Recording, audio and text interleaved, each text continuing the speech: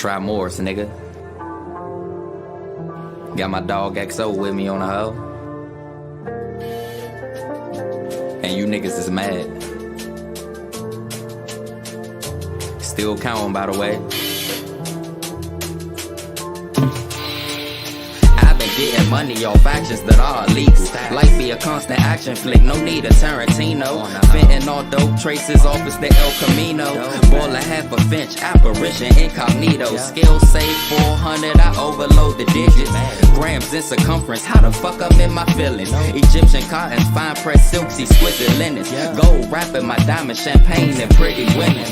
I play the cut like some stitches to an excision. Daily whipping the vintage, that's history in existence. Niggas in bad position, too much fiction, no prediction. I'ma focus on paper, they sitting dreaming and wishing. Told my plug send me more and let me get a continuous. My credit in the green, I never tarnish my dependence. The talk been getting cheaper, but the work remain expensive. Client fighting the sickness, I'm steady staying in business on a hub. And my badges, soothe the nasal passage. Frankie Lyman stashes, no clogging the apparatus. Turkey bag of Bob Marley sitting in the cabinet. Play me stupid in it's Huey Newton actions. Rick Ross money, Billy D, the hoes love me. Rat Pack, Sammy Davis Jr., Polo Rugby. Skill meets Quran, this be Malcolm X and Bumpy.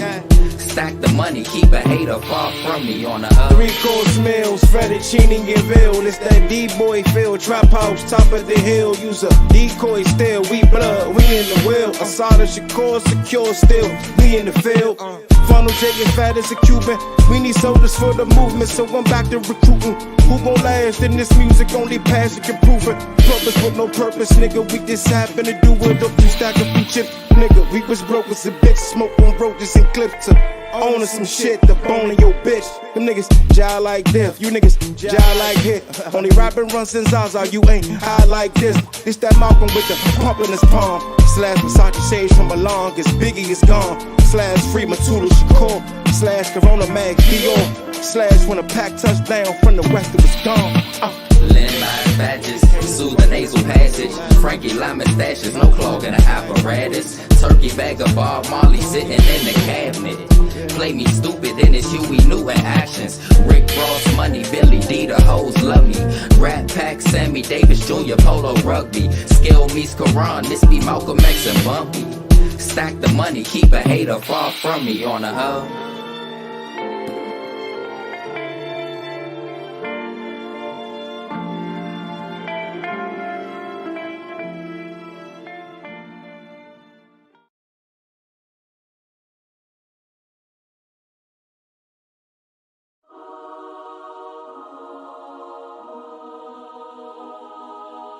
God damn it, dudes. Couldn't get a job, so I started one. Gotta go hard, it's all or none. Newsflash, no guarantee, tomorrow gon' come. I came a long way, where I fallen from is a place called misery, where happiness hardly comes. City of betrayal, in a town called Bluffington. But I never bluff myself. If it's me against the world, I'm putting money on myself. And why?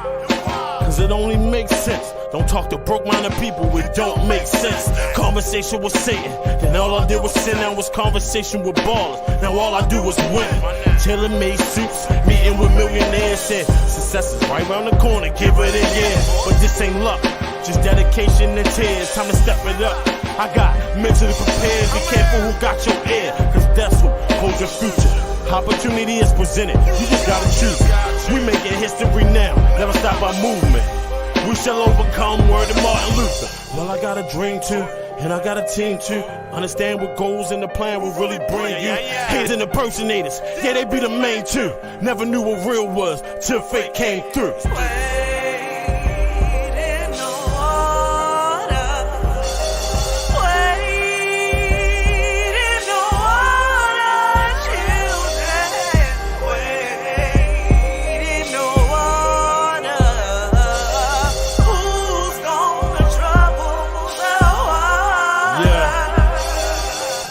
Shout out to Killer, what up the tip? Tell them boys we ain't scared, no not a little bit. They never make the cut, they only ride the bench. Why would a pup pick a fight with a circle full of bits? Me and my chick like Mr. and Mrs. Smith. Presidential like Obama, Bonnie and Clyde mix. I like things consistent, so keep the guessing. Made a couple thousand strong off my first investment. About to choke up the world, better get your beverage. Work smarter, not harder, see I'm in the leverage. What up, the senior? Shout out Shalita. Used to punish me, made me study the encyclopedia. Said express yourself, cause God love leaders. So blame them for the ether that's coming out your speakers. From a student to a teacher, I was taught to keep it 100 so everything is even. Grown man once a heathen, gotta walk in my purpose, I'm still here for a reason. Got my sports from my dad, smart from my mom. In a city full of hustlers, I was forced to grind. In a city full of leeches, a remorseful mind will make you miss money, so I ignore the time. First rule, make sure my daughter's fine. My life was like a movie, now record and I'm as due.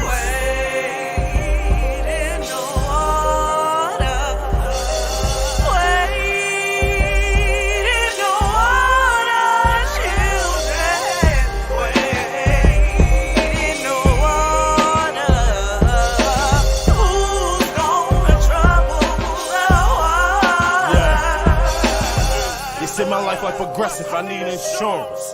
They say my life was aggressive, I need endurance. Perfect preparation equals top tier performance.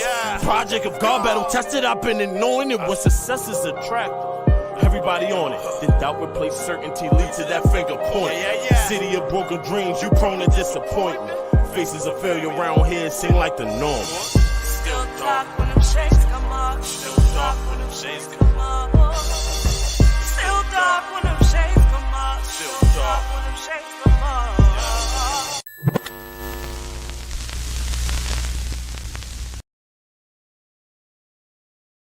But I'm gonna tell you the truth. These kids wasn't doing that in '98. What we was doing. You understand what I'm saying? So it kind of started from us, and they took it and just rolled with it. But the problem that I had with it, it ain't gone nowhere. It ain't going. Well, let me tell you what I has done. Made niggas put down them handguns. The same niggas that just shot you in your mouth. If you ran up, 6'9's like the single, but up the block you ran up. Not the billboard, no homo, we don't fill halls. Just I'll rap the fuck out of you niggas when we fill balls. They ball like the eagle, no competition, but we still soar. Above y'all, I found like wine after all this time, we still roll. Let me take it back, show you motherfuckers what I'm here for. Remember 06, O's basement, foot in the door. Them free lunch dudes going to school just for that bag lunch. Hungry shooting slow so the gun won't jam up. Still think rap is wrapped up in a rapture. They bringing the value with a work down. Every strip is satchel. Rated with niggas with raps. We rated whack, bruh. And what I do know is style. It evolves like that Wu-Tang Shaolin movie I saw. Younger versus the OG. OG get dogs. Execution stuck in time. See, that's where you fall. Preserve the old way, but know the new way to convey. Cause for Uri Jordan, it's a Iverson on the way. But what's the difference between Muhammad Ali and Money Made? See, that's what's wrong with these new motherfuckers today. They got money, but ain't got nothing to say. Your influence being controlled by corporate ain't okay. Here today, here tomorrow, never gone. Never pass, ever last, we the strong. We the sound of the city, sing along. Ever proud, never bow, we perform. From the past to the present and beyond. Dock City, keep it greedy, we ain't come. Got the abs to the lawn, rockin' with me. Uptown, say it loud, bring them on. It's a new day and age, a brand new game means new player ways. Think it's safe to say you niggas might having a hard time adjusting, fussing, interrupted your eruption ass, fuck 'em. I'm being like Bruce Lee for the time being. I'm like order with the shit, new styles the master. Who gon' rap the capital? They slept but had to pull. Thought we was cannibal, that crabs in the barrel bullshit. Critical but like they self. Beg your pardon, pick the weed out of your own garden. And the shit you like is out there, ain't even look hard in. What about the fact these niggas made it out the projects? It's a young man's game, niggas just getting started. Can you lead by example? Can't do it by talking, just stop it. It ain't good if they ain't honest, just rock with the fact that niggas ain't cooking rocks. The perfection of the craft will come later, 10,000 hours in this order. We want the money, respect, and the power. Got a resolution for this misunderstanding of ours. Let's see who impacts the people of tomorrow. Here today, here tomorrow, never gone. Never pass, ever last, we the strong. We the sound of the city, sing along. Ever proud, never bow, we perform. From the past to the present and beyond. Dock City, keep it greedy, we ain't come. Got the abs to the lawn, rockin' with me. Uptown, say it loud, bring 'em on.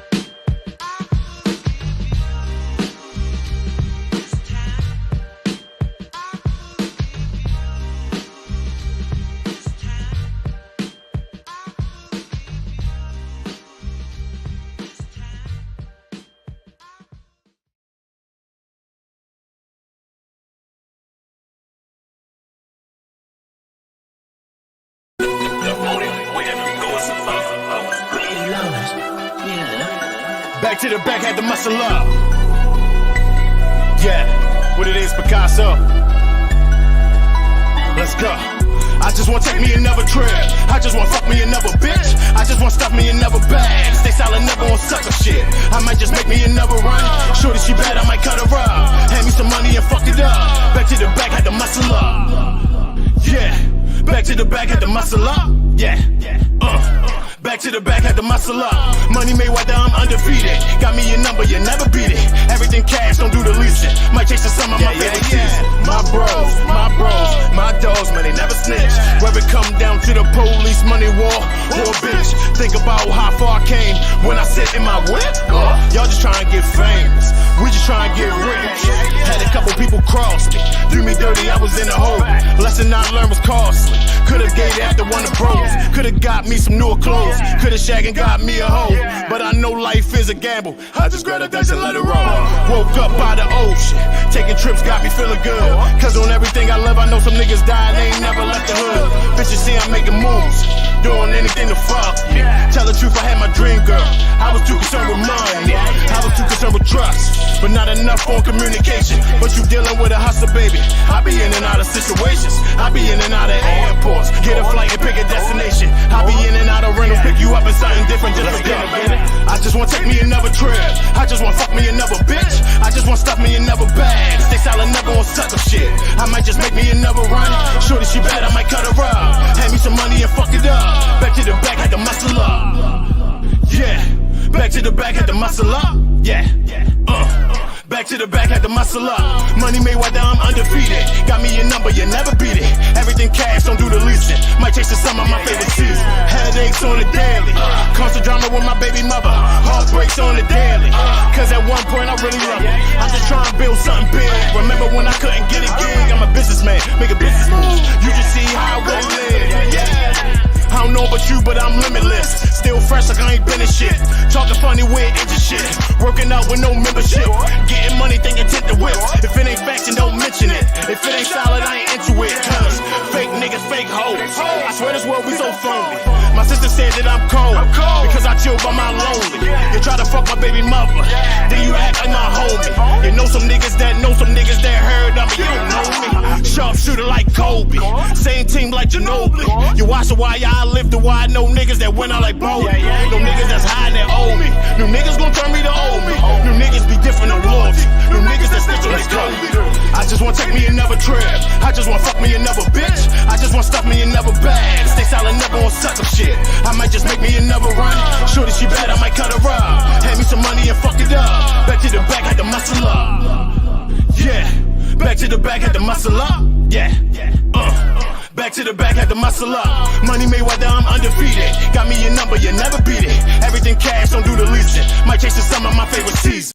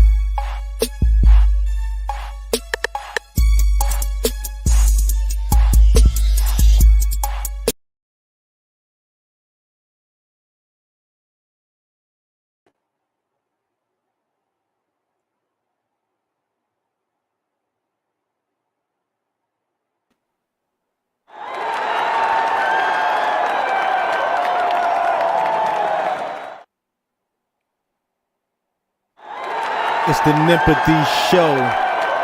We up in here, NEMPATHYShow.com. You know, I go by the name of SONICBOONE. I got the one and only Don't you know no good? BRYANBEKNOWIN in the building tonight. This is the NEMPATHY Show. Make sure you like, subscribe, tell your friend to tell a friend to tell a friend. Share this content. I'm going to post a link up in a few minutes. So if you want to join in, you could join in, man. And if you're not going to get on camera, we can't accommodate you.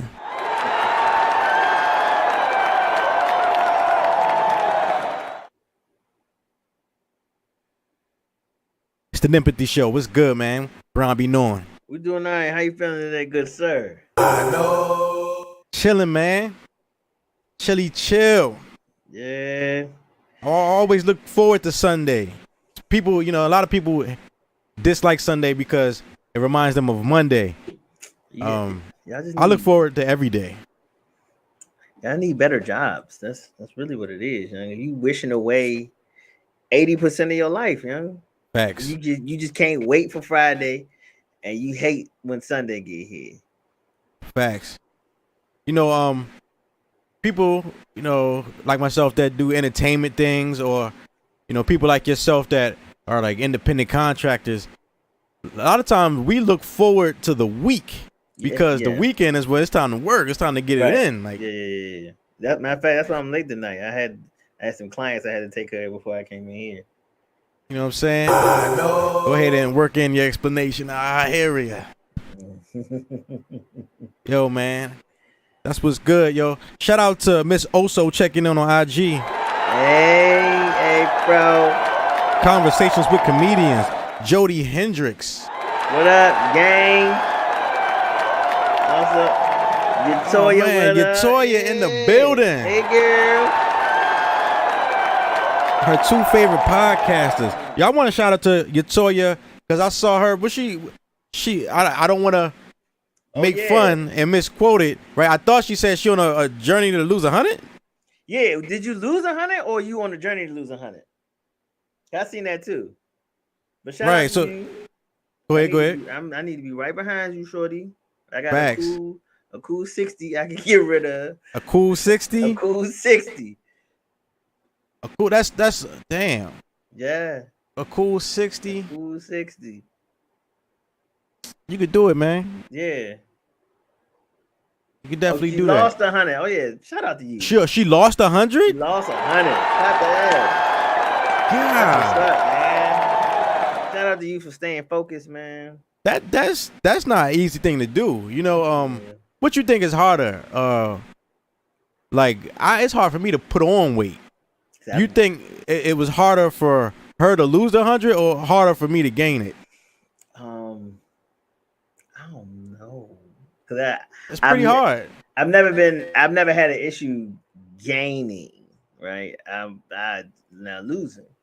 I tell you, not lose, get rid of. I be finding stuff I lose. Like lose your keys, lose your keys. You be finding that shit. I need to get rid of. That's one of them things you wish you could hide from yourself. Yeah. Yo, shout out to Jody Hendricks. Jody, what up, boy? What's good, baby? Man, I was stuffing my face trying to hurry up so I can get on. Listen, when I see that whole respect yourself with the Kings, I was like, oh yeah. I'm definitely throwing up Hendricks tonight. Yo, man, we're gonna have to start getting like periodic constitutional carry updates from you. What's up? What you trying to know? What license is reciprocal to Florida? To carry a firearm? Yeah. Right now, it's just a regular concealed carry firearms. So in Florida, to conceal carry a firearm, you have to have a license. But to have one in your house, you just have to have a clean record. So you do not need a concealed to keep one at your house. And I mean anything. Florida don't have laws on what type of gun. If they sell it at the pawn shop or gun store, you can have it. I see some big ass guns come out of Florida. I seen a nigga roll around with a rocket launcher. It was Nah. a rapper. I think that was like last year. Nah, he might have. You gotta have a class 4 license that have any type of explosives or stuff like that. But that might have just been like a prop because they really. I hope so. They really tight with that. Like even because he had it like full size ride around the car with it. I was like, if I gotta carry this where I'm going, I don't want to go no more. Like, I just don't want to go. If I gotta carry a rocket launcher, that's not where I'm supposed to be. No, you need to start reevaluating your choices of places to visit. Yeah. And you live in the city, bro. Like it's wild. It's wild out here. Don't get me wrong, but a rocket launcher is crazy.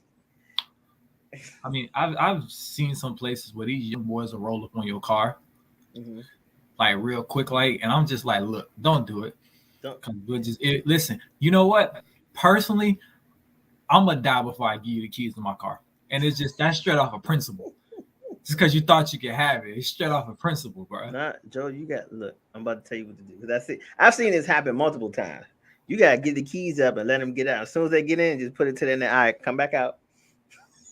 Come on, we just playing musical chairs at this point. Come back out, or I'm gonna open your head up. Now, now I want my car and your piece. What you got? Yeah. Since you slick, leave your gun on the seat. Yeah, leave. Hey, what you got? And if it ain't up to par, I'm gonna be mad. Right. Right. Now get your dumb ass in the trunk. We going to the police station, try to rob me with this piece of crap. Would they hear you? You ever seen people they be posting with like them old ass hear ye's? You gotta stuff it, like, bro. Hey, yeah, man. All right, miss if you want to, buddy. You got to throw that money. That's why they put the bayonet on the end of that. Right? Board. Yeah. Stab somebody with that jaw on.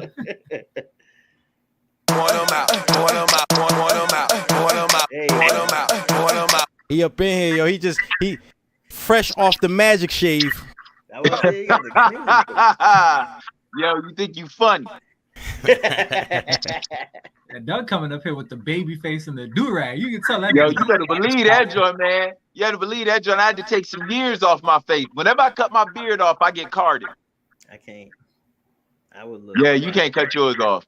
I look like I was in high school. This isn't going anywhere. Yo, man. Yo, can we finally decide, because I'm sick of this.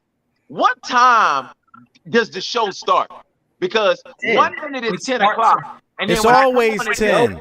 It's always 10. No, it's not. If niggas ain't videos. If niggas ain't here, what I'm gonna do? Yeah, I gotta play something until niggas get here. Oh, I swear to God, Boone think he Fab Five Freddy and this Yo MTV Raps playing them videos, man. Word up, I gotta play something.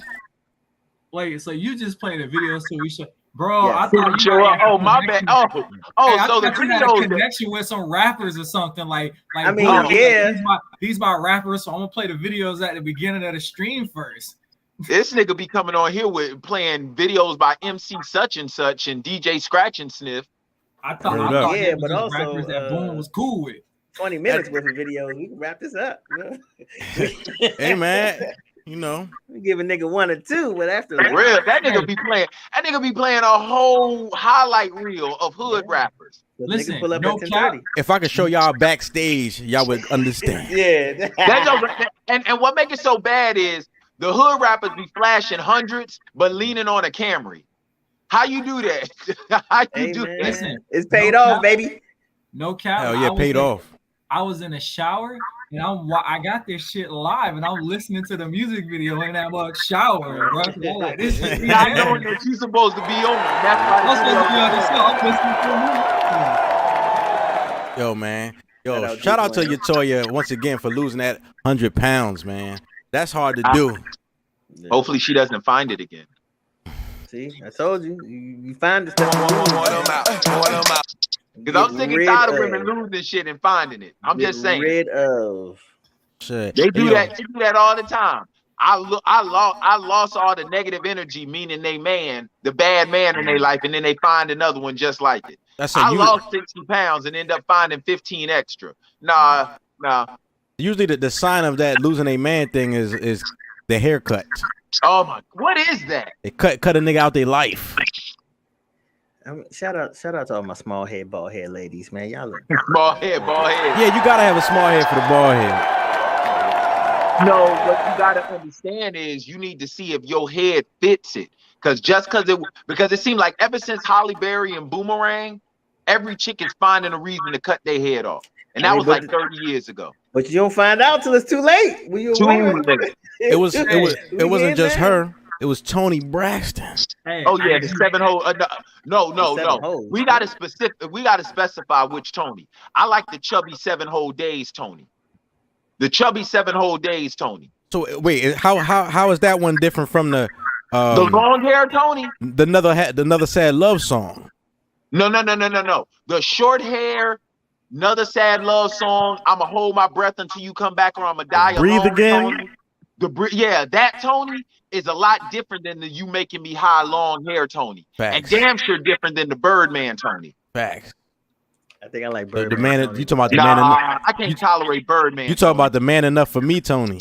Yeah, I can't tolerate the Birdman Tony. Now I'm gonna tell you that her with her little Amber Rose look. That Burner Boy shit is hot with the man enough for me sample. I shy yo. That shit hot. You know, like we don't be knowing what the hell they be saying. We just be singing that shit.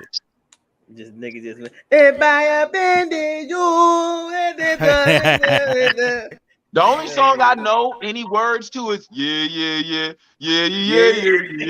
That's it. Cause he says the same thing. Yeah.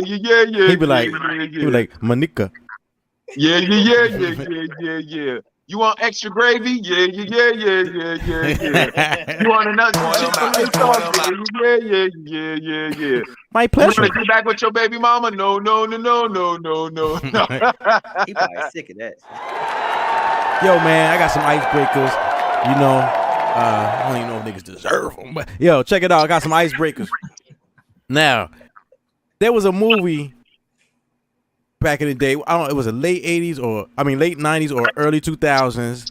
Deliver Us from Evil. No, that was 2000. That was okay. 2000. Early 2000s, right? Yeah. Deliver Us from Evil.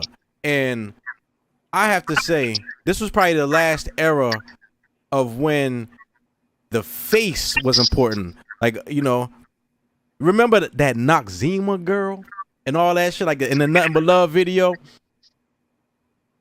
Yeah. You don't remember that shit, dog? Heavy D got Nothing But Love for you. Which what Noxzema girl? It was one Noxzema girl. Obviously, there must have been more than one because I don't know the one you're talking about. Wow. So the era, late 90s, early 2000s, the face was important. Like girls didn't even have a fat ass and all that yet. Yeah, it was all about face. They were skinny chicks. They were skinny. Now check out some of this movie has some great faces in it. Some fine ass women.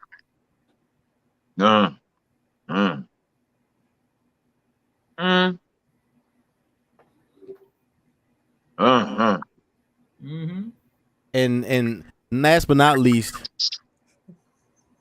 this is when I thought she was normal. So yeah.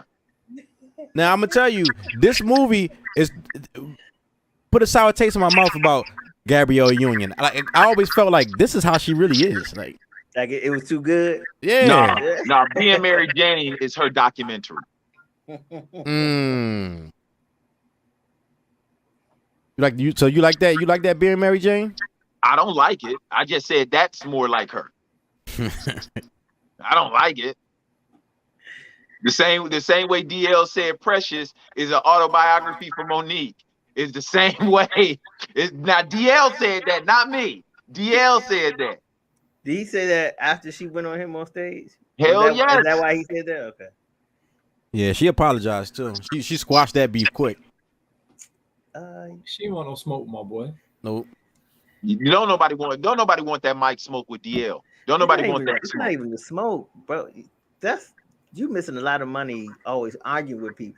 Facts. You just got on everybody else's good side, and then you flipped out on him and like, see, that's why we ain't want you around. Yeah, you made a nigga like 50 second guess. Like right, and he loved the drama.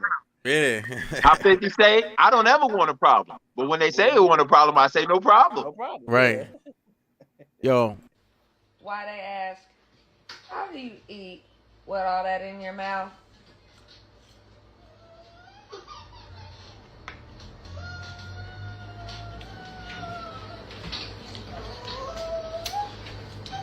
Like normal people. She know damn well she just swallowed an earring back. I'm clapping off the fact she ain't get no Chef Boyardee sauce on any of them beans. Yeah, I'm that is impressed that she amazing. did that. That is amazing. That's like jumping through a waterfall without getting wet. Cause she could have cheated and ate like a grape or something, but she did like full on She did the spaghetti. right thing, Yeah. bro. That was Well, beautiful. sis. That really was. She has a talent. She has a talent of being able to get things. Never mind. Never mind. See, I see a lot of women doing a lot of facial piercings nowadays. I don't like that shit. This shit is whack, bro. Now, I have like an internal dilemma though, because when I see women in the motherland, they got all types of shit like that. So I'm like, damn, am I really Americanized like that? That shit Am I look westernized like that? You know, she looked like that Street Fighter called Dawson. Yes. That's exactly what she looked like. I guarantee you she throw a hell of an uppercut.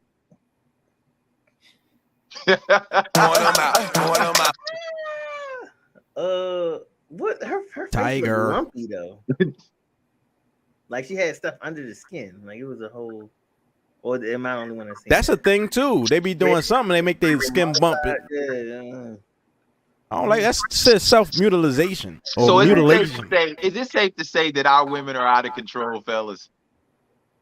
That's because we ain't put them in control. Oh, if they out of control, that means somebody should be controlling them.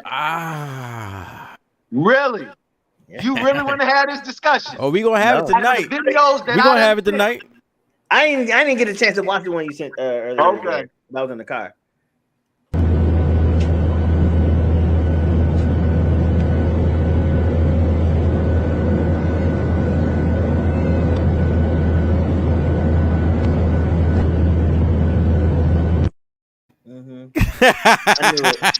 I knew it. I knew it. It was too strong. I knew that from jump. Muscle butt. Strong. Yeah. I knew that from jump. Had the Brady backfield. Bro, I'm seeing her looking like she got a manly ass boy. I knew that from jump. That type of ass comes with an Adam's apple. She had that with a jock strap. Yeah, that type of ass comes with an Adam's apple, bro.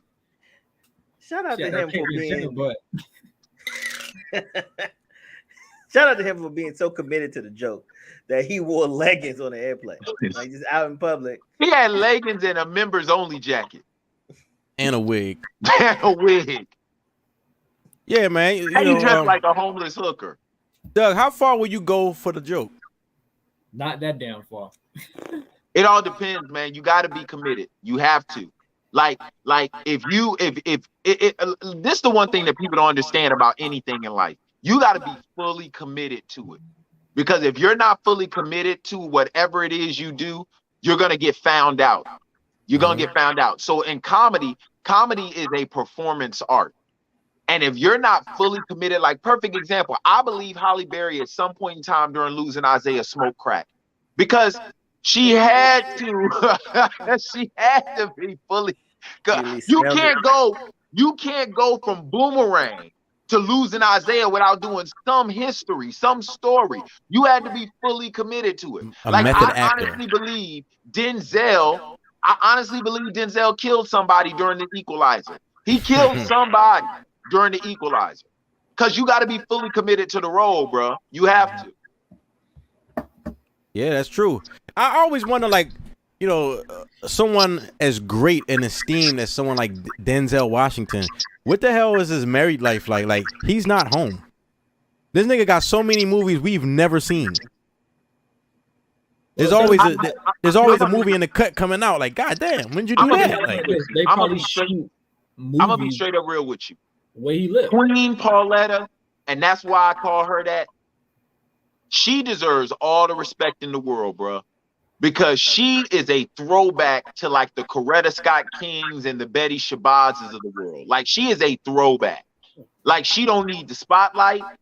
She don't need to say nothing. Like, I really and truly believe you'd be hard pressed to put a compilation together of her voice and what it sounds like. Because she's like, I don't need to be in the forefront. I'm going to be back here supporting my man, undergirding my man, and making sure everything is taken care of. That is the reason why I call her Queen Pauletta, not just Pauletta Washington. She Queen Pauletta to me. You know, I've heard that word many times, but I don't think I've ever seen the word undergird written out. Have you? I don't think anyone on this panel has ever seen that word in text.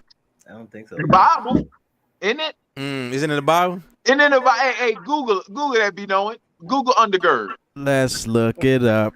It's a funny word. Undergird. Undergird.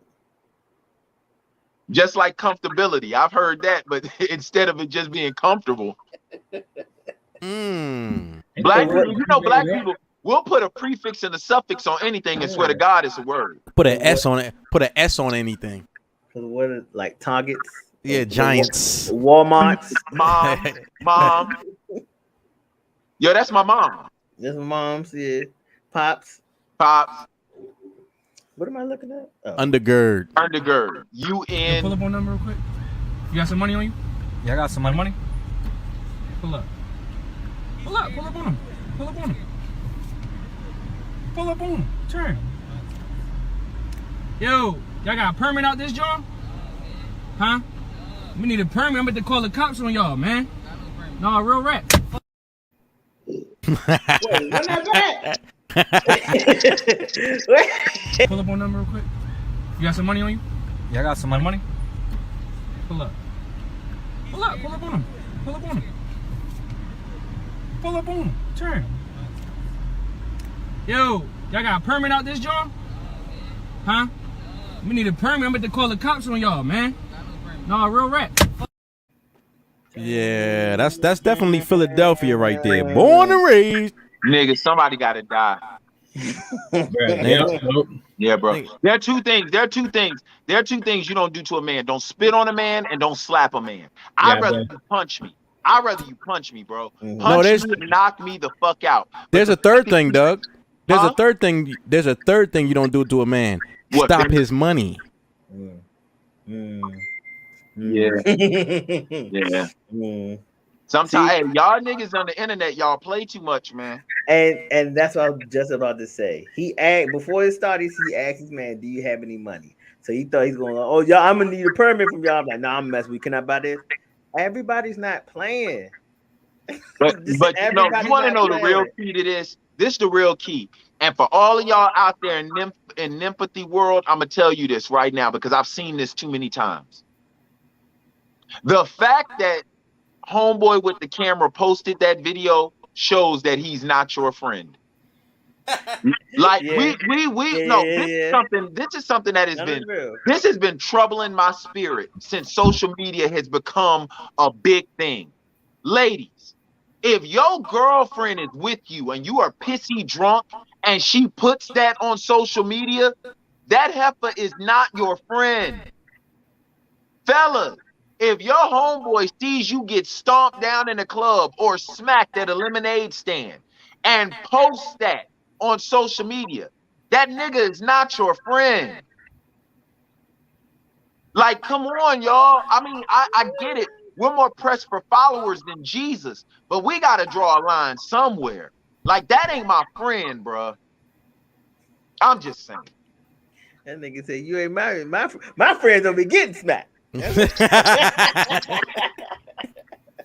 Nah, but yo, you can't be trying to stop niggas' money. Yo, look, listen, in Baltimore, right? That's where I'm at. About a month or so ago, you know, we got this thing with the squeegee boys out here. You know, people, they trying to squeegee your windshield at the stoplight and all that kind of stuff. So, you know, sometimes they get aggressive. And this white dude thought that he was going to hop out of his car, grab a bat from his trunk, and chase these kids and swing his bat at these kids like it was just going to be that. Man, one of them boys pulled out and shot this nigga. Killed this nigga. Oh, he killed him? Damn, yeah. He killed him. You know what I mean? Like, choose your battles. Yeah. Listen to me. If you're squeegeeing my windows in Baltimore, you doing that shit for free. Because I don't roll my windows down in Baltimore. Oh, no. Nah, you definitely doing it for free.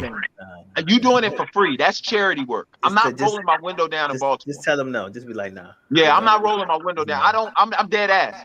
I don't give a damn if my my air conditioner don't. Man, they still be doing it though. You be like, nah, they still be doing it. Then you're doing it for free. I seen a TikTok of a girl. I think it was in Atlanta. She wasn't in Baltimore. She said Squeegee Boy caught her at the light. But she like letting a nigga talk to her. He leaning all in the window. And she was like, I ain't got enough, because he was like, oh, my man working too. She was like, I don't have enough cash for both of y'all. He said, all right, cash at me. Her dumb self handed him the phone. This boy cashed out to himself like $2,000. Come on, a gentleman and a scholar. Yes. That's what you call taking. Listen, that's what you call taking initiative. Yes.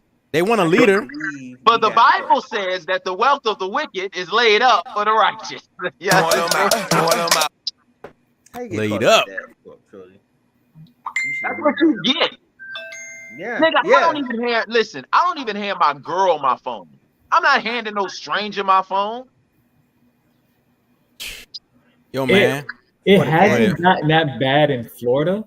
And I believe the reason why it's not that bad in Florida is because we all got guns in our car. Yeah. This is a very well-known fact. Don't walk up on nobody's car in Florida because you will get shot. I try not to be a Florida stereotype, but I do realize, like, damn, I damn sure ride around with 233 round mags in my car. That's you're definitely you're a Floridian, bro. Yeah, Floridian. That's very Florida of you.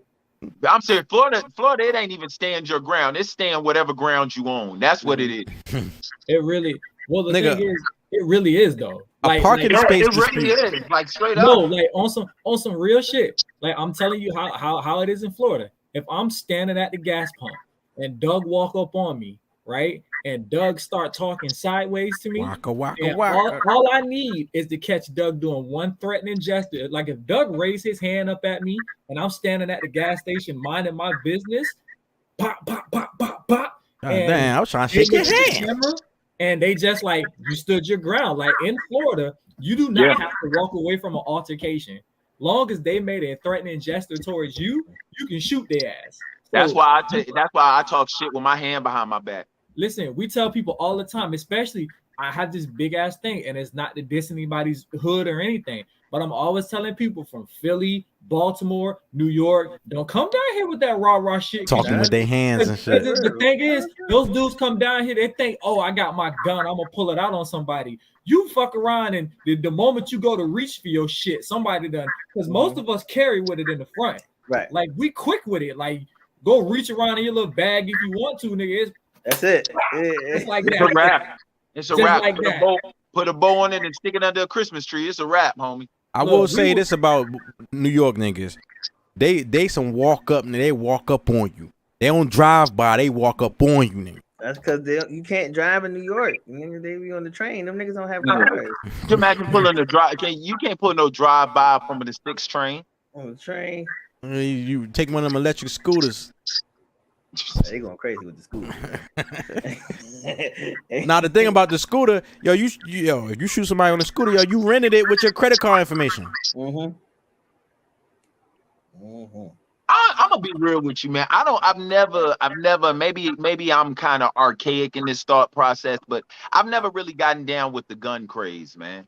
For real, the gun craze, in the sense of a lot of people who carry guns. Their lives aren't really that threatened. Like, let's be for real. We act like we in the wild, wild west of Dodge City or some shit. But 300 murders a year in Baltimore City. Somebody threatening, man. That's just the murders. Yeah, them the niggas who didn't make it. I will give you that because I feel the same way when you got these white people walking around in Boca Raton, and I'm like, bro, seriously. You don't even have a Walmart in Boca Raton. Thank you. You literally buy your grocery stops from you literally go grocery shopping at Fresh Market. Like you don't even have a Walmart here. Hey, I was in Boca Raton. I fucked with it. It was like It's kind of like a quiet ass Fort Lauderdale. Yeah, you know what I'm saying? It's some very ritzy neighborhoods. Like you can tell you. But it was homeless people on the beach.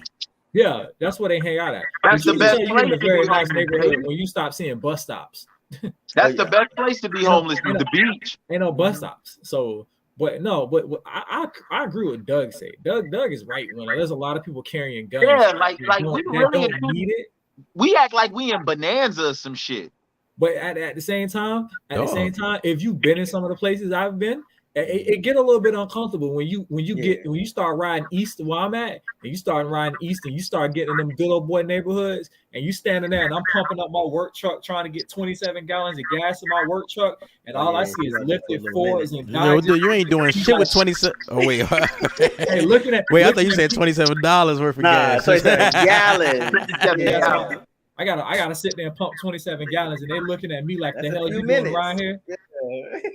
I don't know, man. It's just I don't know, man. Besides, guns, man, trip me out because when you pull that joint out, you better use it. Yeah. There's the only person responsibility that comes along with having a gun. You pull that shit out, you better use it. The only person that should see it is the person that get hit. Yeah, this ain't no mobster movie where hey man, don't let me lift my shirt up. Nigga, you better use that shit. Cause the next time I see you, it's because I know you got it on you. As long as I've had one, I've honestly only pulled it out one time. And I was in traffic, and some idiot walked up on my car with my nephew in the car, and he walked up to me with a crowbar. And at that moment, in the state of Florida, I had every single right to bust his ass. Floridians know the law. I had every single right. Know the law if you going around shooting motherfuckers. Yeah, if you're a gun carriers, gun owners should definitely know the law, man. I know what states I can and cannot bring it to with my Florida carry permit, and Pennsylvania. Wait, that's what I was asking you. What they call a reciprocal license? Yeah, like that kind of like a like with your carry license, like what states partner with Florida. So like I can go to like Georgia, Mississippi, New Orleans, like Louisiana. I go to Nevada. I can go to Texas, but like places that you can't go, like I can't go to Pennsylvania, Maryland, Massachusetts, Massachusetts. I can't go to Maryland. DC. You can't even if you have a Florida carry permit, you can't go to those states and carry. I know Utah got the universal carry. Utah. A lot of states respect. Yeah, I think that's the biggest one. Like Utah, all I know is in New York, they gun laws is probably the strictest in the states, man. New York City, yes. They don't play gun laws in New York. Like New York is so strict on gun laws, dog, that if somebody broke in your house and you used a gun, an unregistered gun, to defend your family, I think you'll still go to jail. Yeah. Oh yeah, for possession, you going to jail. It's like, what is it, Boone? Automatic 2 days, automatic 2 years. Yo, fucking Plax, you going to jail for shooting yourself. True that. I think that's a assault. That nigga took shooting yourself in the foot to a whole nother level.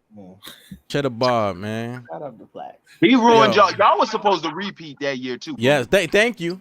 Y'all supposed to repeat I ain't even gonna lie to you, dog. Y'all was unstoppable that year coming My nigga, we was running niggas over.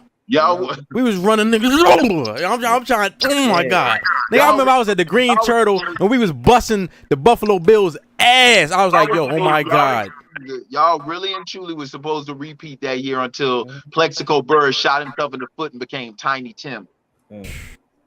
My god, hey, a Florida nigga. That's what it was. He was a Florida nigga.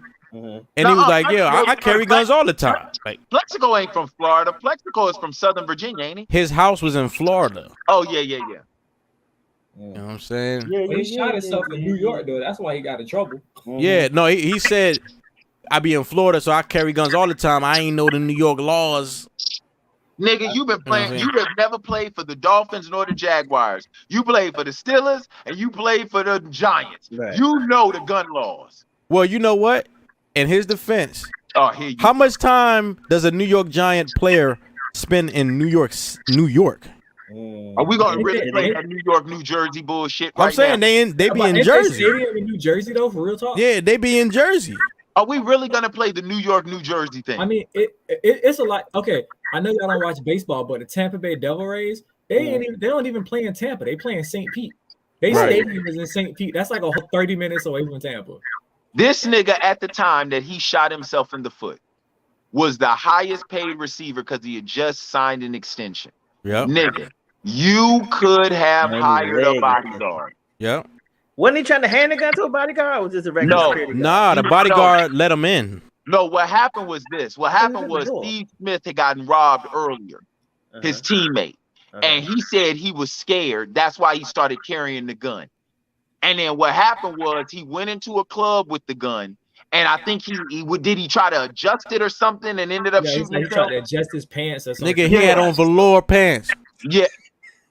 We already know about velour. You know about velour with Boom. You got on velour pants, you gonna bust a shot.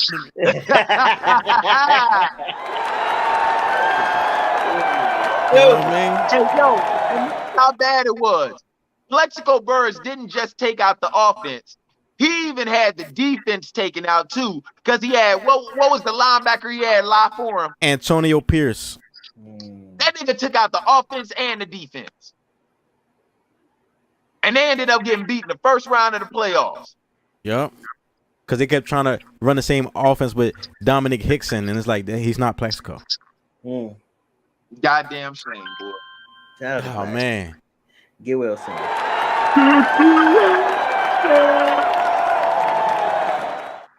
God.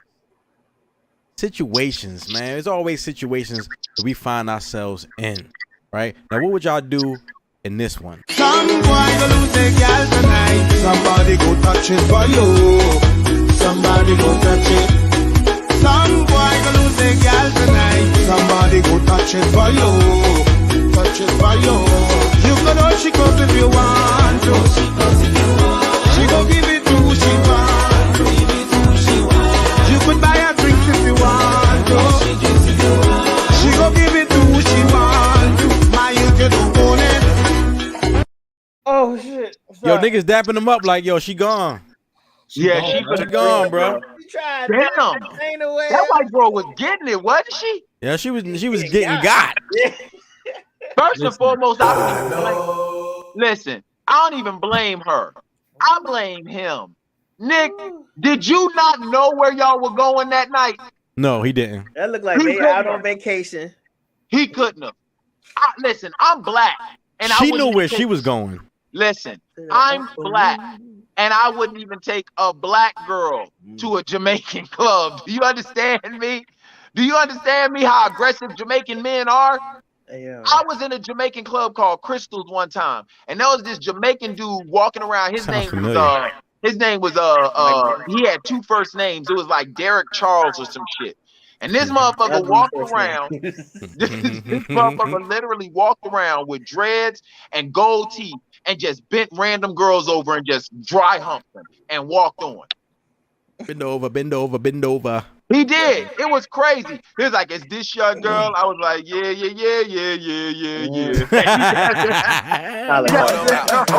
This nigga be setting his jokes up, boy. Real hard and then walk the fuck off. This nigga played 3D chess. At that point, yeah, bro. I mean, it's like, bro, come on. She ain't got no respect for you, bro. Just go ahead and walk away. It's just like the main topic of the night, bro. Do better, King. Do better. Yeah, just do better. Understand you. She for the streets, bro. If she had any iota of love, respect, dignity for you or herself, that wouldn't even. And then she had one arm up like she. No.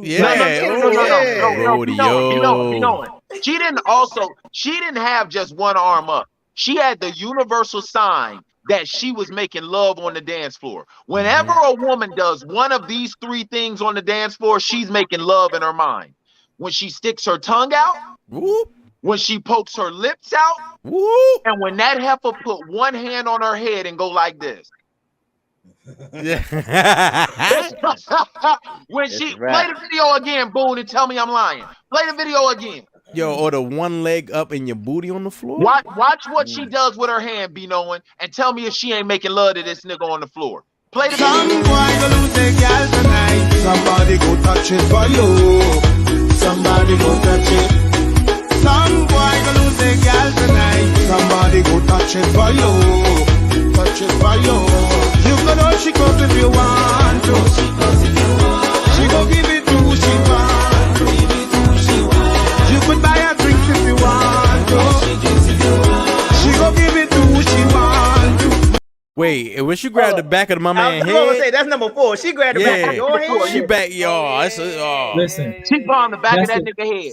See, that's the type of shit. A bitch be like, I was just having fun. Yeah, that's the no. They be like, that's the culture. Yeah, like you man. Yeah, all right. Fellas, all right, yeah, all right. Fellas, to all my nymphatites out there, if your woman is on the dance floor and she does one of these 4 things, licks her tongue out, pokes her lips out, rubs her head, or grabs the back of his, break up with her. Right, buddy. Break up with her. She ain't just for the streets, my nigga. She for the highway.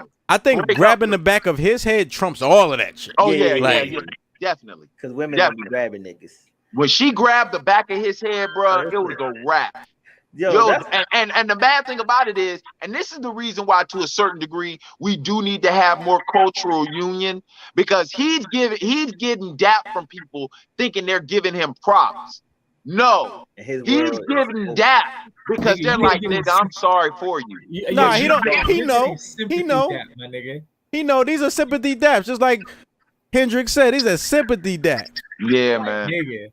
Like, nigga. You gone, bro. But at the same time, though, it's one of them things where it's like chick, like, I don't know what you expecting from, like, this is the thing, chick, after tonight, when you wake up in the morning, right, and this relationship is now over, right, was it worth it?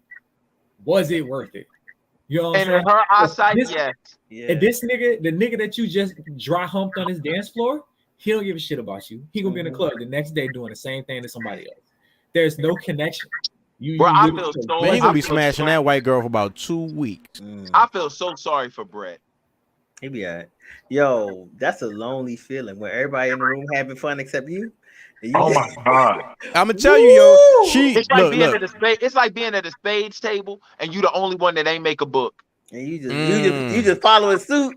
You know, you know how lonely that is. And you told everybody you know how to play. 13 books and you couldn't make one. And y'all went bored. And we're bored. Oh shit.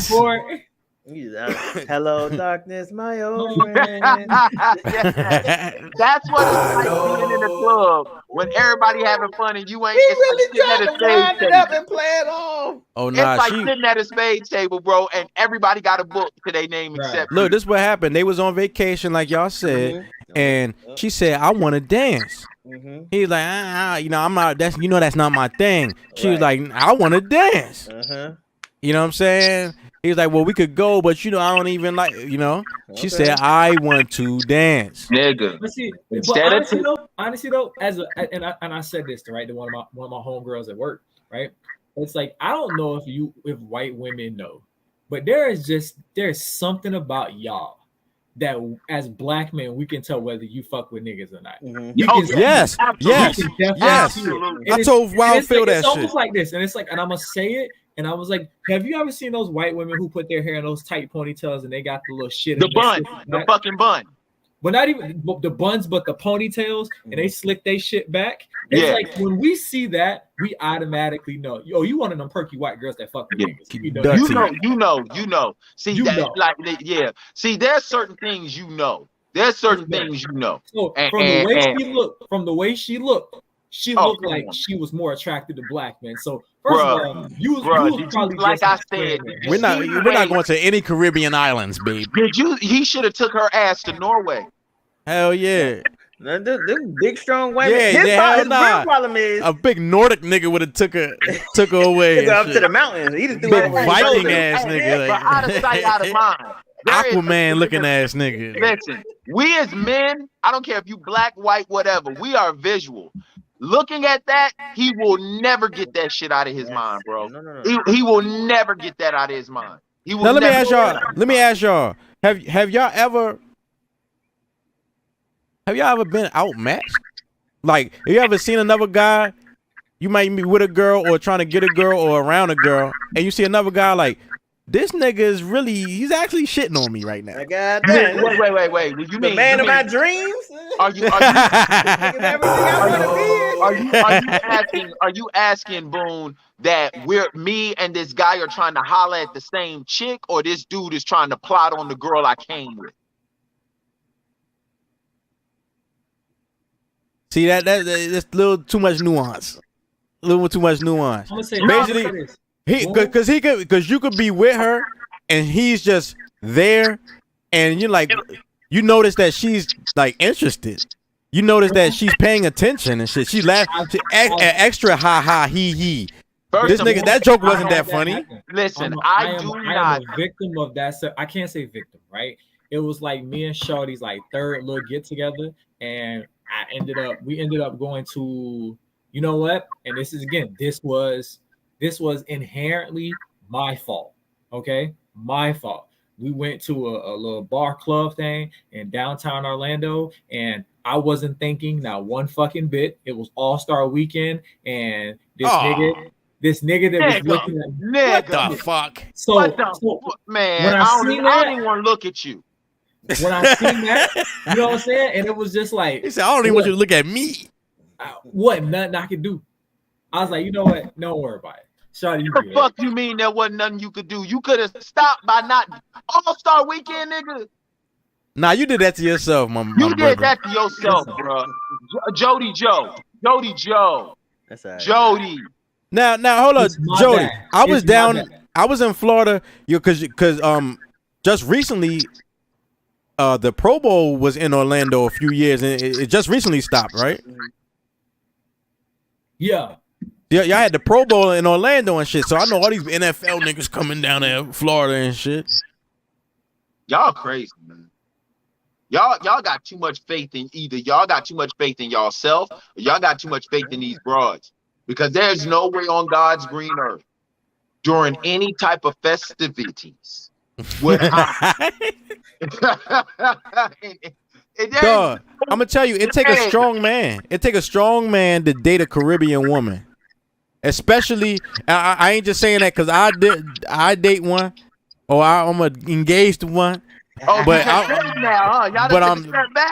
but I'm telling you, like, if you ain't a secure nigga, do not fuck with a Caribbean chick, especially one that's in touch with her culture. Don't do it. You're just doing it to yourself. So what you saying, man? Yo, I don't do jealousy. I'm not that kind of guy. I refuse to go to jail over dick and pussy. Because there's so many.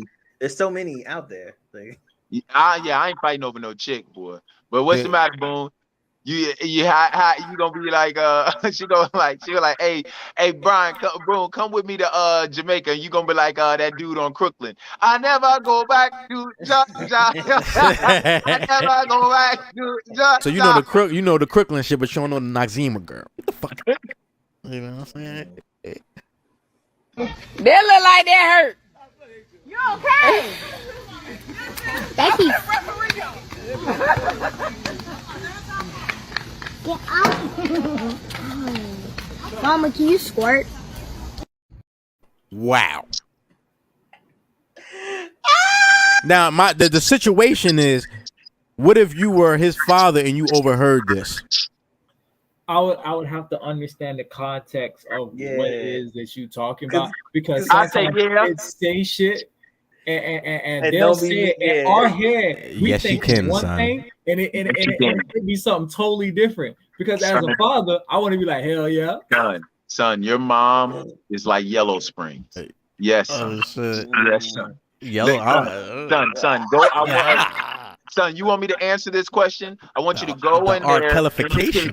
I want you to go in the kitchen and reach under the sink and grab a sponge. Fill it up with all the water you can, and then squeeze it as hard as you can. That represents your mother, son. Wow. I would not say that to my son. You wow. You know how much bacteria a sponge holds? You wow for that. I couldn't say that to my son. That shit is I'm with antibacterial. Jody, boy, what do you mean? What are So you that's talking the about? reason why, son, you look for a woman like your mother. I got be knowing uncomfortable. I can't do that to my kid, man. I can't. Be knowing uncomfortable. Yes. What's your father say that you boy? No. I never go back. Real quick, I got some random news for y'all. Your boy Rick Ross, the biggest boss, taking the biggest loss that you've seen thus far. Nigga. You know what I'm saying? I hate him. It's like, nah. Yo, Rick Ross, his family, he got his family out there running wing stops in Mississippi, and they were deducting money from workers' wages. You know, they take home pay was less than $7.25 an hour, and they were forcing them to pay for training and uniforms and shit. You know what I'm saying? What do you think about the biggest boss? Does he have a direct hand in saying, "Hey, make them pay for their own training"? Or I think that's the problem.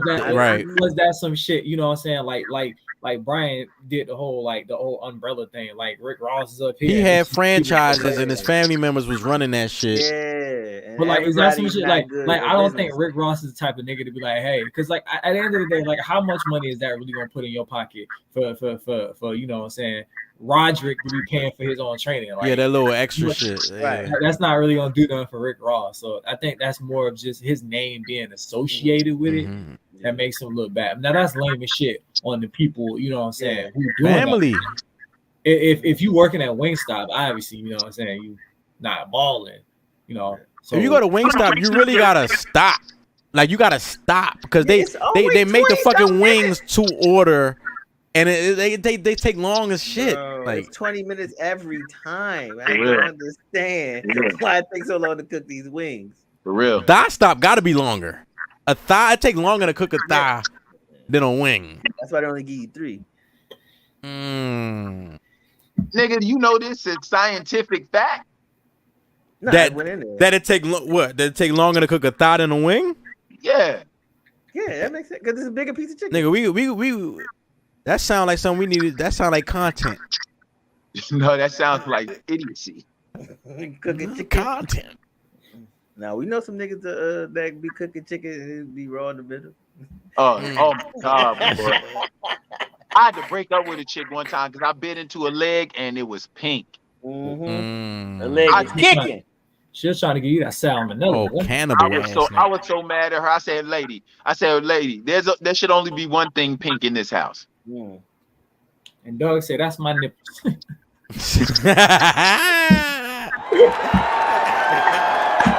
was good, Jody. Jody, that was good. It's called comedic timing.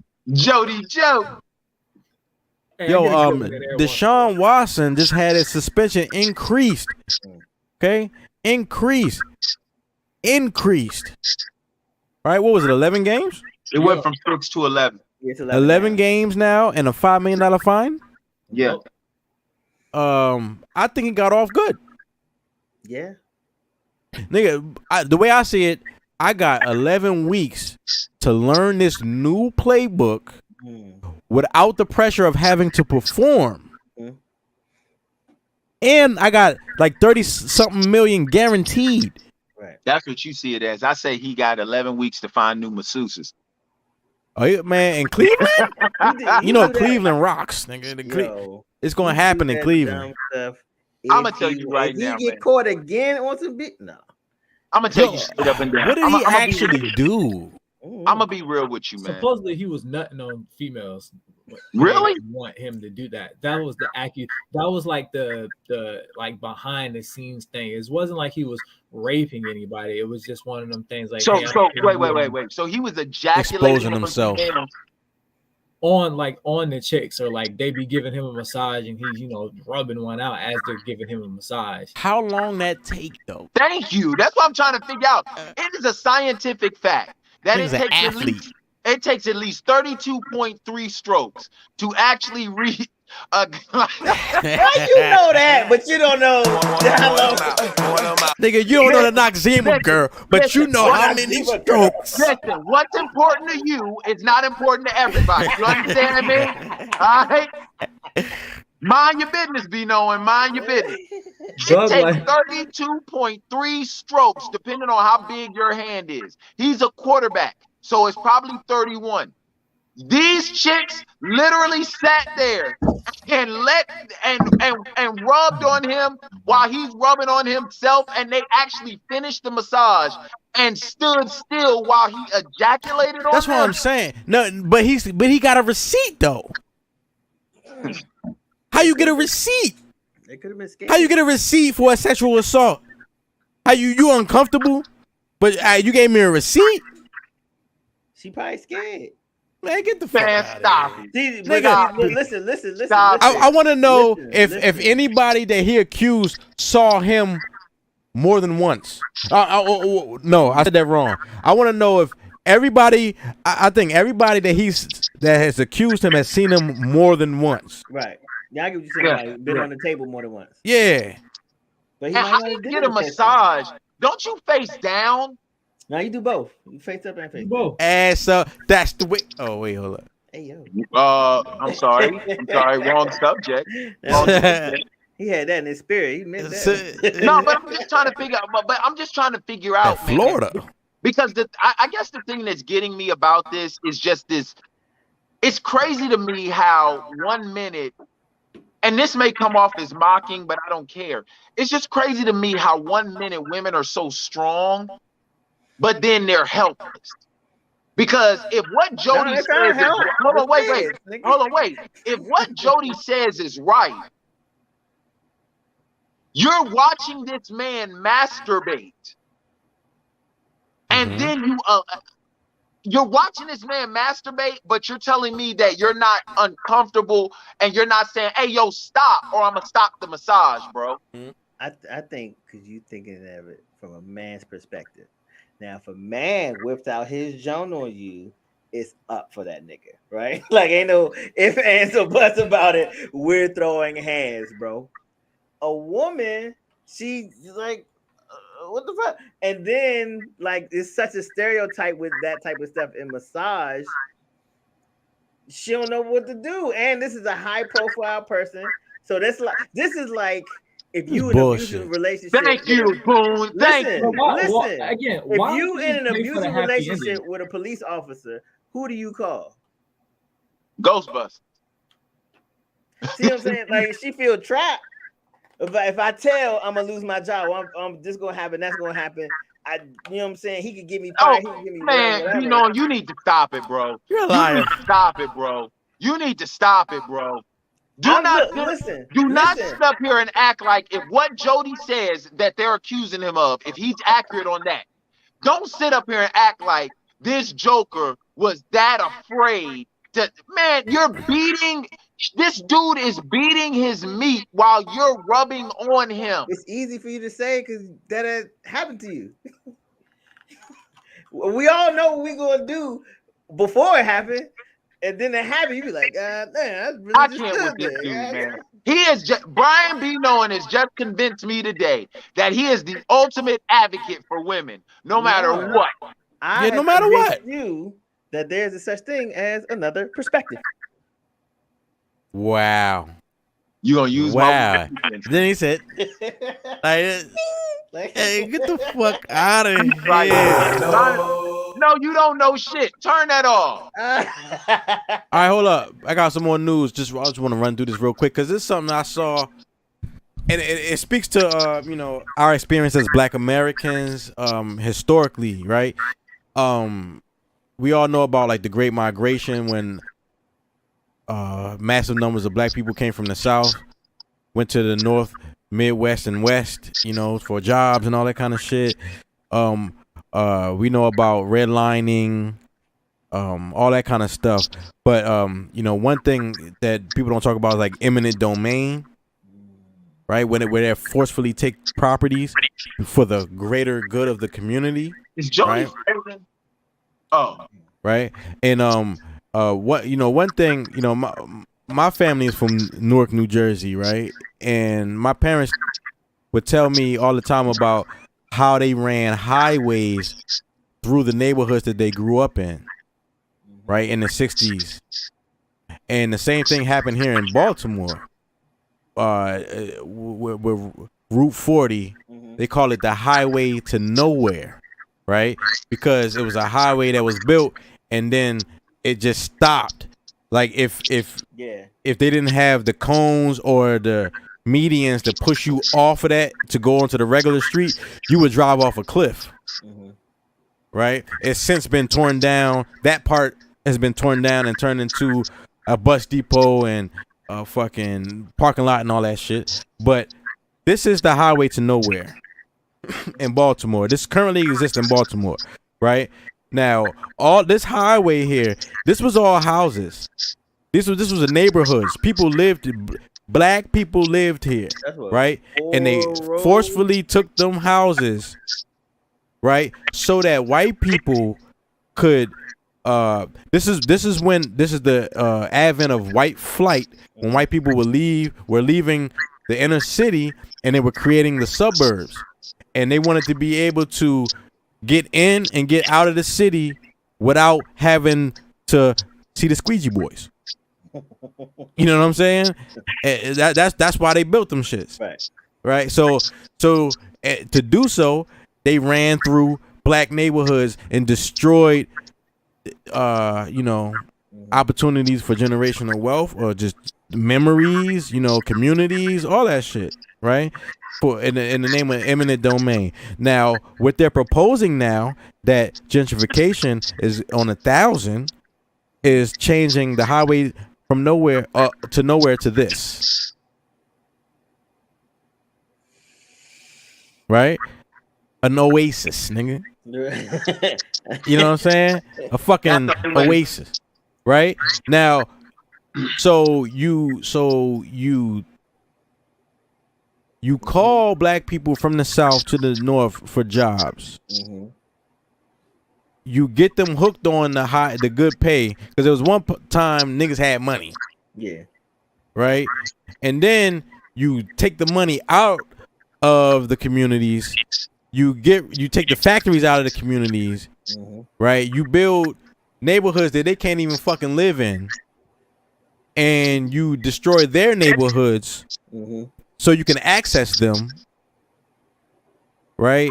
And then years and years and years go by, and then when y'all decide y'all want to come back, you beautify this shit. You beautified it. Like, people, these were houses, and now you want to make it like this. Who even? It's fucking ducks and geese in there.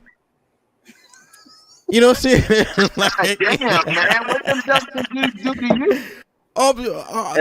At least put some ravens in there, dog. You go put yeah, you know what I'm saying? A raven in there, nigga, I ain't seen one raven in Baltimore, nigga. I ain't seen one raven. Mad pigeons. Nigga. Yo, right? But that park looks more inconvenient. It's like going from inconvenient to more inconvenient to more inconvenient. Well, That's but that is a tactic of gentrification. Inconvenience. Isn't that crazy? Like they make, like, they add stop signs. They add stop lights. Like, before we was now it's I gotta stop. Like, now then there's a speed limit. Like, nigga, we passed on the right. Like, so you ever be downtown? You see like a little wall that you could probably sit on, right? Right. Spikes on it. That's to keep get your ass up. Or why all the new bus stops are like weird shapes, and it's like a seat. It's not like a flat bench, and so homeless people can't sit on it. Like, it's can't lay on them bitches. Yeah. I mean, lay on it. Yeah. It's all a part of, like Boone said, get out. But it's just crazy. It's crazy to me, man. It's crazy. I think it's crazy how we gonna leave and we gonna build something new, and then they gonna want to follow us and then gentrify that. Just leave me alone. I think the general black public is too hooked on this thing called America to do that. I don't think it's a hook. I mean, it is a hook. This is a drug. Yeah, but it's also, we don't know nothing else. Right. So they're like, whoa, nigga, where do we go? See, like, the way I see it, we're always at the whims of white people. Absolutely. Like, wherever they want to live, it's like if they decide they want to be somewhere, then we just gotta get the fuck out. Like, I mean, that's true as shit. Like, look at Harlem. yeah, Hood to hood. And I've always said it, and as much as people hate it, I think black people have always been treated as good as white people deem it to be allowed. Absolutely. When white people decide, hey, this slavery thing ain't what's up, all right, then it stopped. When white people were like, hey, you know, maybe we can let the little, you know, black kids go to school with our kids, then it started. I mean, I look at it like this when people talk about like racism and everything like that. I look at it like this. I said at one point, okay, you say white people are so smart. At one point, white people didn't want black people playing basketball with them because they thought they were better than us. They thought that monkey shit would rub off. You know what I'm saying? They thought that monkey shit would rub off. Now they wish it would rub off. Hey, the surgeon. Nah, that shit done rubbed off, nigga. Shit was Russian. No, I mean skill wise. Yeah, I mean white boys out here running and cutting and jumping. The foreigners. Yes. Foreigners. Yeah. You know what I'm saying? At one point, the Surgeon General was saying black people using white people bathrooms wasn't sanitary. You know what I'm saying? The thought of a white person getting a black person's organ was asinine. You know what I'm saying? And then yet they tear down our houses, build a highway, and then tear down the highway. It was like, I'm with Brian, what was the fucking point? Yeah. You know what I'm saying? And the most disrespectful shit is you don't even think enough to build more fucking houses. Is that's what we really need right there? Build some fucking apartments. Nah, Baltimore doesn't need more houses. That's not what Baltimore needs. You know, the gentrification is on 1,000 out here, right? And there was a stat that came out like during the pandemic that with the new construction, because Governor Hogan was knocking down mad properties out here, like mad abandoned properties. I have to give it to him. Mad shit was knocked down here, but they were also building a lot of shit, and they said the vacancy rate is flat. Nigga, like there's been no change in vacancies. You know what I'm saying? You built the same amount of vacancies that you tore down and shit. Yeah. Crazy. Cause you could tear down, build whatever you want, but you didn't give people money to live there. Who's going to fill the building? And who wants to move to Baltimore for financial opportunity? You selling crack? Well, I mean, you know, Baltimore, you know, it's a unique place where you can work in DC, make that DC money and live in Baltimore. Yeah, but that's a bot. I got. You say it's unique. You said what? You said unique. Baltimore is a unique place. Well, it is. It is unique. That's not a lie. It's one of the largest ports in America. Okay. I think every state has their uniqueness because I don't think, and not how many other states can a pool boy make 6 figures? Because we damn sure got him in Florida. Fucking pool boys making. I mean, it's all contingent upon who he fucking. Like, is he willing to fuck these old ladies? But it's not who he fucking. Like, on some real shit. Like, they have this thing in Florida now where they have like them saltwater pools. And it takes a special kind of skill to keep them shits clean. You know what I'm saying? So it's like you got pool boys out here making $100,000 a year. I go to the gun range with one of these cats, and I always wondered, like, you know what I'm saying? I asked them one day, like, yo, you come in here with some nice stuff. You drive like that nice ass Jeep. Like, what do you do? He's like, I clean pools. I was like, where at? He's like, by the beach. And he was telling me, it's basically my company deals with high end pools. Like we got these saltwater pools. You know what I'm saying? We do like we got a dude who got a pool and he got his shark tank next to the pool. You know what I'm saying? So we clean and they got the same water. You know what I'm saying? It's just filtered, but it's that salt water, and we clean it. And so he's making $120,000 a year cleaning pools. So everywhere you go, there's always some type of unique opportunity to do something. And when you look at it on paper, not to diss anybody's city, but I look at Baltimore and I'm just like, who the fuck want to move to Baltimore? Like as much bad stuff as I hear. It's a lot of opportunity. It's a lot of opportunity here. It is. It's a lot of opportunity because there's not a lot there. So if you build the state of Maryland, right, nigga, you can live a beach life, you can live a farm life. You know what I'm saying? You can live in the mountains. You can live in the hood. You could be a DC nigga. You could be a Baltimore nigga.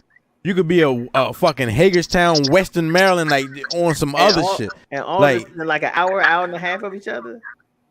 You can live whatever life you want to live here. And then you got BWI, you got DCA, you got Thurgood. Like, come on. Like, everything is right. Like, you could do a lot here. Go. I'm getting the fuck out, though. But anyway. Yeah. but just like you. That's why I was quiet. I was waiting for the bottom to drop out. That's exactly. He's getting the hell up out of there. No, it's because I grew up here. Oh, that's why. You know what I'm saying? But other than that, you know, if you from the outside looking in, you're like, damn. Yeah. Especially if you black, I'm like, y'all niggas doing like this over here. Yeah. Notice nobody ever says that when somebody goes to visit someone in jail. From the outside in. Oh shit. From the outside in, there's a lot Jody, of things to do here. You was talking about like pool boys working in the houses, right, on the beach and stuff. And I saw, I'm reading this book. I'm gonna grab it for y'all in a second. But I'm reading this book. They're talking about like a redlining and gentrification in the country, and they're talking about how a lot of those waterfront properties were black. These are black-owned communities. They didn't want the waterfront properties because one, they was they was close to the city, and two, flooding and shit, right? But now these are top dollar properties. You know what I'm saying? Top dollar. You know what? Maybe I'm wrong to say this, but it wouldn't be the first time, so I don't give a damn. If we as black people really and truly want to stop gentrification, then we need to start taking pride in our own shit. That's not what's gonna stop it. No, because y'all bring up Harlem, and I know Harlem very well because I used to date a girl in the Bronx for a couple of years, and I got family in the Bronx. So New York is like a second home to me, like real talk. Like I know Harlem because I be in the Bronx. Right. because if you know, the moment you cross over 3rd Avenue, you in Harlem. Mm-hmm. So it's like I know that area very well. Don't ask me about another borough, but you gotta deal with all the niggas that she been talking to with your Virginia I know ass. that area. All I'm saying is when it comes to the one of my ex's line sisters, they played Zeta. One of her line sisters, she owns a brownstone literally right next to the original site of the Apollo. Mm-hmm. And they have offered this girl's family damn near everything. $500,000, $600,000, $750,000. That's low. That's low. And she said, "Hell no." No, that's that's an insult. She said, "For my brownstone, if you're not gonna offer me at least double $3 million what my brownstone is, and that's like $3 to $4 million, we ain't talking." 6. And the problem is a lot of us. The moment we see some cash flash before us, we jump at that joint because it's like, let me take what it is I can now and get instant satisfaction instead of prolonged gratification. I need to play my numbers. But see, that's our problem. It's like let me get instant gratification instead of prolonged satisfaction. So I'm gonna take this $75,000 or $100,000 you offering me for a 6-figure, maybe 7-figure brownstone, and move into a small ass apartment. And then when I drive back through my neighborhood and they done fix my brownstone up, and now it's 4 to 5 times worth what I sold it for. Now I want to get mad and blame the white man. Oh. Hey yo, I had, all I'm saying I is think we a lot. start taking pride in our own shit. That's all I'm saying. You talking? I heard exactly what you were saying about we were in a certain place, we didn't appreciate it, and then I mean, really, the circumstances is hard to appreciate. It's really hard to have the foresight. But if you did have the foresight, you would be a rich motherfucker today. Yeah, you know what I'm saying? Stupid. But you know what? A lot of there are people. Oh wait. There are people. At one point before you go on, but when it comes to, it's hard to have foresight. Understand this: nobody is gonna come and offer you money for something that ain't worth something. Yeah, you're right. It's You're the right. same thing. It's the same thing that I tell people when I listen to them about the music industry. Man, I signed this contract, and now somebody, and I'm just using his name as an example because of all the speculation around him. But Puff be robbing people and all this other shit. That wasn't speculation. He did that. Okay. Whether it's speculation or fact, what I'm saying is this: if Puff is gonna come seek you out and give you $50,000, talking about you need to sign this contract right now, nah, nigga. What I'm gonna do is, if you're gonna offer me 50, then you're gonna give me time to see this contract, take it to somebody who doesn't work for you to vet this shit. So I know good and goddamn well that I'm worth more than this little bit of money you're giving me. But because I'm so money hungry, because I want instant gratification, I'm going to take this $50,000, go and buy a $60,000 chain, be $10,000 in debt to go out here flossing. Yo, when honestly, I made 10 times that amount. Honestly, the less the nigga give you, the better off. I get all. I'm just saying, understand where I'm coming from. Yeah. Understand where I'm coming from. Understand that if I'm going to come to you, Boone, and let's say you got a for real record collection behind you. If I'm gonna come to you and say, yo, I'm about all them records, all them vinyls for $60,000. You know good and goddamn well they're worth more than $60,000. You can't buy my vinyl. That's different. That's different because Boone knows. Here we go. No, listen. No, here we go with the jokes. No. I'm being dead serious. Boone knows that. So what we're actually having is this comedian nigga hate jokes. No. It's not that. It's the fact of the matter that I'm very passionate about our people.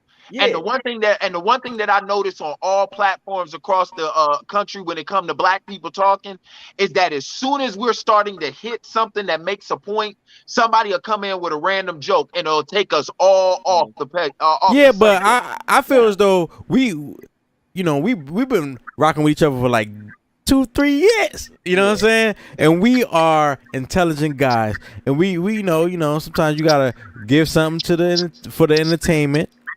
You know what I mean? Meanwhile, still conducting a meaningful conversation. Yeah. Well, no. I was gonna say I think it's education. How you do that? He said, "Fuck that shit." This nigga threw a joke right in anyway. It's an education issue. And but go ahead, Bino. And it's a trauma issue too. If you was living in the city and you had one of these houses, these nice brownstones, they're nice brownstones now.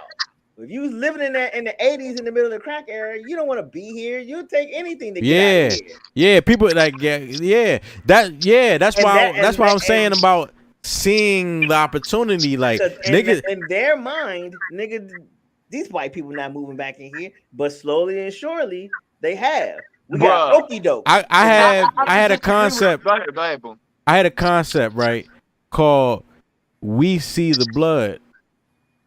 Like we see the blood, right?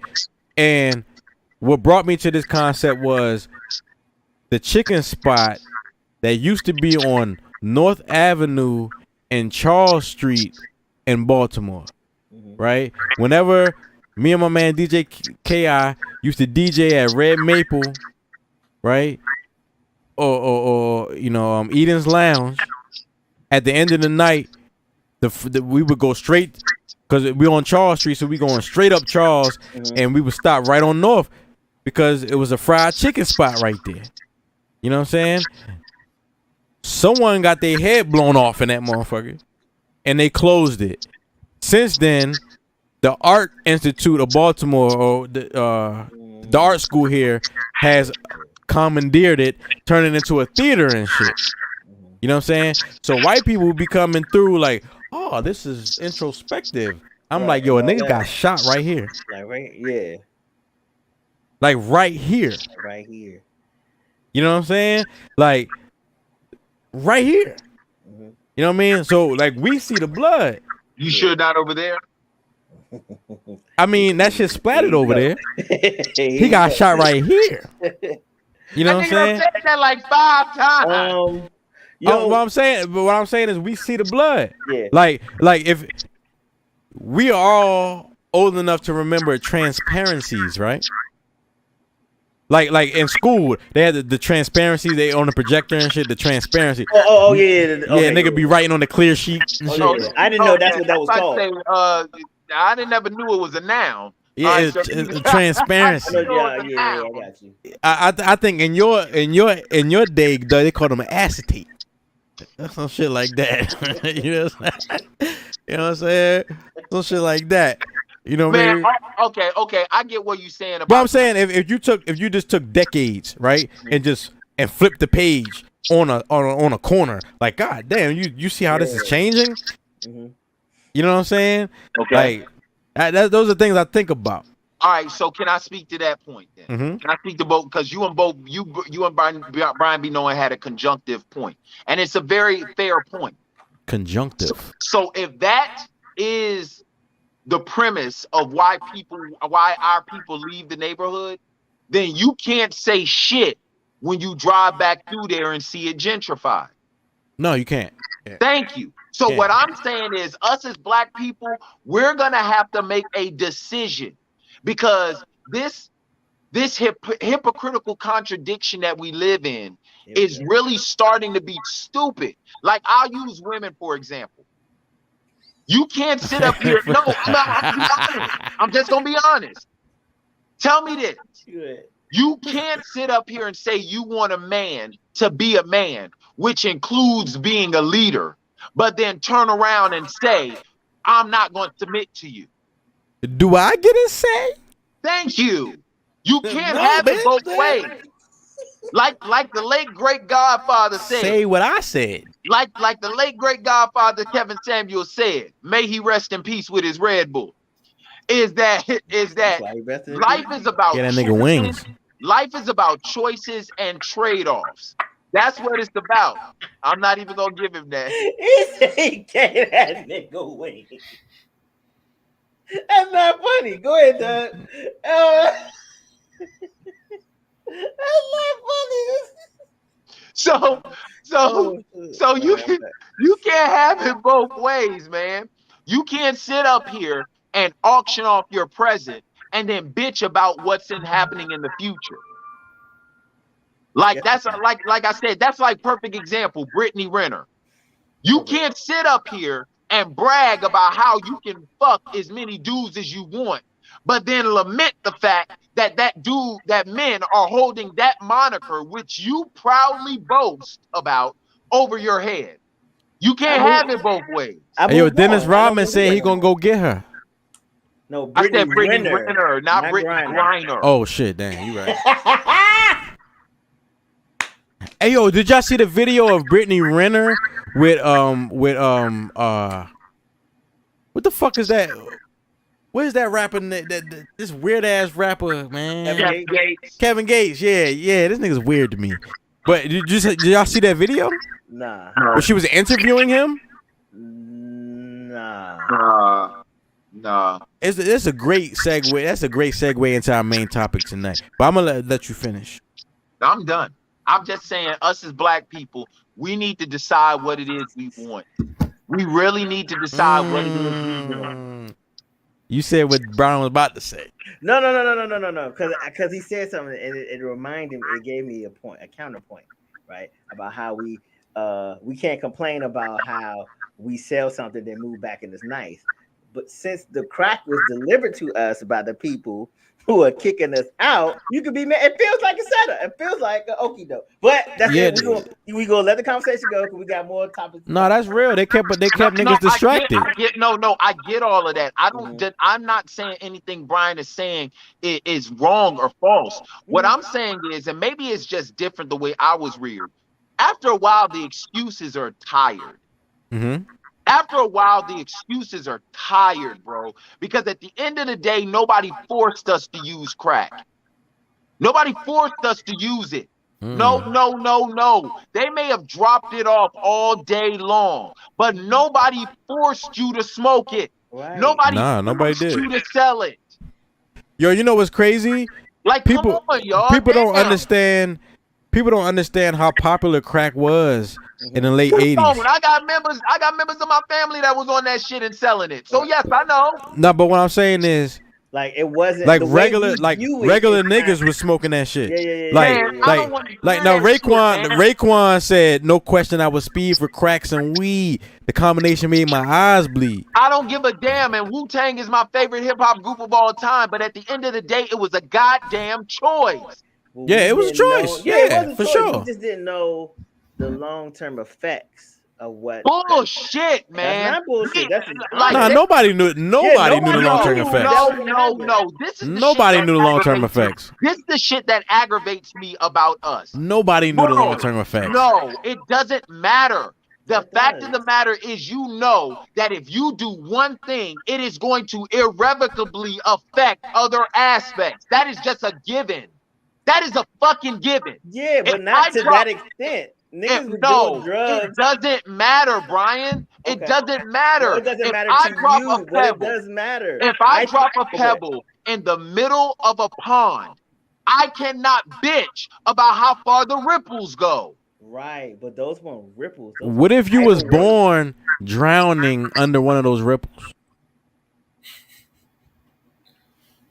No. Good point. Because That's a if good you point. born in the 80s, this is all I know. So if I get an opportunity to get out, I'm gone.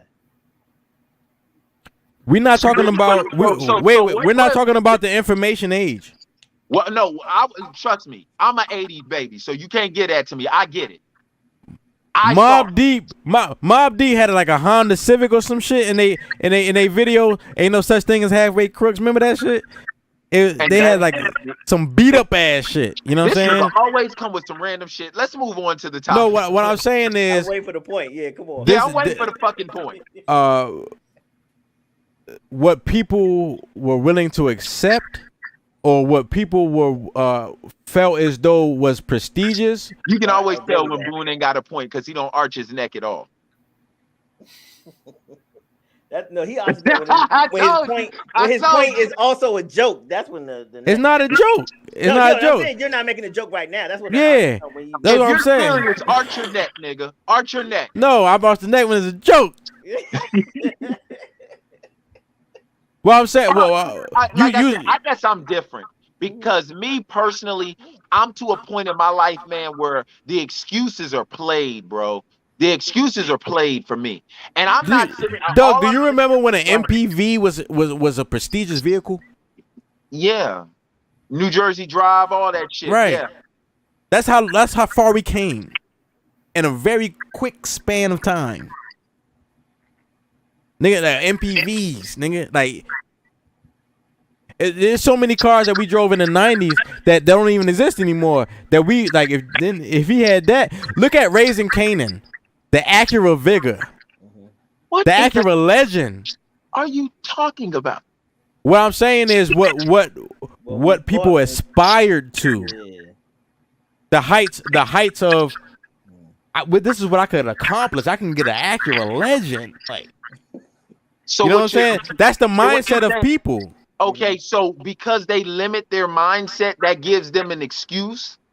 I don't think they were limiting their mindset. I think their mindset was limited. They weren't actively limiting their mindset. This is the ceiling of what they think can happen. Yeah. Then you're limiting yourself. They don't know anything else. They don't know. You have to consciously know there's something else. Yeah. And choose less. That is not true. That is not true. There are a lot of times in life where you have people who really and truly have never seen it, but they know that something better is out there, and they go for it. So that's the reason why I'm saying they limit their mindset. And in the black community, it seems like we limit ourselves. Crack. Crack, it will fry your brain. Man, bullshit, bro. Bullshit. Hey, yo, I mean, listen to me. I'm not a thug or a gangster by no stretch of the imagination, but I grew up around people who sold drugs. I grew up around people who robbed. I grew up around people who canceled people and and trust me, while I was rocking Walmart shit, they were rocking the shit I wanted.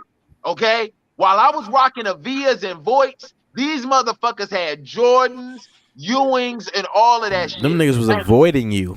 Yeah, they were avoiding it. Yeah. But never once did I ever sit up here and say, I'm going to sell drugs because of this, and this. Because you ain't come from where they came from. Huh? You did not experience what they experienced. You witnessed what they experienced. That is no excuse, bro. That is no excuse. That shit crazy. That is no excuse. Just because your mama was a hoe doesn't mean that makes you one, or you have to be one. Yeah, but it does not mean that you have to be a hoe because your mom was a hoe. But if your mom was a hoe, you might find yourself in a position of being a 13-year-old running the household. What, taking care of your brothers and sisters. I've dated plenty of women who've been in that position while their mothers were on drugs, and not one of them girls I ever dated tasted it, didn't even smoke weed. So that is a choice. No, I didn't say nothing about drug use. I said at 13 years old you might be responsible for your siblings. But that doesn't mean you're gonna equate to being a hoe. But it might mean that you might sell drugs. No, it doesn't. If you got to take care of the house, you can't get a job at 13. That doesn't mean you need to. Man, stop it. Stop it, bro. You run this across the street. Stop it, bro. Man, this nigga named Mustafa. I went to in 11th grade. I met this nigga named Mustafa, yo. I met this nigga. This nigga was in my homeroom in 11th grade in Newark, New Jersey at Shabazz High School. His name was Mustafa. In 11th grade, he was a 12th grader. Right, his freshman brother, like he was the legal guardian of this nigga. Right, me and this nigga worked together at McDonald's on Freeland Heights Avenue in Newark, New Jersey, in the South Ward. Right, and he was responsible for his brother. Okay, like you know what I'm saying. This nigga is 17. Responsible. Okay. Like if this, but what I'm saying is, if I don't make sure it happens, my brother won't eat. Okay. At 17. Okay, that's the fourth time you said it. But what I'm saying is there's a lot of people like that. And that so that still does not give you a green light to or an excuse to go into crime or illegal activity. Okay. No, I'm being serious. No, I agree. Okay, cool. Okay, yeah. Focus on your stuff, King. And that brings us to our main topic tonight. No, it don't. It does. Right? And there comes a time when us men, yo, you just need to focus on yourself, King. And this can go in many directions, right? And it doesn't have to be a defensive mechanism. It doesn't have to be something that you do because some bitch broke your heart. All right. Right. It's just you need like focus on yourself. Right. Full transparency. Right. I say a majority of my life I've been somebody that really. You said transparency. Where's the projector? Nice callback. Nice callback.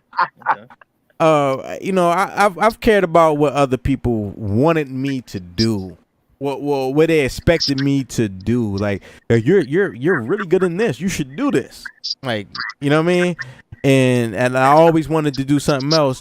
And what I wanted to do was always rejected. And, you know, and you caught up in what you want to do and what should be done. And then you end up doing neither. Mm-hmm. You know what I'm saying? So I say, like, there's a time for black men too. We need to focus on ourselves. I think that the more we do that, the more we will realize the outcomes that we seek, and we will get the results out of the people in our lives, namely women, that we want. What say you guys? I'm always right. The ice cream man. You know, I'm team do better, black man. You know what I'm saying? Like it's always something somewhere that we can improve upon. You You know what I'm saying? And sometimes you get like you just gotta stop dealing with everything else or everybody. Or you can't drink it away all the time, or smoke it away, or party it away. Like it's not like you really gotta stop what you're doing and dig in, because you're not gonna get to the next level. Yeah, you know, Wu-Tang came out with a song with the exact same lyrics you said. Keep going. You know, I don't listen to Wu-Tang at all. This nigga got a rap lyric for everything.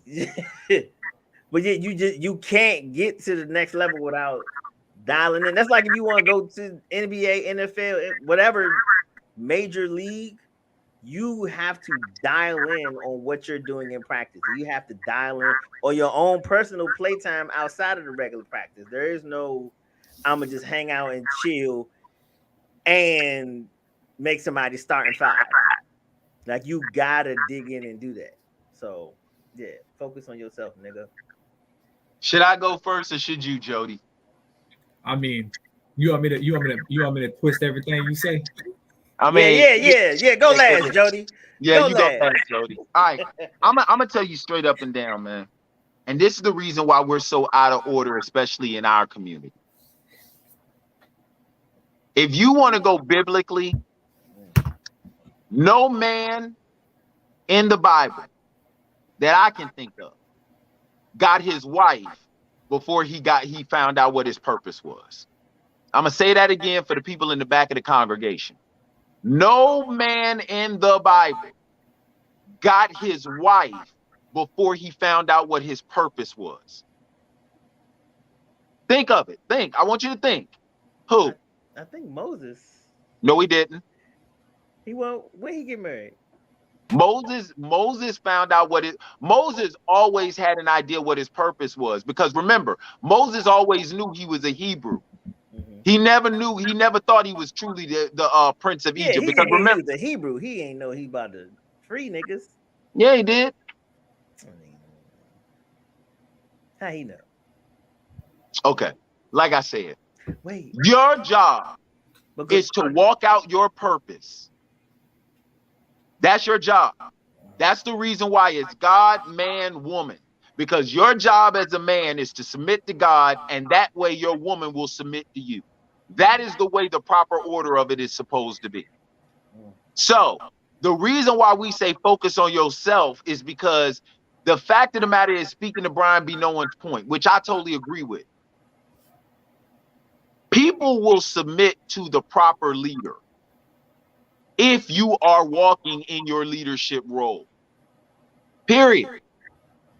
So brothers, y'all need to start going out here and being more selfish and more self-centered in the sense of getting yourself established before you trying to get, because it reminds me of, I'm gonna tell you right now, the G'est thing I ever heard in a movie was in that movie with Chris Rock, I Think I Love My Wife. When that Joker put that quarter on that table and picked it back up and said, you'll always lose money chasing women. Yep. You will never lose women chasing money. You gotta find your purpose, fellas. You gotta find your purpose, because finding your purpose will make you more attractive to the woman that you want.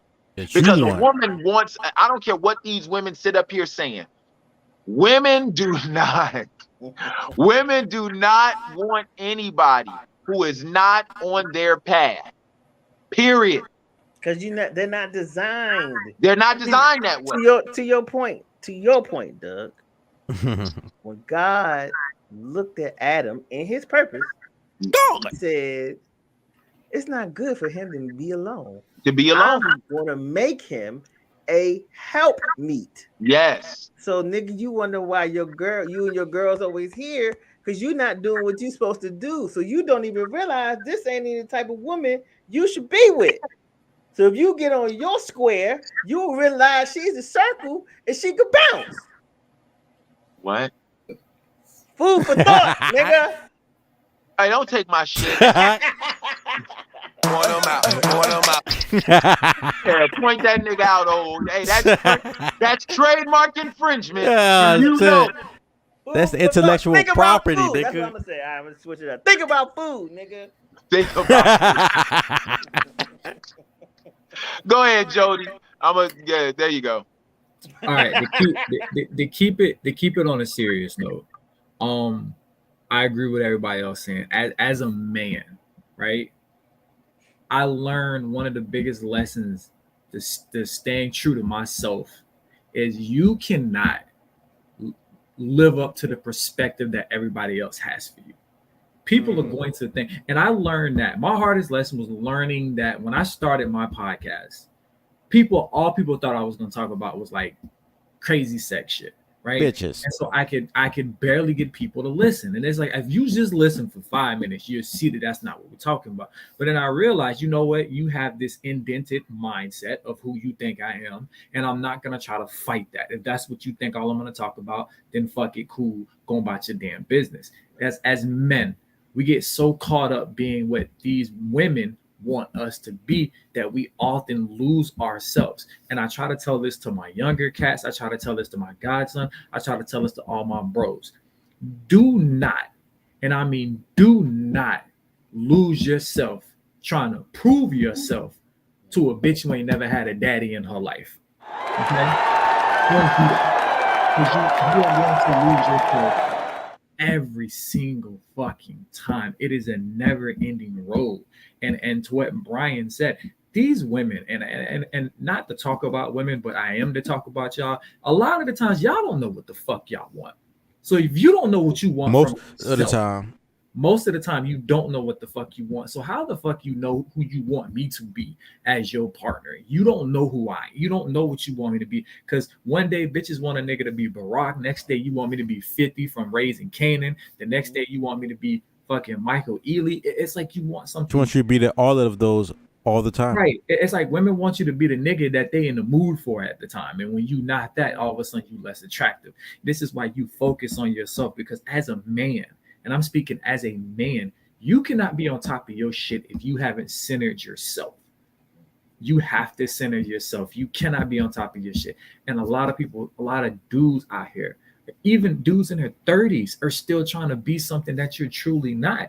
And to what Brian said is right. It's like, nigga, if you really, really, really want happiness, right? Like in this day and age, in this hookup culture, if you are really trying to find your soulmate, right? I guarantee you, if you stop, if you focus, and you get on your shit, you will run into your soulmate.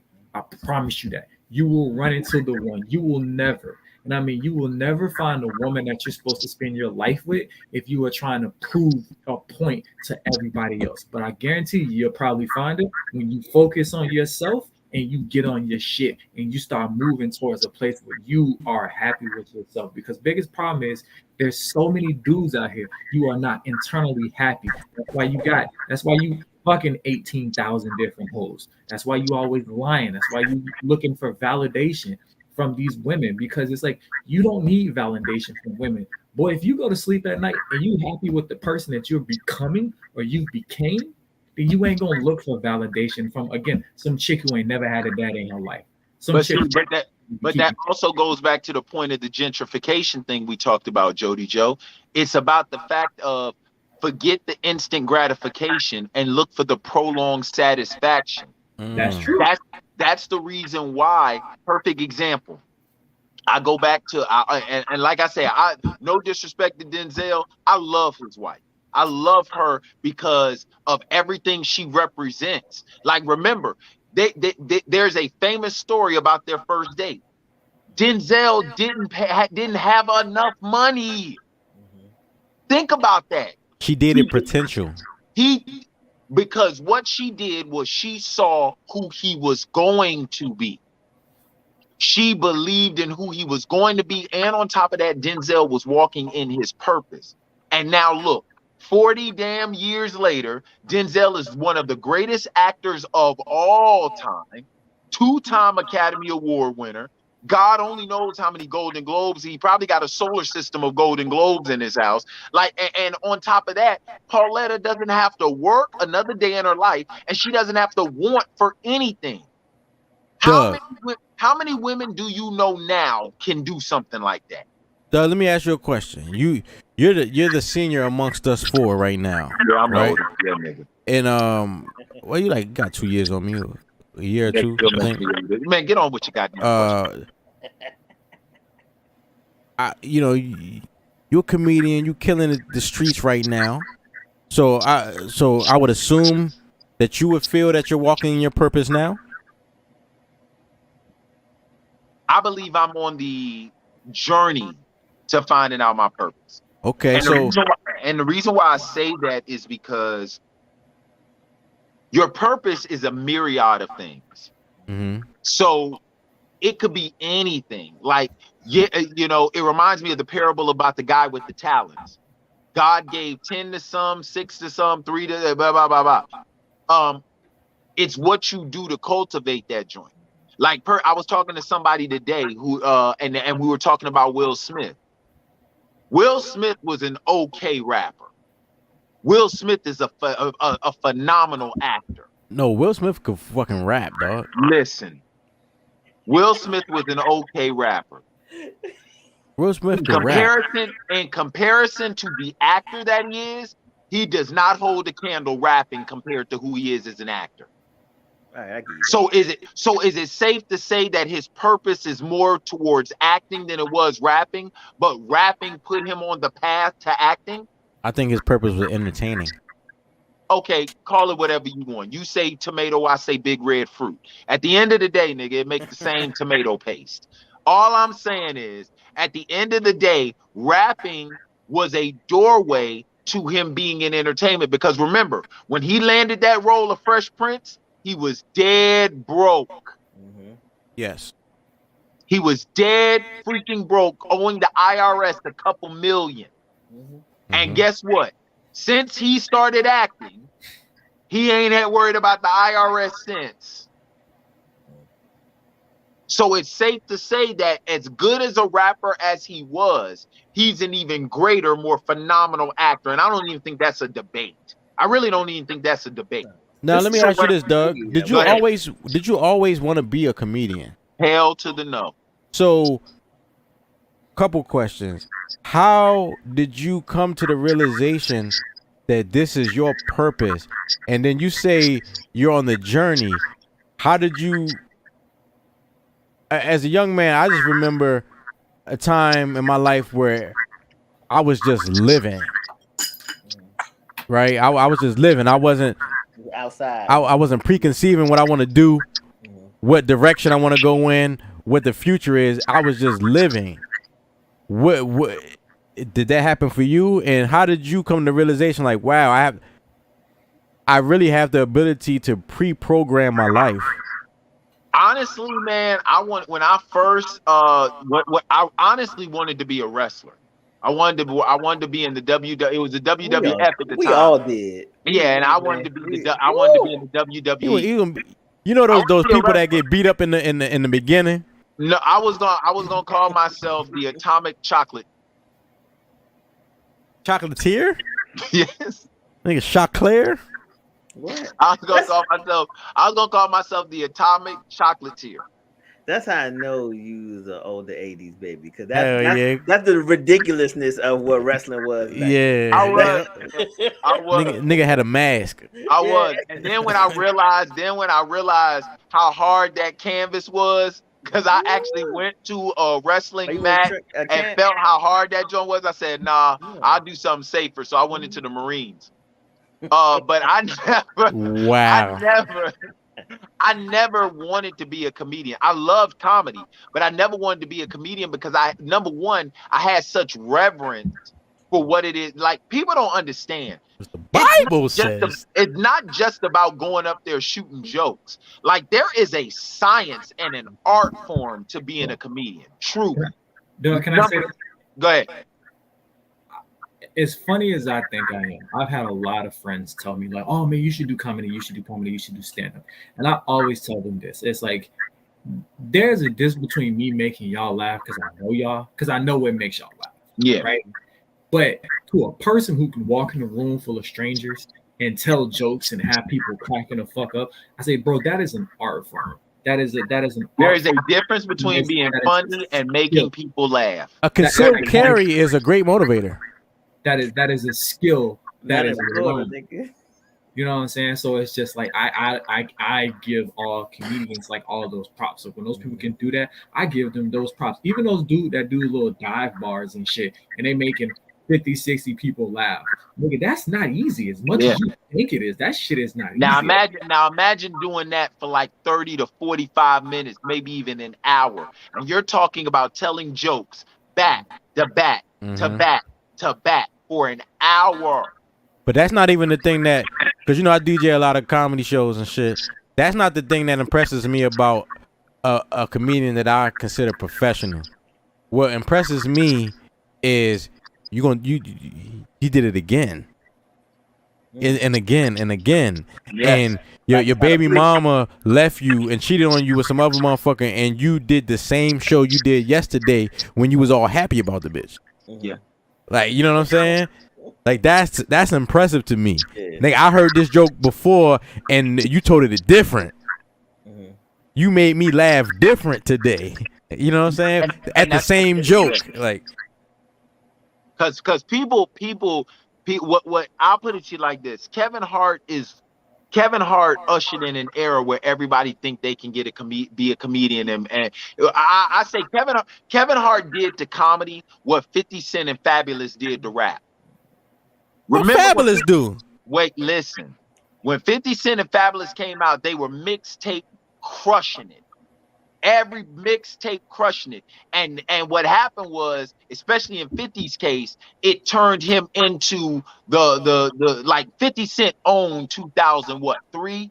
Yes. Yeah. So what happened was everybody's like, yo, I can get a record label and put out some mixtapes and get signed. And every time you turn around, somebody was putting out a mixtape. Somebody was putting out a mixtape. Somebody was putting out a mixtape. And it's like, nah, man. So what happened was Kevin Hart done came out and now everybody need a special. Everybody got to get a special. Brian, tell me, you know I'm telling the truth. Everybody going after that special. Yo, Netflix be giving specials away like they on sale. Yeah, it's so many. You don't even know all the comedians who have specials. For real, not to Monique. Wow. No, they did. They gave her one. It just, nah, she forced them. Nah, before that, that's what the whole thing was. So all I'm saying is when I didn't want to be a comedian. I didn't want to be a comedian because I had such reverence for the art. Number one, and number two, I was self-conscious about putting myself out there. The only reason I became a comedian is because I lost a bet to a woman I was dating at the time, because we were actually in a pizza joint and I was making everybody around me laugh. And she said, look, because I've been told that I should have been on stage for years, but I never wanted to do it. And she told me, she said, look, I'll make a bet with you.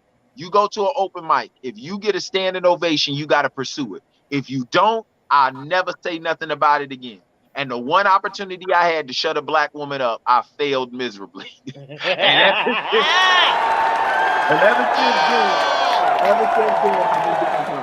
Ever since then, I've been doing comedy, but I'm still not certain that this is actually my purpose. I believe it's a step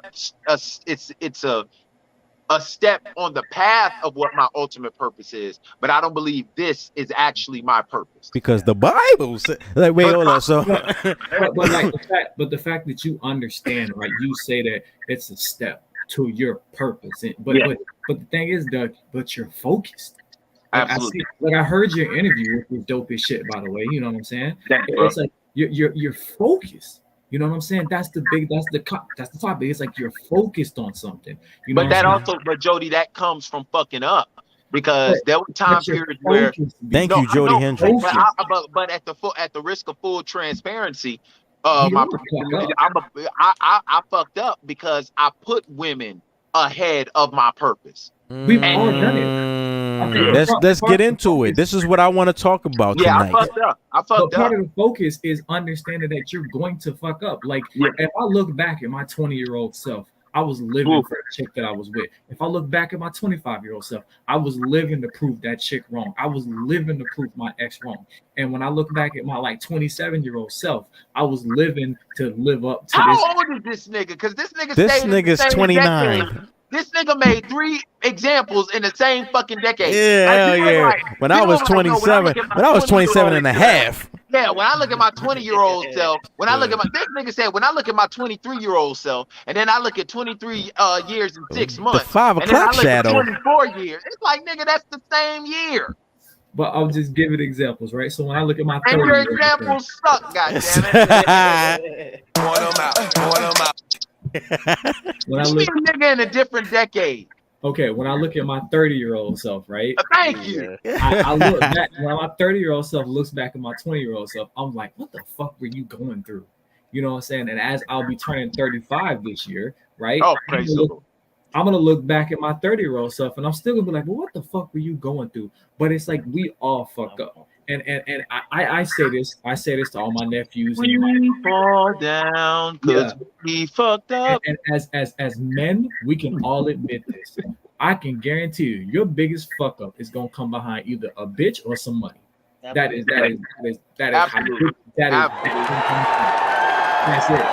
That's like, and so when you make that mistake, you know what I'm saying? I look at this when people say I took an L. I try not to say I took a loss. No, I learned a lesson. I'm gonna take it as I learned a fucking lesson today. And cursive. I had to get to a point where I literally got to a point, and one time I thought I was gonna die. I was like, okay, I'm cutting off all my hoes, like all of them don't. Damn, Goldie. Listen. I was that's major. Listen, I was like, yeah. Listen, I say for the next 90 days, no bitches, no sodas, no junk food. I'm gonna work overtime. I'm gonna drink water. I'm gonna go to the gym. No slut. He said sluts. He said sluts, sodas, and snacks. How you put women and soda in the same category? Hey yo, because they both fattening. They both will kill you. But listen though, I had to get focused, right? Dang, So when I got Kevin Samuels was with a chick drinking a soda. That's crazy. drinking a Red Bull, right? Snacking on some shit. Right. So when I did that, right, it was hard. It's not easy. It was hard.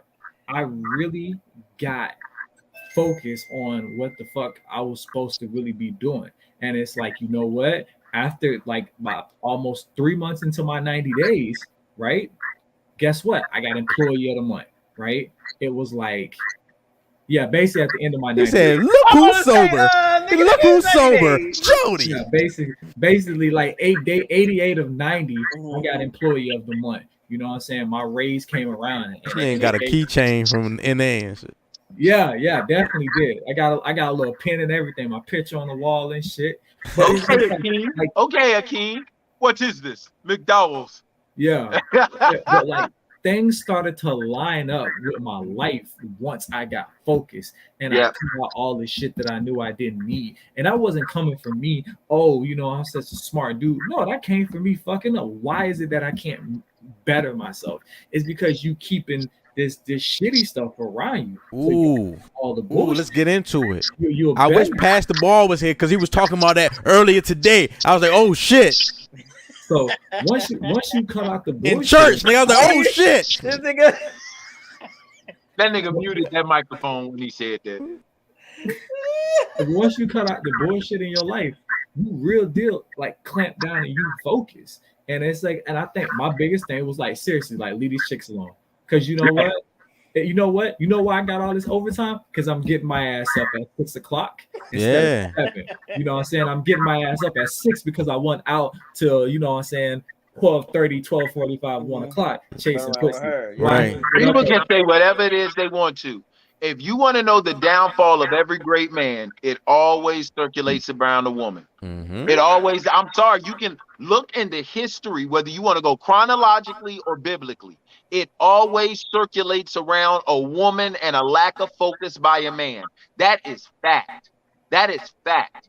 You have never seen a woman fall at the hands of a man because a woman was never she was never put in a position to be the head or lead. But a man who was put in position to head or lead, the first thing I tell people this all the time, when it comes to a man in power, the first thing your enemies find out is your sexual appetite. That's the first thing your enemies find out. That's the first thing they find out is your sexual appetite. That's the reason why they got Samson. What's the story or parable of the guy who finagled a woman and like Samson, like, you know what I mean? Like the woman got Samson. She got this nigga to give up his secret, right? Like what's the story like that that's equivalent that a man that did this to a woman in history? There isn't one. There isn't. That movie Fall from Grace about Tyler Perry. Oh yeah, oh yeah. Nigga, there isn't one. That shit. I'm not listening. I'm not listening. No, we are not about to sit up here and talk about Tyler Perry and his constant quest to make black men look stupid. I'm not. No. But listen, when constant that nigga quest said for the two caping. things I don't like. It's being checked up on and being questioned. Now go get my ashtray, bitch. I was like, boy, that nigga's a ghost. Yo, and then 20 minutes later, she put that bat to this. Like I said, man, at the end of the day, is that called a cheap shot? Nah, that cost him something. It cost him something. No, I'm saying, but did he see it coming though? No, he was sitting in the recliner. She came around the check and Right, it's a cheap shot. Well, I mean, he stole her house, so you know. Oh, well, I didn't see the movie. Everybody being cheap today. I got coupons, nigga. You know that's called a fantasy though. That is a fantasy for a lot of black women. I wish I could beat the shit out of a nigga with a bat like this, but I'll just go watch this movie. This nigga Tyler Perry, bro. God damn, bro. God damn. We should have a show on how Tyler Perry has like up the stigma of black people, because he definitely has. Because I don't know another motherfucker that's like, I'm so for the people. And I'm like, then why is every dark skinned nigga some evil dickhead asshole? Why is every light skinned nigga like gay as fuck in your movies? Like, I don't understand. Or not gay, but the savior. Man, listen, that's a whole nother show, bro. We'll be on here for another 2 hours talking about that shit. But no, Doug, you illustrated what you told me this evening. You illustrated everything I was trying to get at. You know what I'm saying? Especially with the help of Skywalker. Like y'all didn't even see where I was trying to go with it, and y'all led me in a direction, right? Like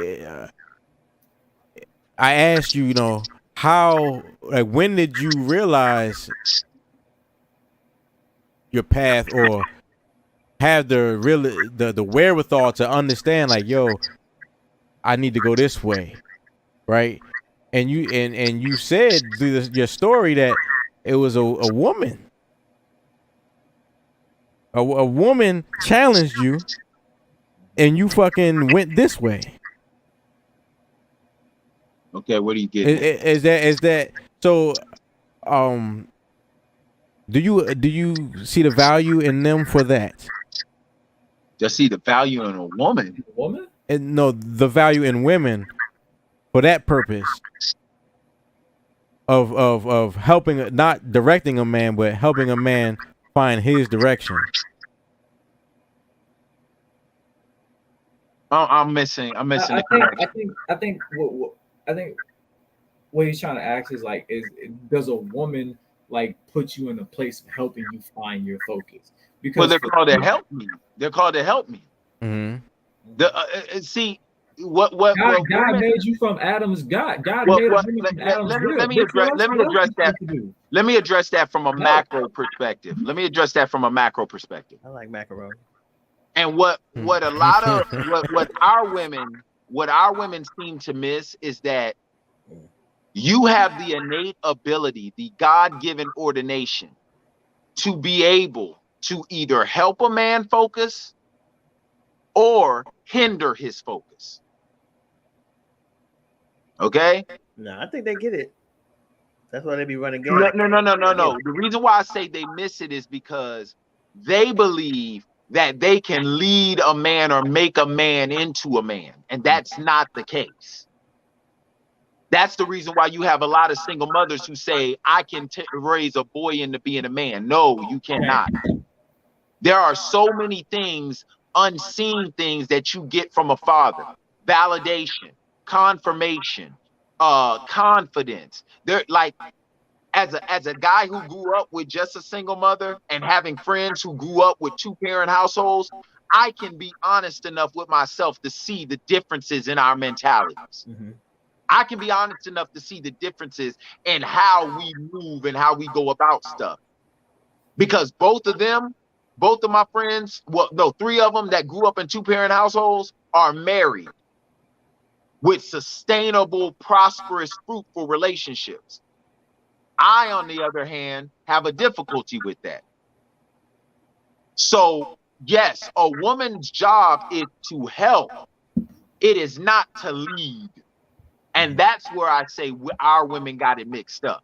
Because women have all women have the innate God-ordained ability to be able to help a man focus, but also to hinder his focus too, if she is out of order because he's not in order, if that makes sense. Mm-hmm. Yeah, that makes sense to me. Mm-hmm. That's what I've been saying this whole time. But that's a hindsight thing. That's true too. What's a hindsight thing?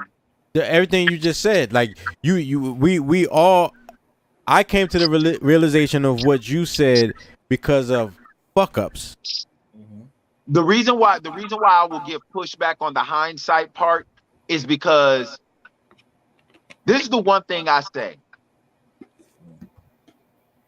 God, the creator, universe, whatever you want to call it, always gives you warnings before you fuck up. So it doesn't have to be hindsight. It's hindsight because we end up ignoring the shit that's right in our face, and then we walk past it. And now, once we get to a dead end, we got to turn around and look behind us, thus the word hind. We got to look behind us to see the signs that were just in front of us. That's the reason why I like, damn, that shit was that shit did say stop. That was a stop sign. Damn, I ran that bitch. Like, that's where hindsight comes into it, because it's like, yo, the joint was before us, now it's behind us. So now I got to turn around and look behind me to see some shit that was before me. Right. So it's never hindsight. And that's it's why only hindsight because we ignore the signs. But see, you see that? That's how you end up focusing, though. You end up more focused because it's like, I don't want to have another example of missing some shit that was right in front. But okay, so I want to ask this: Who on this panel started to focus prior to a loss? I did. Not me. I did. I focused prior to a loss, and then I let my focus get off by dealing with a woman. I was focused prior to it. Absolutely. Because I'll put it to you like this. What system was around? Wait, you were in the military. Yeah, I broke up with, well, no, I didn't break up. She broke up with me. She broke up with me on 2005. Around 2005. She gonna see this, nigga. Yeah, around 2005, she broke up with me. And I was totally focused and recommitted to my military career. I was about to re-enlist. I was dead set focused on doing 20 years. Dead set focused. Yo, this nigga was doing MMA. I saw the pictures.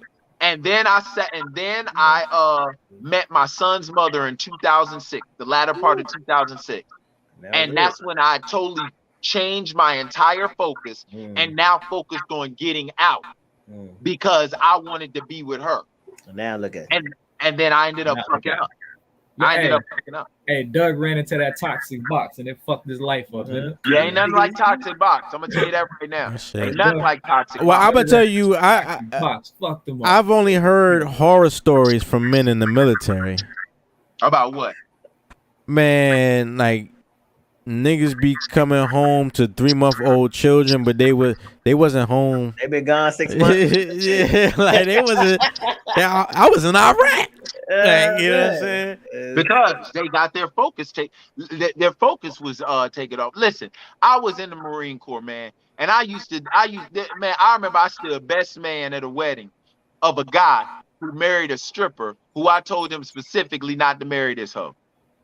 The only reason why I stood best man is because I look good in the suit, and number two, it gave me an opportunity to holler at a bridesmaid. Hey, that's for I mean, that's, man.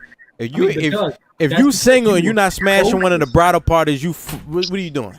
What are you doing with your life? Focus on the end game, and I like that. I like that focus.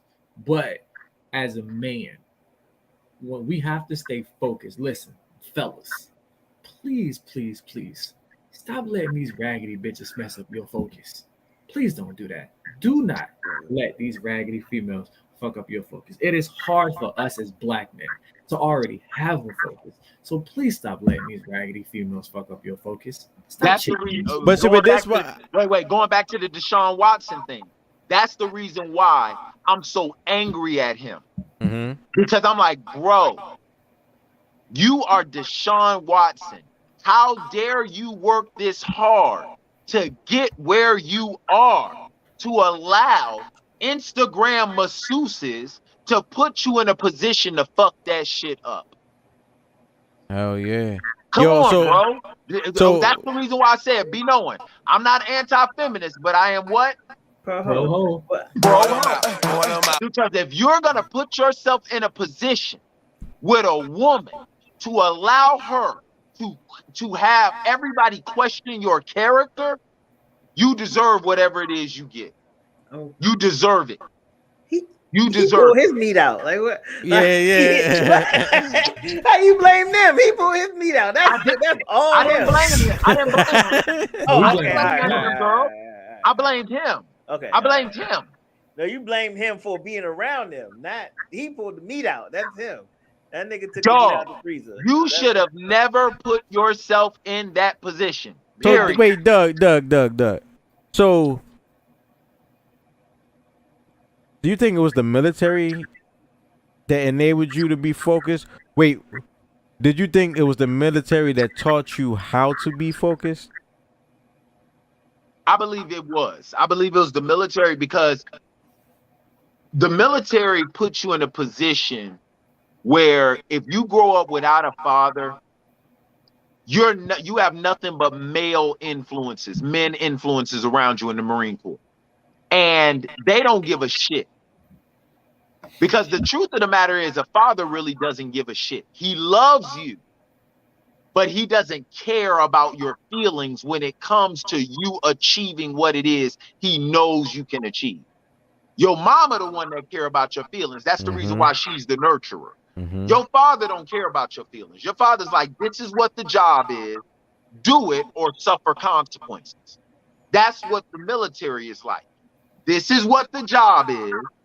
Do it or suffer the consequences. So once you realize that these consequences in the military will not only fuck you up, but fuck you up in the future, your focus is a lot different. Because I tell people this all the time. You can go into the military with a fucked up life and come out straightened out. You cannot come out of the military with a fucked up life and think everything is going to be all right in the civilian world. You can't. You cannot come out of the military with anything other than an honorable discharge. If you do, you better have an uncle whose last name is Buffett, Gates, or Carter. Because you're not going to survive in this world. Because the first thing people are going to say is, man, he couldn't follow orders in the Marine Corps. And that's life and death. What makes him think that he's going to follow orders out here? Because I ain't dying out here. So, I mean, not so military specific, but I think it's relevant. But so you had like an external factors, or you had like people surrounding. You had a system. You had a support group. You had a group. You had a group that was gonna put their foot in your ass, literally and figuratively. You know what I'm saying? To mold you into something. Yeah. Right now. Do you think that I don't even want to ask Doug this question because I don't want to ask that question. Go ahead.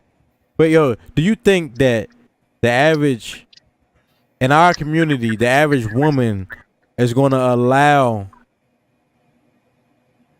that type of rigorous discipline from the men onto the boys? Once again, it goes back to what it is I said. No. It depends. I think that's an all women thing, though. I don't think. No. We talking about us. But hold up. But listen, I was. You know, Manti Te'o.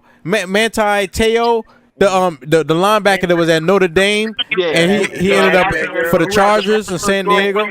Who had the Meta's first girlfriend? He had he was catfishing and shit. Yeah, you know what I'm saying? Like they Samoan, right? And nigga, he had mad people from the Hall of Fame in his family. Like, goddamn, you know, right? But he was like, yo, his father trained his ass. It was like his father videoed him and shit, and then it was like, yo, like, you gotta bend this way. If you bend this way, it would have been an extra 3 seconds.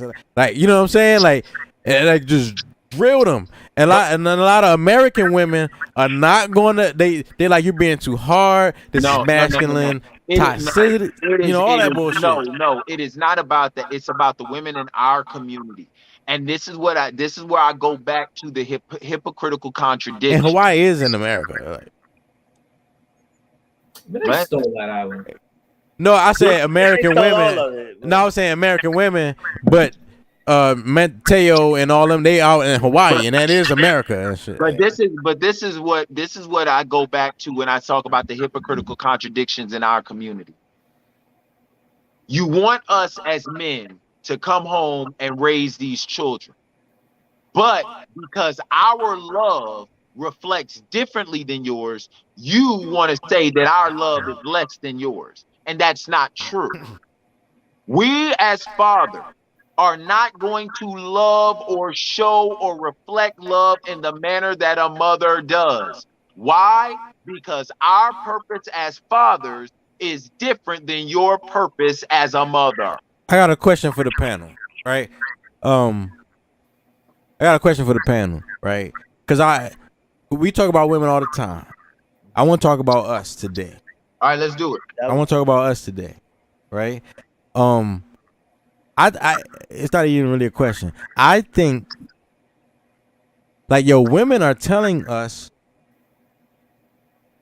they're literally giving us the blueprint for dominance, and niggas is cracking under the pressure.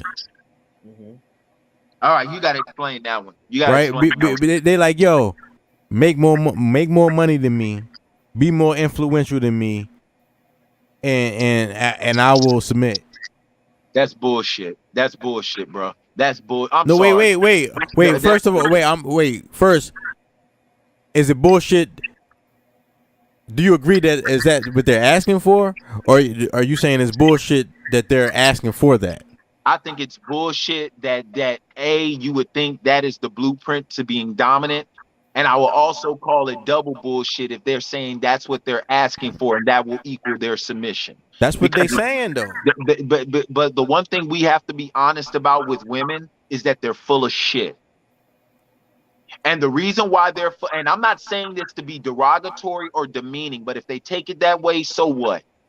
They're full of shit because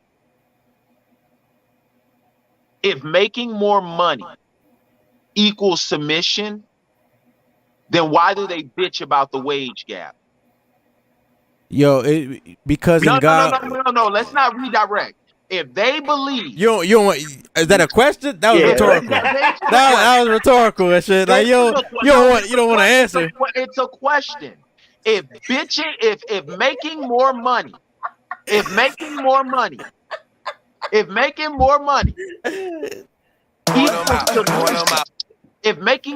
equals submission, then why were they so head over heels about making money? Do you want to go, boy? Because people don't want what they can't have. That's not what they couldn't have money. They couldn't have money. So they was like, I want money. And then they got the opportunity to have it. And like, I got money. No. Still didn't answer the question. To answer Doug's question, I think the issue is not the fact that they're getting paid less overall. It's the fact that they're getting paid less to do the same thing. Like, They're not. That way, no. That wage gap myth has been debunked so many times. That's some bullshit. Funny, bro. It's bullshit. Okay. All right, put it this way. First of all, like this rock with me for a second, right? Okay. That's the reason why you're proving my point about why, and I'm gonna let Boone have it. But you're proving my point about how making more money equaling submission is bullshit. No, I'm gonna put that on pause, right? But no, what I'm gonna say is this. Question. Tell me what you think about On any job y'all had, do y'all remember discussing y'all checks with niggas? Sometimes. Sometimes it all depends. I don't like I don't. I might discuss. Hey yo, they missing this. Oh, I'm not telling niggas. Are you talking about the amounts? Like Yeah, I'm not discussing like this is what I earn. No. Well, look, listen, Especially in corporate America, I'm not. We're not discussing my check. Like, right. But that's a tactic that they use so they can pay everybody different and make you feel like you're not supposed to talk about it. So no, they shouldn't have to pay. Yo, you got it. Now, Brandon, if you are a business owner, are you paying person A the same as person B when person B is more valuable than person A? Thank you. But see, that's a different thing. No, it's not. Yes, it is. No, it's not. No, it's not, man. It's not. Because at the end of the day, this is the thing. I'm sorry, B-Doing, but this joint really does upset me, especially it upsets me, especially in our community, because that's a bullshit ass narrative. Number one, I looked this shit up the other day. Women are allowed to be in the military. You do realize that out of the total military branches, women make up less than 20%. That's less than one out of every 5. And they be fucking too. I heard that. 1 out of every 5 service members. I have no idea what this nigga's talking about. 1 out of every 5, less than 1 out of every 5 service members is a woman. It is not her. All right, I look at police officers. Less than 13% are female. Firefighters, less than 16% are females. Bricklayers, engineers, porters, all of them jokers bricklayers. are less than 30% of the workforce are women. What women bitch about are the nice cushion CEO office jobs. That's what they bitch about. Hey, yo, shout out to your Toya. They don't bitch about the other jobs. They don't bitch about being plumbers. They don't bitch about being carpenters. They don't bitch about shit like electricians and trades. It's about being the CEO. That's the reason why, going back to what Boone said, they're not giving us a diagram of how to be submission, because your money should have no equating to your manhood. Because they're the same women that said the reason why they wanted their jobs is because when the man controlled all the money, he was an asshole. Am I correct, fellas? At least 50% of them were. No, they weren't. No, they weren't. Hey, yo, my grandfather had 2 families, dog. It's a lot of 2 family granddads. My grandfather had 2 families. I am a descendant of the second family. Listen to me. My grandmother was like 15. Listen to me. First and you know what I'm saying? When he grabbed her up. First and foremost, this is second marriage. First and foremost, there was not that many of us having that many separate families. That's number one.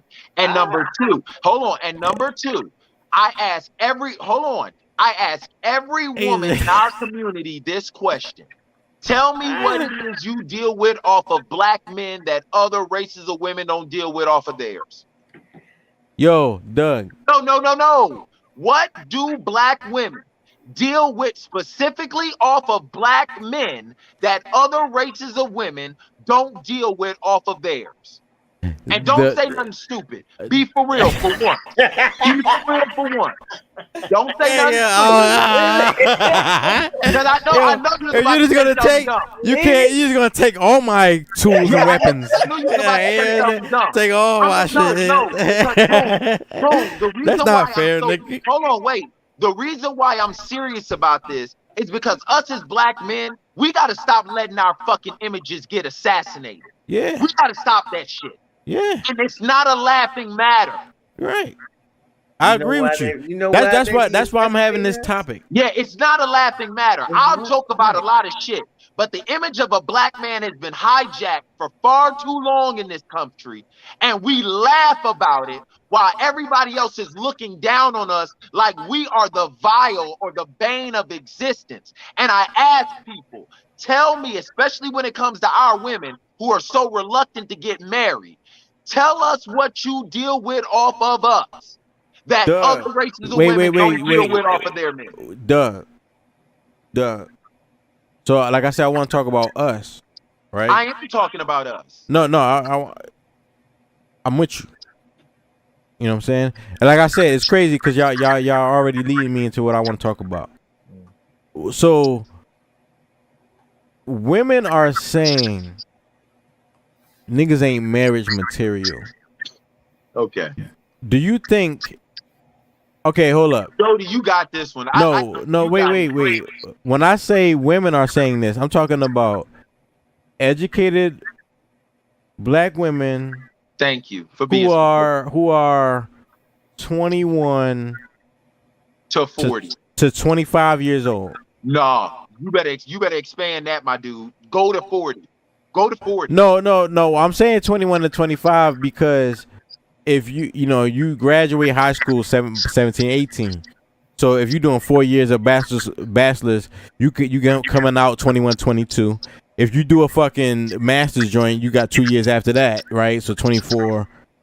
But the average person at Morgan State does 5 years in the bachelor's, right? So just give that extra year. So 25, like 20, 25, 26, right? But I'm saying these women, when they come out of school with their degree, their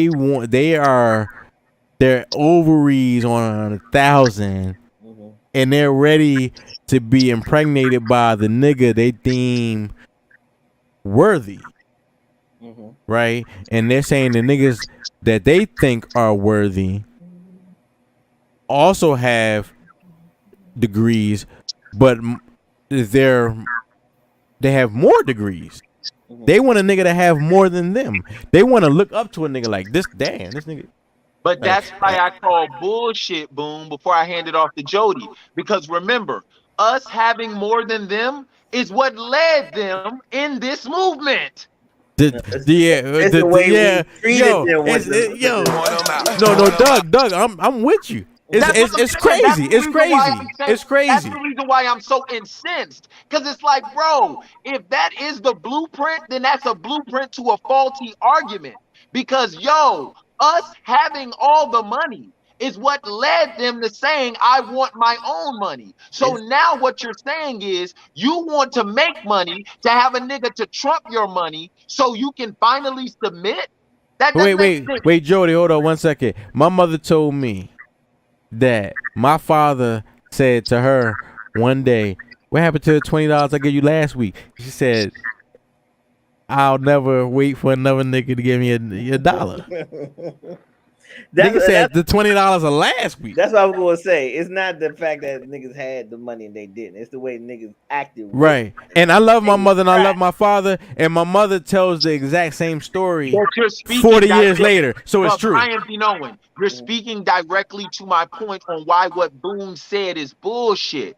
Because even if the way we were acting was so Neanderthalic and so tyrannical, then why are they still looking for a man who has more money?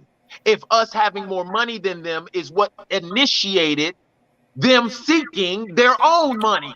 That's one thing on the money is one thing on the list. I still need the character and that. No, we talking about money. Like we start with the money. We can start with the money, Brian be knowing. Brian be knowing. We can start with the money. Let's start with the money. We can start with the money. You and I both know. Character don't mean shit if you ain't got the money to back it up. Because there are a lot of good men that work at Starbucks that'll be faithful, loyal, appreciative, and all the shit that they say they want eternally. At your pleasure. But that nigga ain't got no money and they don't give him no time of day. Hey, yo, that nigga get mad tips. Who want to be broke? Like we acting like New York baristas get money though. Brian, you're showing your true colors because you're talking just like a woman who don't know what she wants. I'm asking you, do you enjoy being broke? Wait, hold on. More important? I need to hear.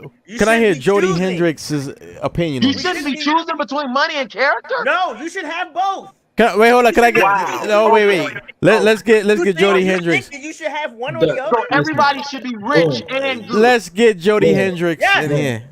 To your point, right? When you said, right, the women want men, right? Like men aren't marriage material. Do you know why we're not marriage material? Because we don't want to marry these bitches that are out here. Come on, Joe. We've looked at you, right? And we've evaluated you enough to know that ain't no way in hell I'd marry you. And this is the problem. No, give him to point it out. Give him to point it out, Boone. He can have my I do not give a shit what anybody says about love and marriage. Listen, and Al Bundy.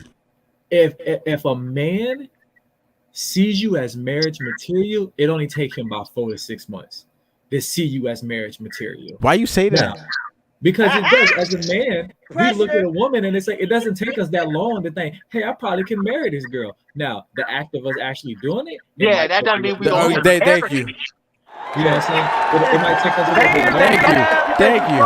No, Right. He corrected you. He's scared of Beyonce watching this shit. He's scared. Hey, yo, shout out to Emmanuella's #1 sponsor of the NEMPATHY Show. Nigga, #1 sponsor. That's what's up. But Haitian American Caribbean cuisine, nigga. God damn it.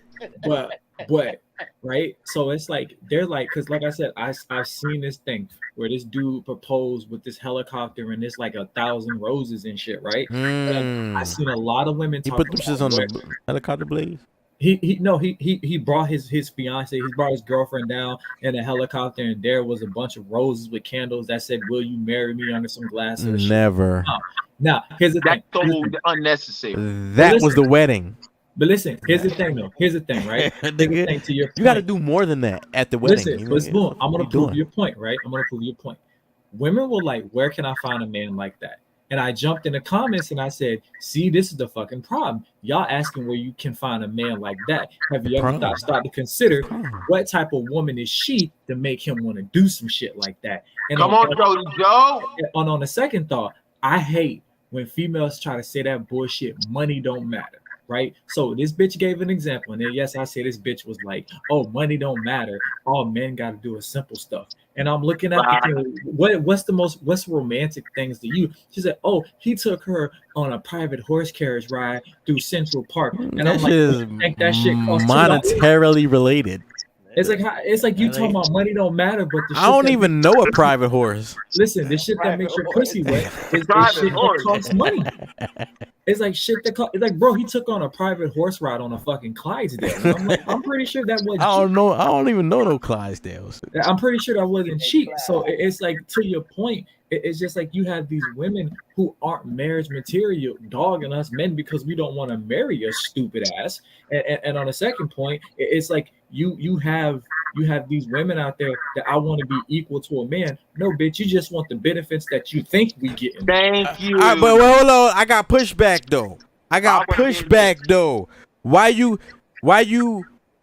keep fucking her though? Oh, cause I'm toxic and I got problems and I'm not okay. So as long as you admit it, there's nothing I can say. But wait, you know what I'm saying? Boom. You're convoluting 2 points though, because me. We're not. Yes, you no, are. Doug. Hold on, Doug. You've been talking a lot. Go ahead. You know what I'm saying? Right. And I'm not convoluting the 2 points because I keep trying to bring it back to our accountability, because we know women be doing mad, wild shit, but the topic tonight is focusing on yourself, King. Absolutely. Right? So we gotta act a certain way. We gotta behave a certain way. If we allow the fucking earth orbits the sun, not the other way around. Right? Right? So like we are the sun. We give off that light. If you doing what you're supposed to be doing, if you living a righteous life, you giving that light, that direction, that leadership. If not, she gonna look for another source. Are men doing what they supposed to be doing? You want me to answer that question? Like the question. Why I'm asking is because I know there's a lot of women that ain't shit, but There's a lot of niggas I that know ain't there's a lot of women with a legitimate argument. Can I answer the question? Go ahead. All right. First, Jody, we always know that men ain't shit, especially in our community because they never fail not to let us know. Number two, speaking to that point specifically, what you brought up, Boone, when it comes to the leadership aspect, you would have a point if I didn't have two prime examples of leaders that black women as a whole shitted on. Ice Cube and T.D. Jakes. Hold on, I'm not done. I'm not done. No, I just want to add that both of those men are faithful husbands. Thank you. We've never heard infidelity from either one of those guys. Hold on, wait, no, don't Jody, forget about I got Michael this B. one. Jody, I got this one. I got Don't this forget one. about my boy Michael B, who got shitted on for trying to turn I got this. trying to I turn got his hoe this. into a wife. I got this one. T.D. Jakes, 40 years in the ministry and over 40 years married to the same black woman. Black woman. So you can't play the whole he hate his mama shit. All right? Never heard of infidelity. No outside children. And in this day and age, where pastors are falling by the wayside, T.D. Jakes has been the most stellar, beyond reproach man of God I think I've ever seen in my lifetime. Ever. Me? Shut up, nigga. Ice Cube. That's a soundbite. Keep that. Ice Cube has been famous since he was 17 years old. In hip hop, name one hip hop rapper that has ever been accused of fidelity. Fidelity. A fidelity? A young MC, nigga. That has ever been accused of Just fidelity. bust the move. Jay-Z is married to the epitome of beauty and cheated on her. Ice Cube has been married to the same black woman for over 20 years. All his children are by this black woman. He's never had any controversies, anything like that. And they shitted on him too. Michael B. Jordan, he is the top of the food chain when it comes to actors right now. Got shitted on by Lori Harvey. Bruh, don't talk to me about men, black men especially. Don't talk to me about black men being leaders.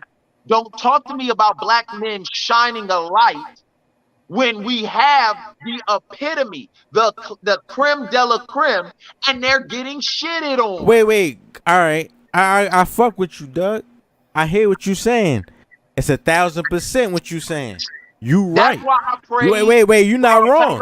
No, wait. You can't. You're not wrong. You're not wrong. My question is, if we are the leadership, if we are the direction, okay. What type? Wait. I'm not saying black men are beyond reproach or that we're perfect. Please don't think I'm no. I ain't talking about reproach. Approach.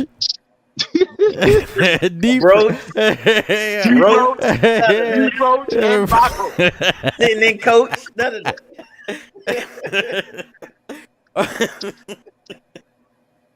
Y'all niggas ain't shit. But I'm asking, what do we have to do to get the woman that we want? Right? Like I don't want to hear about how they act or how they behave or what they've been taught. None of that shit. I want to know, because I saw Kevin Gates break Brittany Renner. Yeah. He broke her down. He broke her down. Like she melted in this nigga presence. Right? And I know that there's a lot of aesthetic that goes with that. You know, he's a tall guy and all that kind of shit.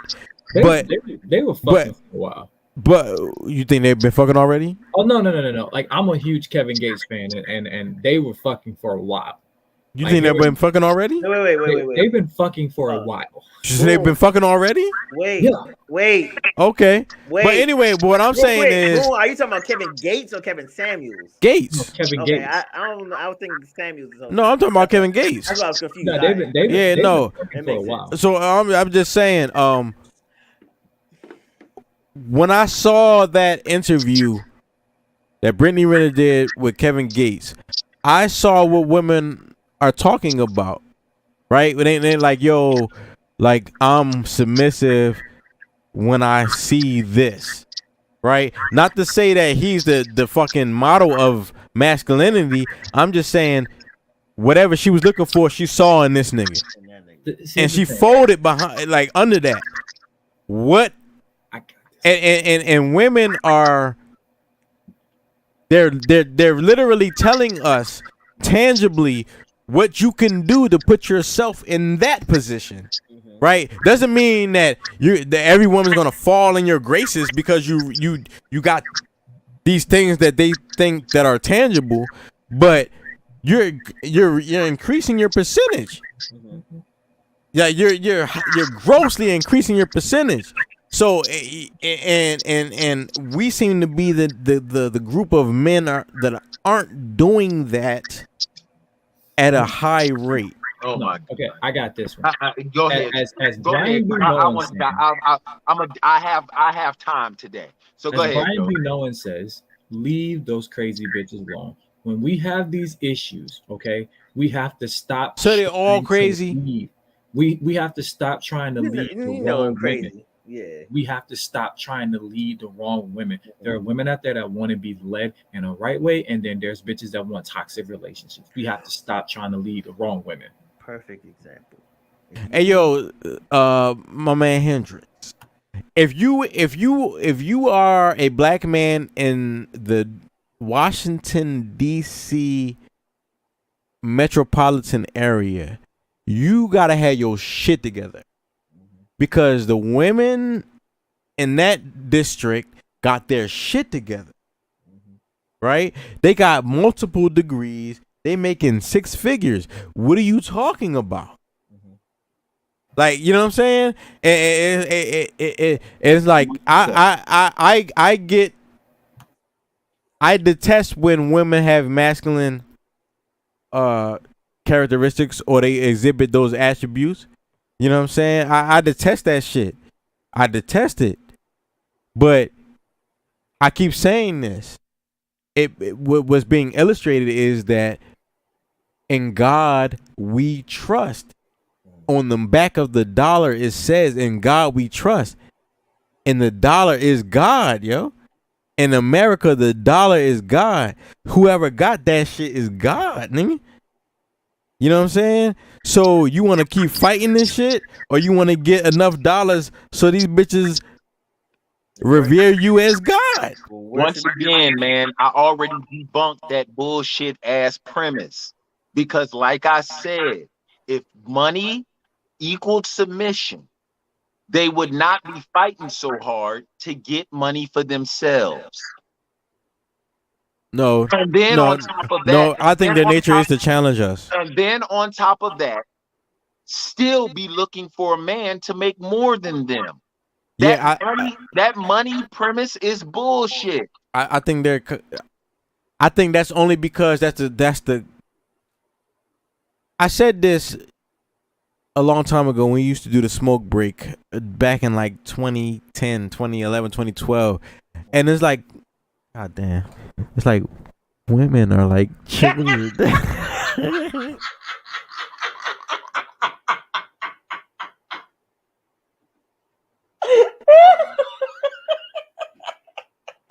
Yeah, somebody came downstairs, dog. Shit.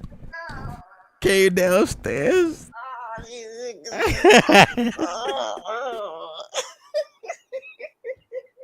Hey, fellas, we got to wrap this up. I gotta go to work. Nah, but seriously, like children that you have access to, You know what I mean? Because they want to be able to live a lifestyle without responsibility, but still have say so.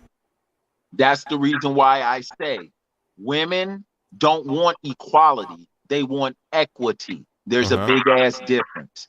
That's the reason why women in the WNBA can sit up here and say we deserve the same amount of money that NBA players make, but their product is nowhere near as good, as aesthetically pleasing, or entertaining as their male counterparts. So, Bryan, what can men do to be the...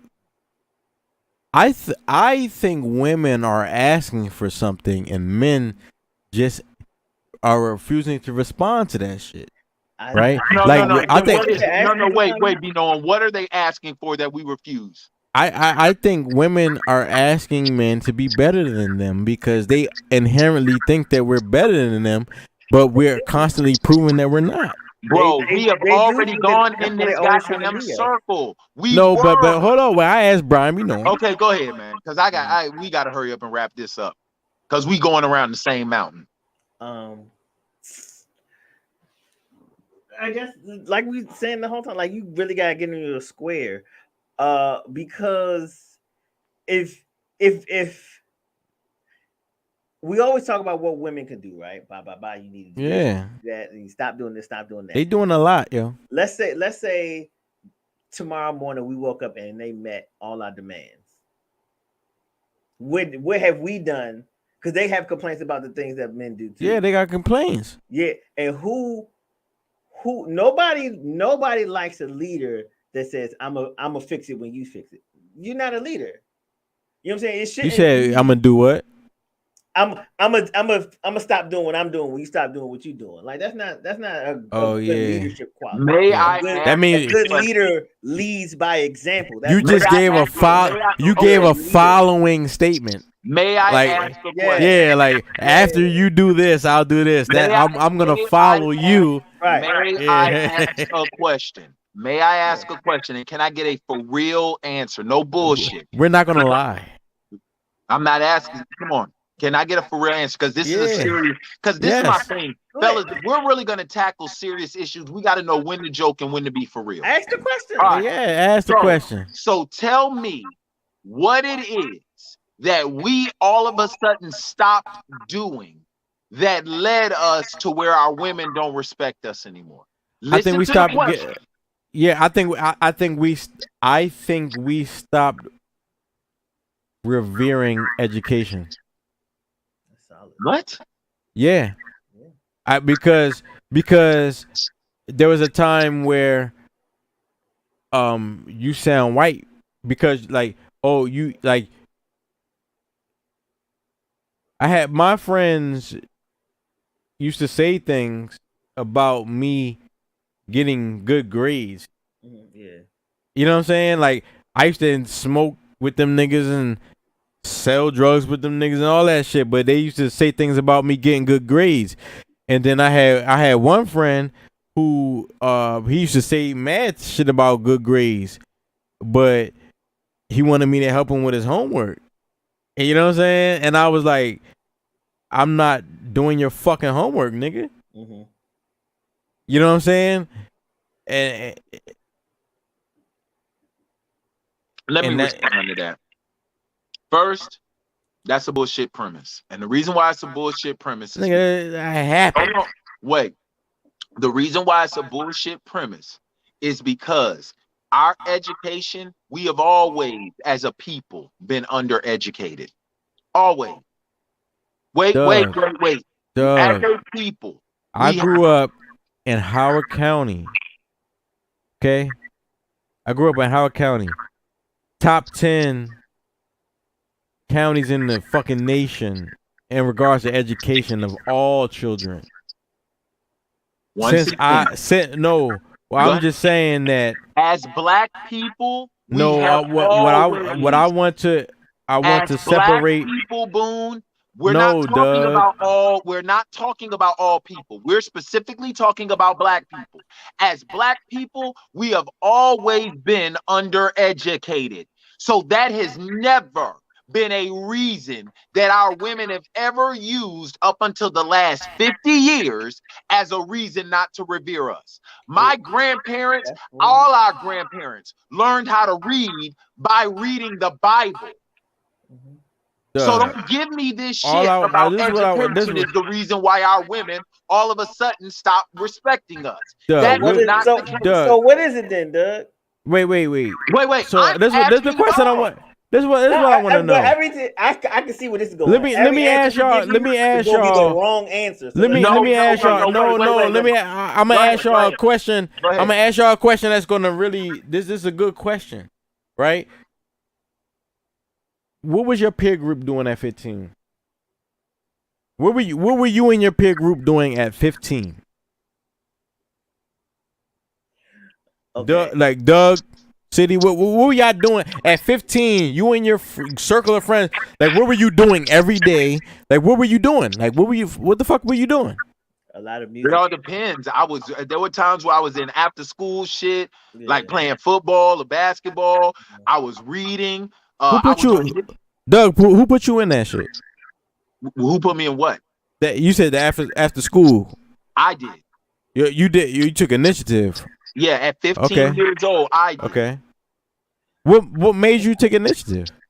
Honestly, because I made, going back to this word earlier, a choice to be better than some of the people I saw. Yeah, but why?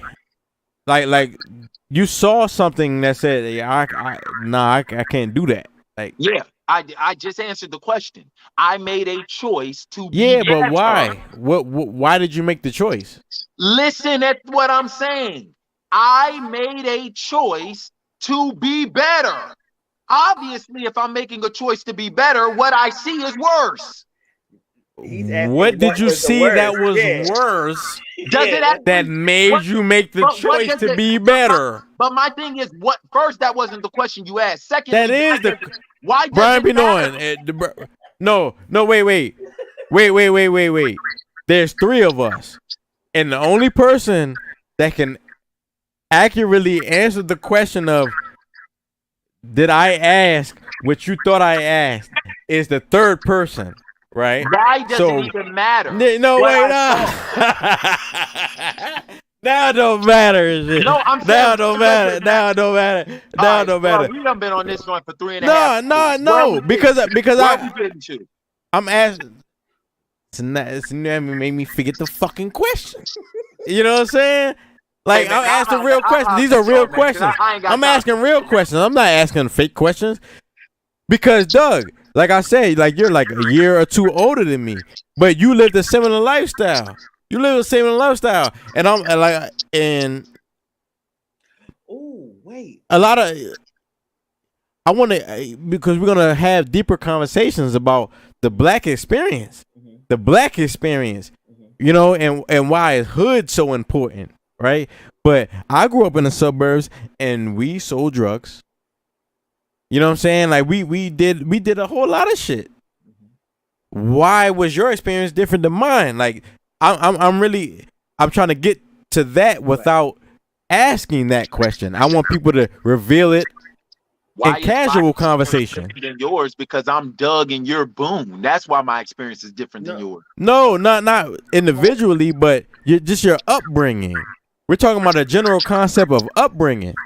Right, because we're trying to foster what we all think is healthy upbringing, right? So we gotta all display what was our upbringing, so we can say what was healthy about it, what was unhealthy about it, and then we can all say, yeah, we can agree on something and disagree on something. Right. That's what I'm saying. You're asking two different questions because your first question is, well, what did you see that made you want to do better? It doesn't matter what I saw. It does matter. It does matter. Why? Why does it matter if I just wanted to do better? Because you think that it's better. Somebody else may not think that it's better. I'm not talking about anybody else. I'm talking about me. I know, yes, but yeah, but we're talking about to other people. We're on a platform that other people are watching. I understand. So it that, matters to other people. You're asking me about my individual experience. Yes. That's the reason why I said we're asking two different questions. Because if you're asking me about my individual experience, and then now you're broadening it to a general thing, that is two different questions. No. If you're asking me my individual experience, it doesn't matter what anybody else thinks. It just matters about me. Now, if we are talking about a general thing, then it does matter what other people think. So that's why I'm saying you're convoluting two questions. Because if you're asking me individually, Doug, what did you see to make it? Doesn't matter what I saw. I just wanted better than whatever it was. So if somebody was making all B's, I decided to make all A's because I wanted better. Yeah, but if somebody else thinks. But if we're asking a general question like, Doug, what's your upbringing or what is the upbringing, then that's a different question. Nah, Doug.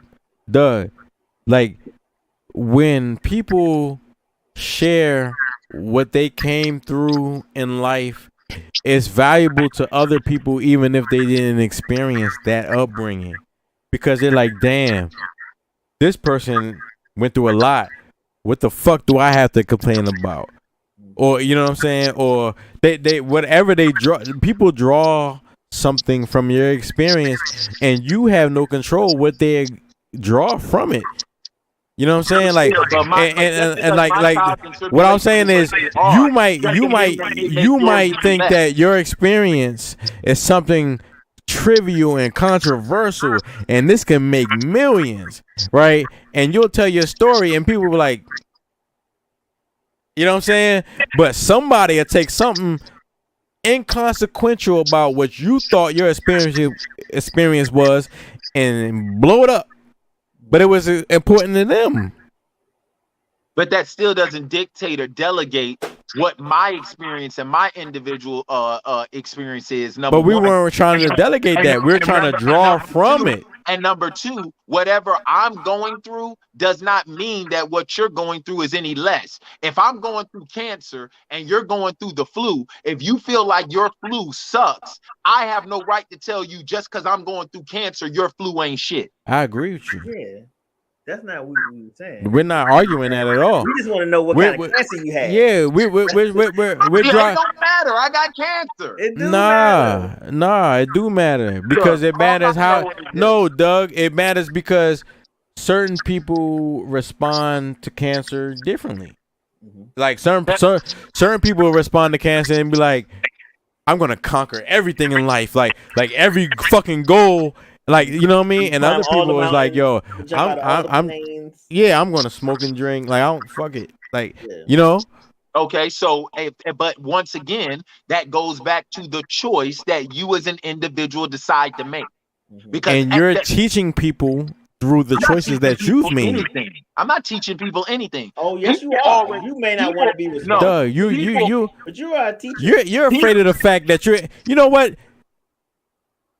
We're gonna have to designate a Doug Day because Doug doesn't believe how influential he is. You know what I'm saying? No, this nigga Doug is scared of being influential. No, you know, there's a lot of people that want to be like Doug. No, it has nothing to do with that. What it has to do with is the fact that people give too much credence to external influences on why they do what it is they know they want to do anyway. We are a generation of blind, mindless sheep who every time you turn around, we're following the latest trend or we're following the latest influencer and all this other stuff, when in actuality, you should be the one influencing your damn self. Does that include the men, Doug? Say what? Does that include the men? Did you hear me designate the men? No, and say that he didn't? No. I just want you to specify. I don't need to specify. Oh, is it? Yeah. God damn. Hey, yo, Carlisha said, be my inspiration, Doug. Because both men and women, I said we. I said we. I didn't say they. I didn't say did. I said we. So if I'm a man and I say we, then that automatically includes men too. So I wanna hold men accountable tonight. Right? Like, I want men. What I'm hearing and what I'm seeing is that we can force the issue. Like, if we just fucking, they want us to play a role, right? You know, and that role doesn't require us to change who we are. It requires us to be who we are and to stand on it when they not contradict, question or refute, like you know, like just on a general example, when people say you're a heathen, yes I am. Where they gonna go after that? Like I agree with you, so now you can't argue with me about it. Like, you know what I'm saying? I lean into the fucking insult. So you said you want to hold men accountable, black men in particular, correct? Because we black. Correct? Yes. All right. Like I've asked black women, when have black men never been held accountable? Never. We've never been held accountable? Yeah, and we never. No. Black men. Whoa. No, we never not. We've never not, Doug. Come on, Doug. We've never not. Come on, nothing. We've never not. We've never not. We have never not. Black men have never been held accountable. Doug, yes or no? Tell me this. No. Answer the question. He just said never not like 10 times. We've always been held accountable. Okay, so right. So Doug, let me ask you this. Doug, let me ask you this. Go ahead. Let me ask you this. Because you're older than us. So you get we learn it from you, nigga. No, you're not. Yes, we are. No, you're not. How you gonna tell us we not learning from you? Because I've answered the questions and you keep asking the same one. No, because you're not answering. What question have I not answered? Listen. No. What question have I not answered? Doug, let me ask you this. What question have I not answered? How you gonna ask what question have I not answered? And not let him ask the question? Stop it, Doug. Stop. I'm being serious because you do this a lot. You hey, say, yo, what question did I not answer? Doug. And then keeps cutting the person off. No. Stop. No, we ain't talking about that. He wrong, Doug. He's wrong, Doug. Doug, he's wrong. He said, I have not answered. You're trying to, no, come on, Doug. I have not answered a question. And I said, what question did I not answer? No, Doug, answer this. Okay. All right. God damn. No, so, wait, no. So, like, in the 80s and 90s, right, we used to be, oh, shit. Oh, my God. Oh, my God. Oh my God. This nigga got off the live. This nigga, because he knew I had a credible argument. Because I'm not trying to win. I'm trying to gain understanding. And I used to be angry. But I want to tell you, a lot of these women have legitimate gripes. Yeah. Because they want a man to be better than them. That's what they want. Inherently, they want their man to be better than them. But what happened was they raised their floor. You know what I'm saying? They got educations and shit. Two things. They raised their floor and they raised us. Stop it. Right? Like I can't like the raise us thing is they nurtured us, they gave us food, we sustenance and all that. I love my mother. Right. Right? And my mother didn't lie. Mm-hmm. Like she told me shit she shouldn't have told me. You know what I'm saying? And so did my father. But his shit that he told me that he shouldn't have told me was like this. And her shit was like this. And it was like, why y'all talking to me? Right. Yeah. Like, But you know what I'm saying? you had access to both parents. I'm talking about a lot of us didn't. A lot of us was only raised by our moms. So now the generation that's trying to date us is complaining about the things that we're gonna do as men. It's because, or we haven't reached a certain level, because you need these pieces to build you up to the level, and we didn't get the pieces when we should have. So now we either scrambling to find pieces, or we think that we are complete because we have seen a complete picture in one parent. Shout out to Carlisha. Carlisha. You saw it. Nigga jumped. Like he jumped because I was holding him to the fire. Because this episode is about holding men accountable. Because I want to know like if we would have started on time. I would have really ought to ask the question. You know, what can we do? Like, and this is why I wanted to talk to Doug, because Doug is like 1 or 2 years older than me. I'm not incredibly sure, but he comes from the same era. He comes from the Prince de Jour era, nigga. He comes from the era of when men still crossed their legs and it wasn't fucking gay, like at the knee. Like, yeah, like, you know what I'm saying? So like, you know, no offense to the, we gotta say no offense. Like, that's fucked up. Like, anyway, I wanted to have that discussion with him and the pastor to relay, to get some validity to it. You know what I'm saying? Because there is a difference, right? Yeah. And see my stepson doing shit. I was like, all right, y'all, let's go ahead and wrap it up. Nah, but we out here. We out here. Nah, but seriously, you know, BRYANBEKNOWIN.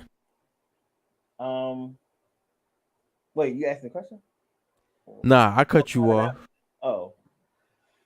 I think that's. Look, BRYANBEKNOWIN. Let me tell y'all about BRYANBEKNOWIN and shit. This motherfucker been with me since Smoke Break. No, before that. Back in the day, the motherfucking barbershop. That was an old. You know what I'm saying? The barbershop. Nigga, I met BRYANBEKNOWIN because I came on his show. Yeah. He had a show that was already established. Mm-hmm. They was like, when I came to the show, they was like, I don't know. They was looking at it like, I don't. They was like, you know what I'm saying? Because you was late. And you said, nah, I can edit the show. I know how to do all this. And then it took this nigga like a month and a half. I'm looking at it like, hey. It didn't take me a month and a half to do the show. It took me a month and a half to give him my mix. Yes. That's what I meant. Yeah. He was at the show. Yeah, man. Listen, man. And that's what I wanted. I really wanted to delve into these things for today's topic. Like, focus on yourself, King. Yeah. Right? And I remember when I was doing, you know, there are moments in my life where I could look back and I was like, yeah, I was really engulfed into what I was interested in. Mm-hmm. And there's really only 2 times, you know what I'm saying? And one of those times was the Smoke Break. Mm-hmm. And I remember when we had the opportunity to turn our internet show, which wasn't popular or even really like known about at the time, to a terrestrial show. Mm-hmm. You know what I'm saying? And my girlfriend at the time, she knew about this for like 2 weeks. But the night of the event, it was a thunderstorm, 1. And 2, she wanted to have an argument about me staying with her rather than following my dreams. Mm-hmm. Like we had an argument about that shit, and it was weird. It was like a movie because it was thunder and lightning outside. Like, you know what I'm saying? Like, psh, right? No, bitch. Like, you know, I was like. But to the point of the main topic, focus on yourself. Yes, that should have been a night like, all right, I think we should part ways because the pussy was good. Mm-hmm. See, because you wasn't focused on yourself, and that's what I want to talk about. I want to talk about that. I want not like you. We talking about that because it's a lot of people have dealt with that. Yeah, but it was an aspect where everybody gone now. But it was an aspect we need to talk about this though. Aspect of focusing on yourself that I want to talk about is your health. Fucking mad bitches. No, like your physical health. Like yeah, fucking mad bitches. Not from that, but your like physical health. So one of my mans, I went to high school. He 36. 36 years old. This nigga had a stroke like a month ago. You know what I'm saying? Like it's a whole lot of young niggas dealing with ED that you know. Oh shit, erectile. Yeah. How old are they? I don't know. I mean, nobody told me personally, but how old are they though? 70? No. Like the age 50? It's getting lower. It's like in our age bracket now. Cause niggas is eating trash, always drinking, always getting high. All that. Yeah. Like I see women who are nurses who get on social media all the time, like, hey, I'm giving these blue pills out to too many young niggas. I need to figure out what's going on. The rate. Yeah, like y'all should not be in here asking for this stuff, man. But because we not, and it's hard. It's hard. When I was, Boone always bring this up, right? In 2013, that was like I was on a serious health kick, right? That was some of the most focused time in my life, 2013, 2014, because I was working out, I was eating right, and I was taking care of my body. Like I had a mental clarity that this nigga had the V. I did not have a V. Like I don't know no other nigga in my life that had a V. This nigga had a V, and he came from a C. Like, he went from a C to a V. That's a U. I what the fuck? And he had no. This nigga had the He-Man. I did not. You know what I'm saying? He's hyping it. No. What? You had the no. Brian be knowing. Let me hype you. Okay. You had the fucking V. I never seen that. I don't know no nigga that had that. Honestly, I don't know no guy in my personal life and my Rolodex I can call this nigga that had the V. And you had the V and you came from a Q. Like, you know what I'm saying? Like like what the fuck? And it was just like, boo. I was like, what the fuck? And you did that shit. I was like, what? You lost it as soon as you got it. Yeah. But you had it. Right. So that's like that means a lot to me. Mm-hmm. You had, you know what I'm saying? So all right, so now like you set a mental milestone, like I've been here before. Right. Yeah. You know, I can get there. It's not impossible. I can do this. So now, right. If I hit this again, I'm actually underperforming. Right. Because I've done this before. So now the journey is sustainability. Because like you said, I got it and I lost it. And I lost it as quick as I got it. Mm-hmm. So how do I do this long term? Yes. Like forever. Consistently. Like, yeah. But listen, back on the stuff I was doing then wasn't a long time. I was doing cardio like 5 days a week. The benefit that you have is that ain't no woman telling you that you're not satisfying her. You know what I'm saying? Because no, like nigga, you could climb mountain, you could climb the airplanes, everything. As soon as you get hit, all that shit. You know what I'm saying? Nigga, if you ain't thrashing it, she trashing it. Yeah. You know what I'm saying? And that's what I want to talk about. I want to hold men. Thank you, Brian B. Knowing, because everybody left. You know what I'm saying? And there's probably 2 people watching, and they want to hear what we talking about, holding men accountable. Yo, we don't hold men accountable, but no, we holding men accountable today. But I feel like accountability, if I'm holding you accountable, that means you did something wrong and you have to make the actions to change it. Yes. Right? Yeah, you knew better.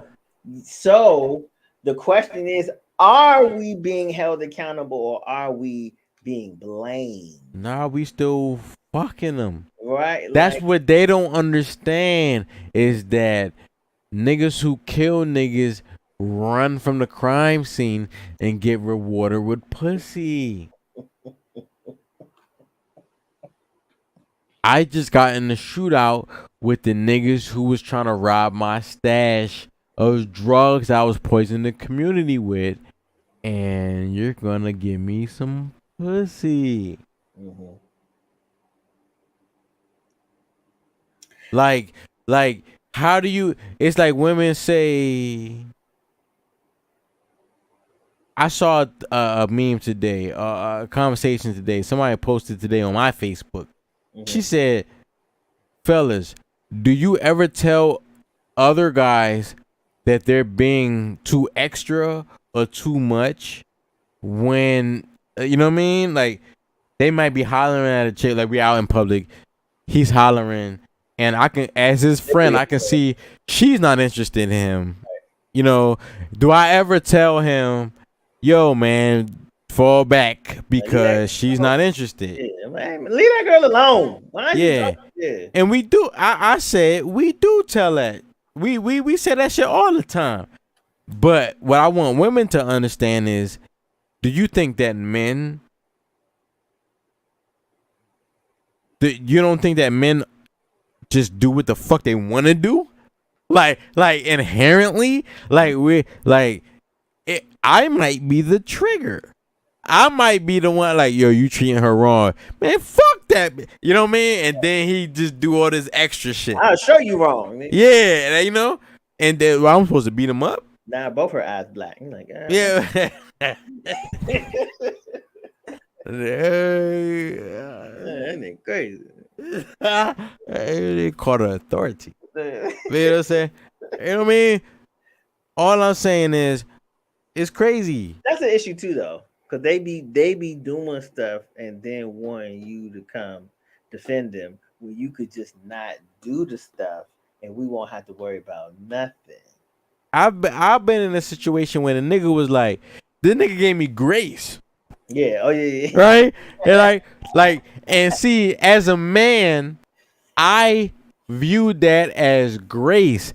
I didn't view it as disrespect. Right. Or what, you know, the woman I was with at the time might have said, oh, you going to let him talk to you like that? I viewed it as he's giving me an out. Yeah. You know what I'm saying? He's like, nigga, make a decision right now. Because he know that's not what you here for. Right. So as a man, I'm not bothered. And he also knew that his mans and them was like, nigga, what the fuck you doing? Right. As a man, men extend courtesies to other men. Yo, but they're so that they be like this. Mm-hmm. If you missed it, you missed the courtesy, nigga. Yeah. You missed it. Yeah. Now I gotta swing on you, like nigga, I am tonight. Yeah. So I need you to do something else. Yeah. And extracurricular activity. Right.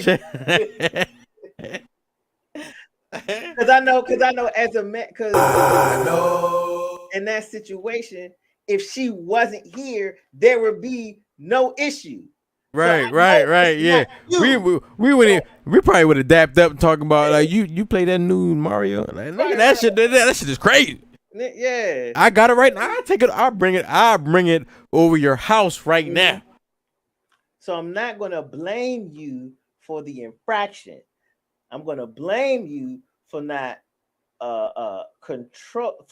rectifying. Infracting upon me, nigga. Yeah, because I thought we was cool. Yeah. How the fuck? Like, you could, like, listen. I'm gonna tell you that I was telling Doug earlier. I don't do jealousy. Oh yeah. I don't do it. There's too many people that died over dick and pussy, and there's too many dick and pussies to die over. Right. And I don't want to be a party to any of that shit. You know what I'm saying? So if you feel as though what I'm doing to you is insignificant and you fucking this nigga, you know what I'm saying? Am I gonna be hurt? Yes. Because the only way I made you important in my life, or told everybody in my life that you were important, is because I decided to not fuck other women in the honor of you. Right. That's the only reason. The honor. I say because of her, I'm not fucking nobody else. Like I fuck with, like, she's. Why would I fuck somebody else? Like why do I need somebody else? Like I gave myself so many scenarios as to why I don't need to engage in this activity before she said anything. Mm-hmm. Right? The crazy thing is they will accept so much if you are just a man about yours. That doesn't make it moral or right. It just means if you like, yo, this is what the fuck I do. Mm-hmm. You know what I mean? And I make this much. You know what I'm saying? And that's what it is. Right? So that's why I'm bringing it around to this. And that's why Doug left. Right? I'm saying, like, yo, they're telling us what to do. And there's a certain contingent of men who are arguing against them. Mm-hmm. But they're telling us, nigga, make more money than me. Mm-hmm. You can tell me what the fuck you want to tell me. What the fuck you want to tell me? Just make more money. That's why I keep telling people, in God we trust. In America, that dollar is God. They trust in that fucking dollar. That's why they were able to put you out of the household as a man, because that dollar brings me sustenance, not this nigga. Right? So my thing is, I'm past being angry because I know it's a system. Mm-hmm. I know everybody that's in the system, even when they're mad at people in the system and they're justified, this is just a system. You wouldn't be mad at that nigga in the system unless it was a system for you to be mad at that nigga in. Right. You know what I'm saying? Like, right? So, but at the same time, it's so many motherfuckers that look like us who are okay with the system. Mm-hmm. So right. So it's a generation of system niggas. So all I can say is, I see this. But that's why I be like, you can't keep arguing with them. They don't. You can't, and that's why a nigga like you need to keep what you got. Yeah, but they don't know anything else, so you have to show them. You can't tell them anything. You have to show them. That's why the argument don't work. You can't just keep saying this and saying that because they don't believe. They don't even believe that. No. You're right. You're right. It's attainable. They don't believe that they can do it.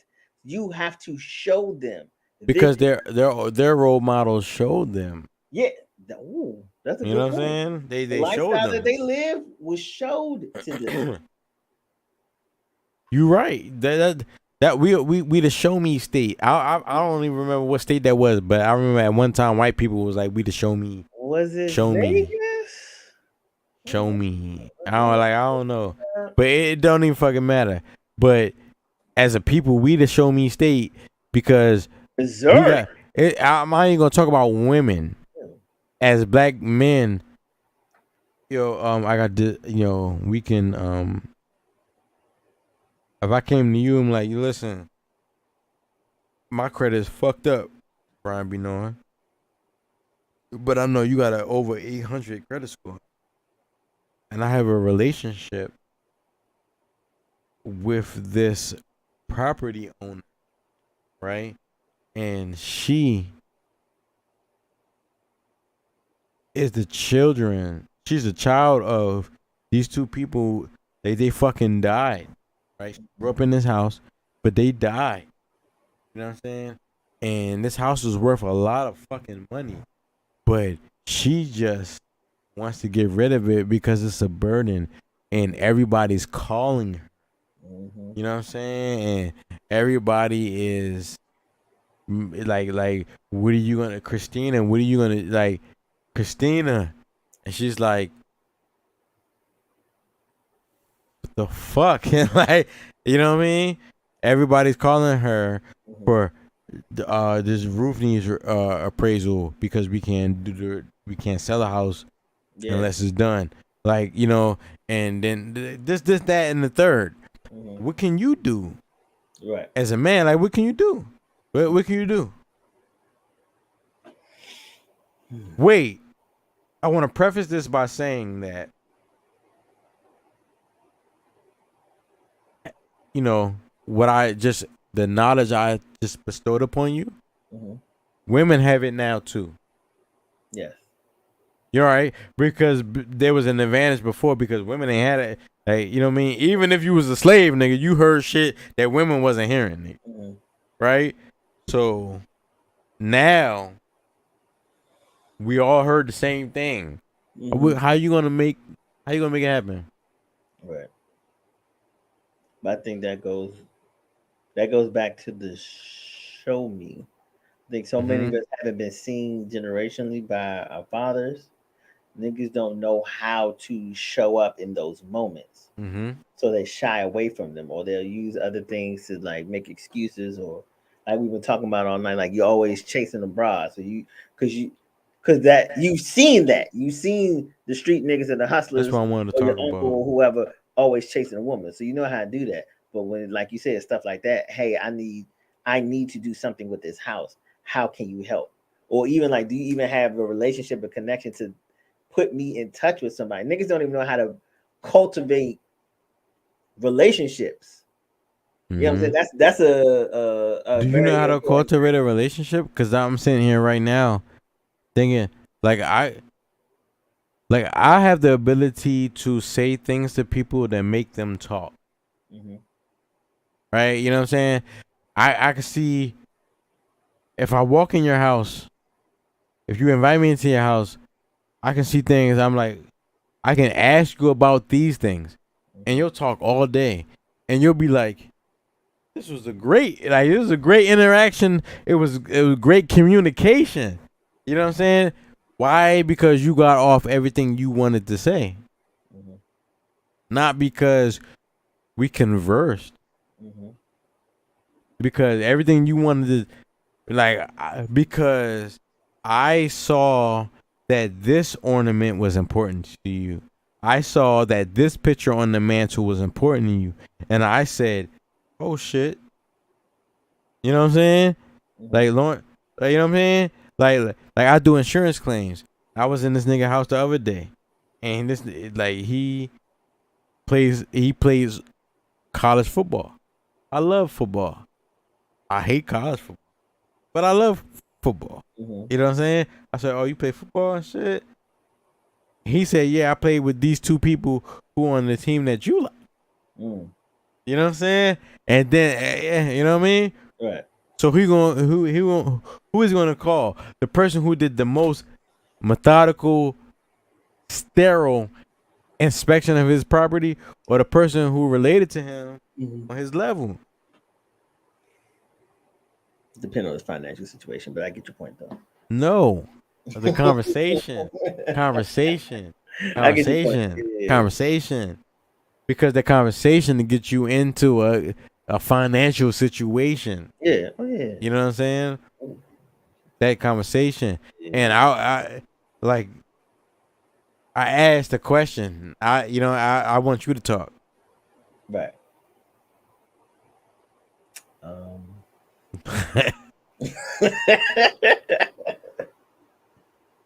Listen, yo. Yo, it's NEMPATHY Show.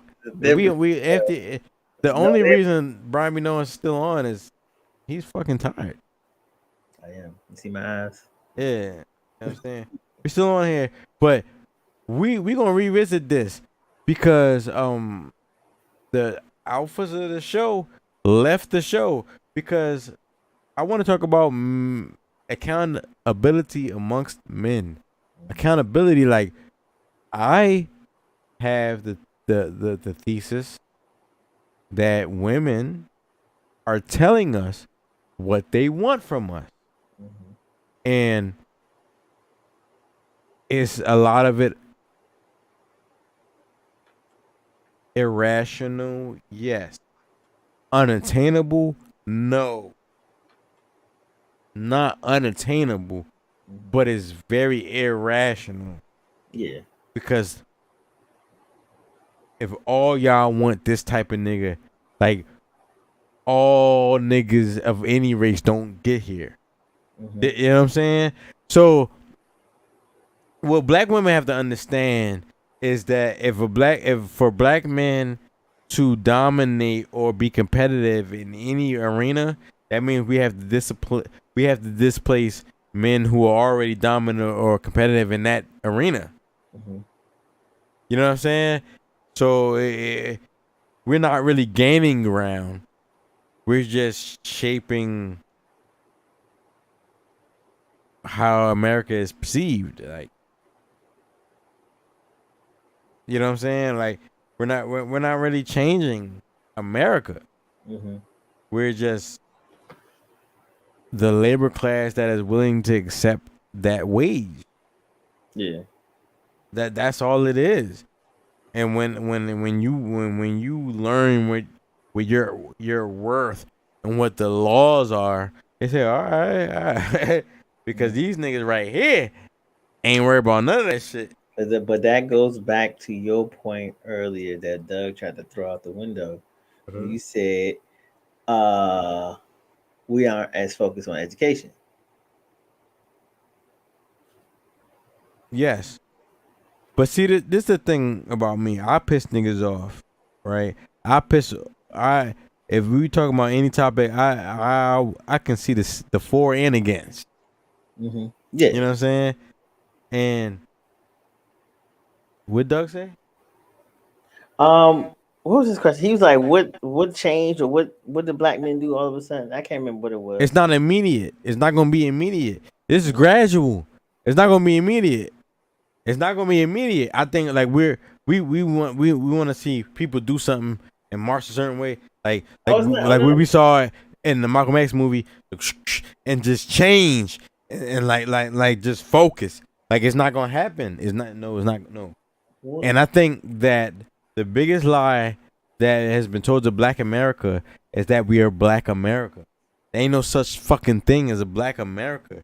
You know how many? If we want to go with the notion that we were brought from the continent of Africa, right? That means that we are a composition of multiple people, lineages, DNA strains, motherfucking religious beliefs. You know what I'm saying? Like we weren't black, yo. We weren't black. Y'all called us black. We was just something, and y'all say all the motherfuckers right there. Right? I mean, how you gonna classify them? Well, they all got this. Damn, you right. You right. They all got this. So they're this group.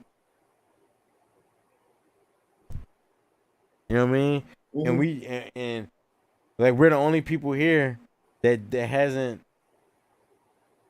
said no. We're this.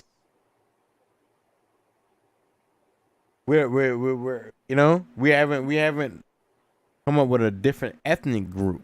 We haven't. We allowed them to change the definition of our ethnic group that they designated us as. But like you said, because we were forced into the system, like what else is there to know? And being a part of the system, first of all, the system, the creation of the system had to destroy the system that we had. I agree with you. Because they call it reconstruction when you in 5, 6, 7, 8th grade in school in history, and they talk about the reconstruction. That's what they talking about. I had to destroy. There was some shit. There were empires here, we had to destroy that shit. And what you're also talking about is a lot of white people who didn't care about none of that shit, yo. Mm-hmm. They needed to feed their family. Mm-hmm. And somebody was paying them to tear black people's houses down. You know what I'm saying? Like, it's not as though I just hate white people. I mean black people. Someone was paying them to tear down houses in black areas. And I had no other means of feeding my family. Yeah. That's fucked up. Mm-hmm. Yeah, you know what I'm saying? That's the system issue. The system. Yeah. When is BRYANBEKNOWIN coming to airwaves? Woo! Hey, because a lot of there were women that inboxed me that said, "Listen, I respect your fiance, and I think she could probably beat me up, but I would give you the box if you ever distracted from her." And I said, "No, I respect my woman." Why you saying that? And it's because of BRYANBEKNOWIN. All right. Thank y'all so much for tuning in. You know what I'm saying? Let's go ahead. I will be my brother's keeper. Let's wrap this up. All right, man. We love y'all. I'm BRYANBEKNOWIN. Follow me on all social media. No, nigga, they want to know. All right, yeah. Yeah. I got you. She knows I'm stupid. Right, yeah. At BRYANBEKNOWIN on all social media platforms. All right, y'all. If you listening and boom, listen. Tuesday. Tuesday. Remind me, hey B, do your podcast. That's my only free day this week. So I gotta knock out as many as I can Tuesday. If I don't do it Tuesday, it's gonna be another week. Yo, because there's a lot of women that want to know what BRYANBEKNOWIN. And I think that you give sound advice. So much so that men don't want to be in the same room as you. They be like, yo, I don't like what he's saying. But I be like, yo, that's my man. I mean, that's fine. You know what I'm saying? That's what being a man is. And he be having relevant.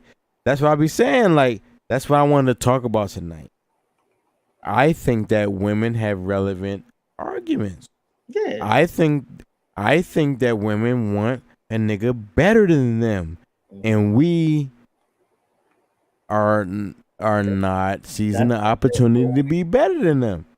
Right? They literally want a nigga to be better than them. That's why the competition is always anything you can do, I can do better. It's always why they always on that. It's never the other way around, unless we trying to prove that you're not like, all right, sure, like you out of pocket. Let me show you how you don't do this for real.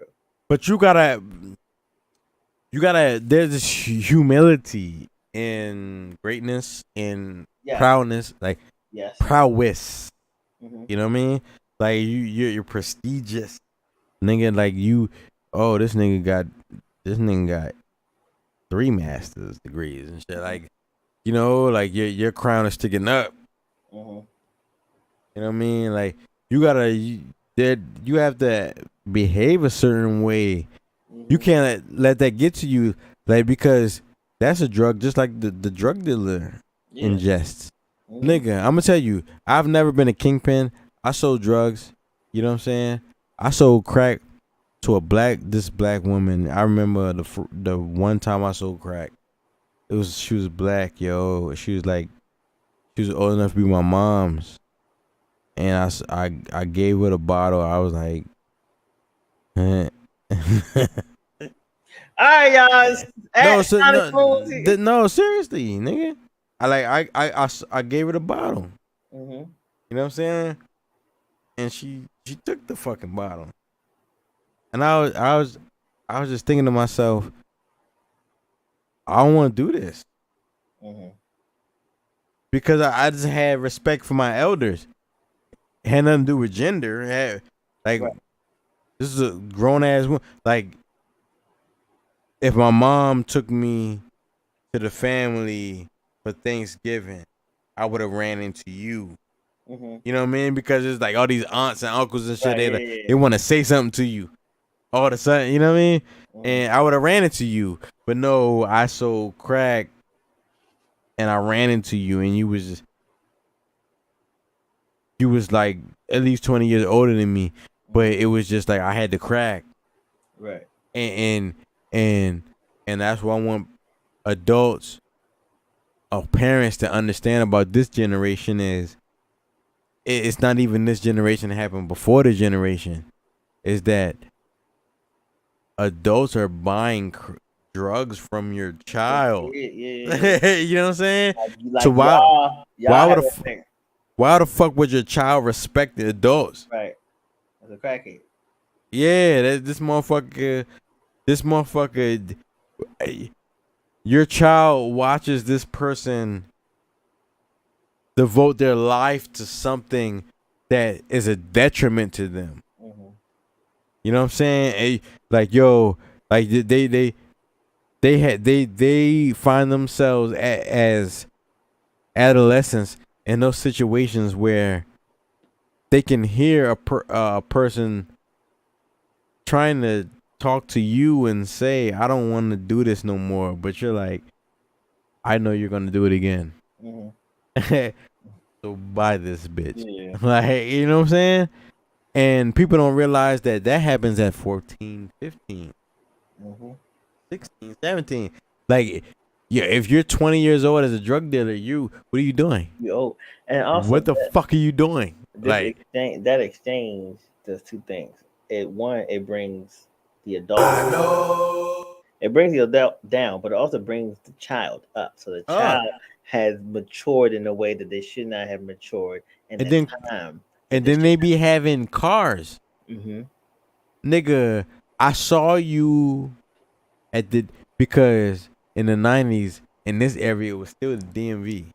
So I saw you at the DMV in line. I went to the dealership with a shoebox, and I'm whipping all through the city. What the fuck are you telling me right now? Right. And you went to school with my mom's. You went to school with my mom's. Like, you know what I'm saying? Y'all the same age and shit. Because a big part of power and a lot of a parent-child relationship is money. Yeah. You can't do what you want because you live in my house and I pay the bills and I do this and I do Nigga that. like, bitch, I pay the bills. Yeah. So now what can I'm shooting niggas. I pay the bills, bitch. I'm out here. Yeah. Just like my daddy. Right.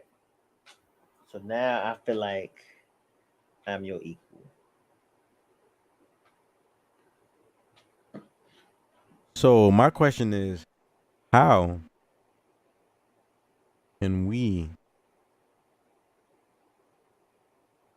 So what I envisioned for tonight was for everybody to say, you know, what's holding you back? What the fuck is holding you back? You know, Brian, what's holding you back? Wait. First question was, are you where you want to be? Not right. Like, if you, how old are you? 35. How tall are you? 5'3". You said what? 5'3". You a fucking liar. Anyway, say not.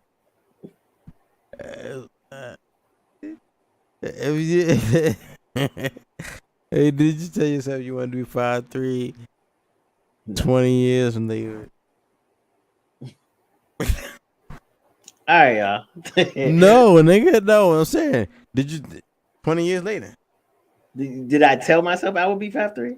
No. Did you feel as though this is a good ground for me to be on? I don't have to worry about how women think, how men think, how, you know, that this doesn't govern my self-worth at all. It's just level for the next 20 years. 20 I wouldn't say at all. Now I did have an air about me. You know, You had the short. Did you have the short man's complex? No, What was the air that you had about you? because I was me, and you can't get this anywhere. And I'm just How so? Fashion wise, like what was it? I was actually voted best dressed when I was in high school. Oh shit! So you know, nigga was Bold and best dressed. All right, what else, nigga? And I don't know. Like I was always smart. Like niggas always top of the class type nigga. You know, You was you get the question. The teacher would ask a question, and everybody would look at you, type nigga. Yes. All right, that me too. All right, go ahead. I think that's why I'm so good at explaining stuff or like using metaphors, because I've always had to explain something to somebody in school. Yeah, and when you as an adult, when you trying to like write an estimate and like subtract depreciation and all that shit, like I can't depreciate the area of room. This bitch was roasting this nigga, like, you know what I'm saying, like, you know what I'm saying, with the emotional abuse. For a good 40 square yards, this bitch was roasting this nigga.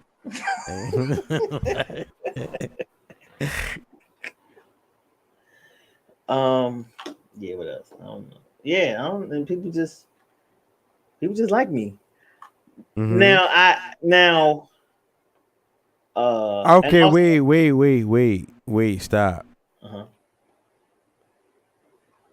You didn't grow up with a father, right? Nah. Right. Okay. Lived with my grandparents. What does that mean to you? You mean you had a grandfather around? Yeah, that's who you know that's you know you know how you lucky. Mm-hmm. You know, I've always revered older people as more knowledgeable. Mm-hmm. Like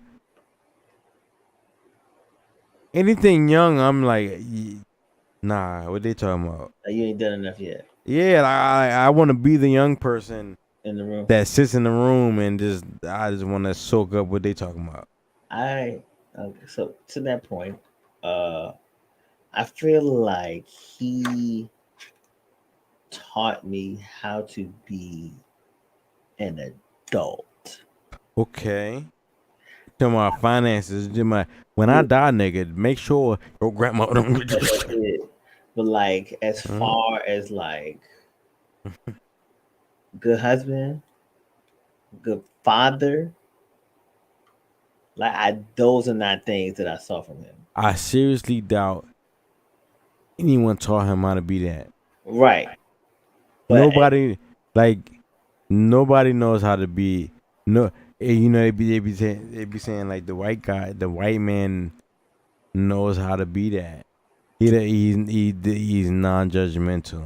He allows me to be myself. And my argument to that is, you know, it allows you to do things that black people will call you out on.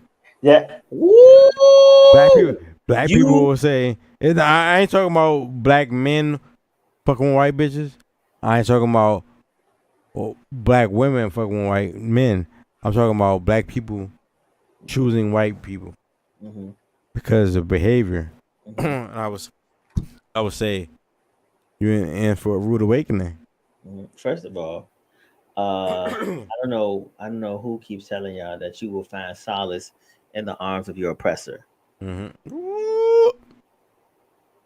But I know leave them people alone. You know? Y'all keep thinking the grass is greener on the other side of this. For the most part, it's not. Them people, and even if it works for you and your partner, once y'all decide to multiply, and you got to leave your multiplications with the other side of the math problem, now you got a problem. Ooh. These people, you are. What I have to do with you is not what I have to do with our kid. Like I don't know. Wait. Hold this. Right. So do you think the best scenario is for a man to pay all the bills, like household bills, like electric, like you know what I mean, rent, mortgage, electric, like like if he doesn't pay the bill, people can't live here.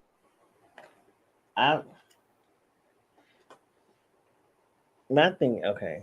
This my thing about like what if I'm dating a woman or married to a woman, my expectation is to pay all the bills. Cool. You want me to be financially responsible for the entire house. So if you are also working, where is your money going? Maybe it's our responsibility to direct that money, dog. Right, but and that you get a lot of pushback with that. But you can't tell me to be financially responsible for this whole house, and I'm watching tens of thousands of dollars go out of this door every year. Yeah, but we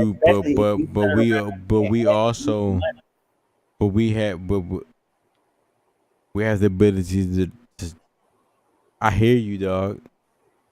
I'm pushing back on this shit for a reason. We have the ability to say, hey, you're wasting. Yeah, you know what I mean? Like we have the ability. I like this is my personal experience. I think that's. I think they want us to tell them what to do. I think women inherently want us to tell them what to do. Does that mean that they are receptive of that shit? Hell no. Right. They hate being told what to do. At the same time, if you're not a guy that's willing to tell them what to do, your pussy is limited. That's just what they want. So we can sit here all day complaining about women, and we can sit here and say, hey, yo, she said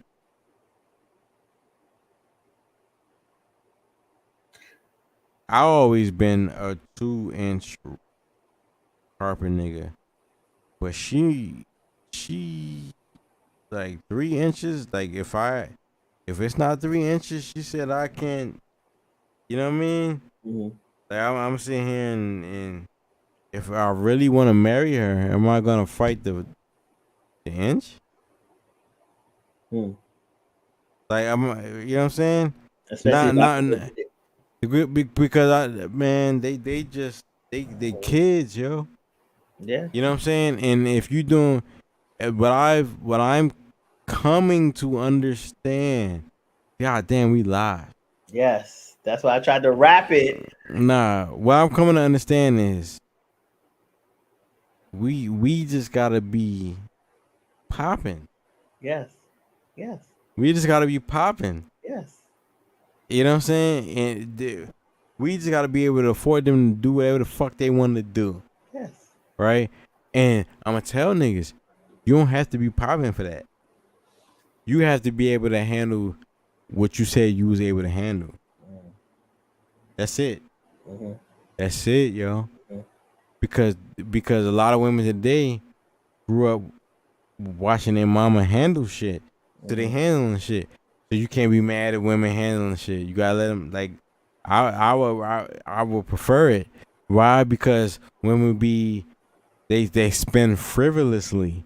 They buy frivolous shit. And if it was my money, I'd be ready to choke somebody. But it's not my money. So buy whatever the fuck you wanna buy. As long as it doesn't affect my money. But it's not your money, my money once we become a union. Well, I grew up in a household where my mom and my dad always had businesses. I never saw my mother flourish in any of her businesses. I always saw some nigga treating women like women get treated. Like fucking Donnie Simpson and shit. Yo, she was fucking with Donnie Simpson. You know what I'm saying? Because he had the green eyes. She was doing business cards. This was before Vistaprint and all that shit. She was doing business cards. I'm like, Donnie Simpson don't want to fuck with you. Yo, what are we talking about? All right, it's almost 2:30. No, I'm just saying, Donnie Simpson don't want to fuck with you.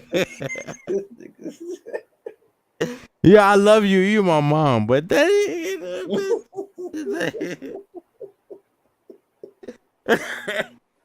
You know, man. And that's what I'm talking about, being realistic. Mm-hmm. This is what I'm talking about. Like, as a child, as a boy, I'm an advocate for boys, man.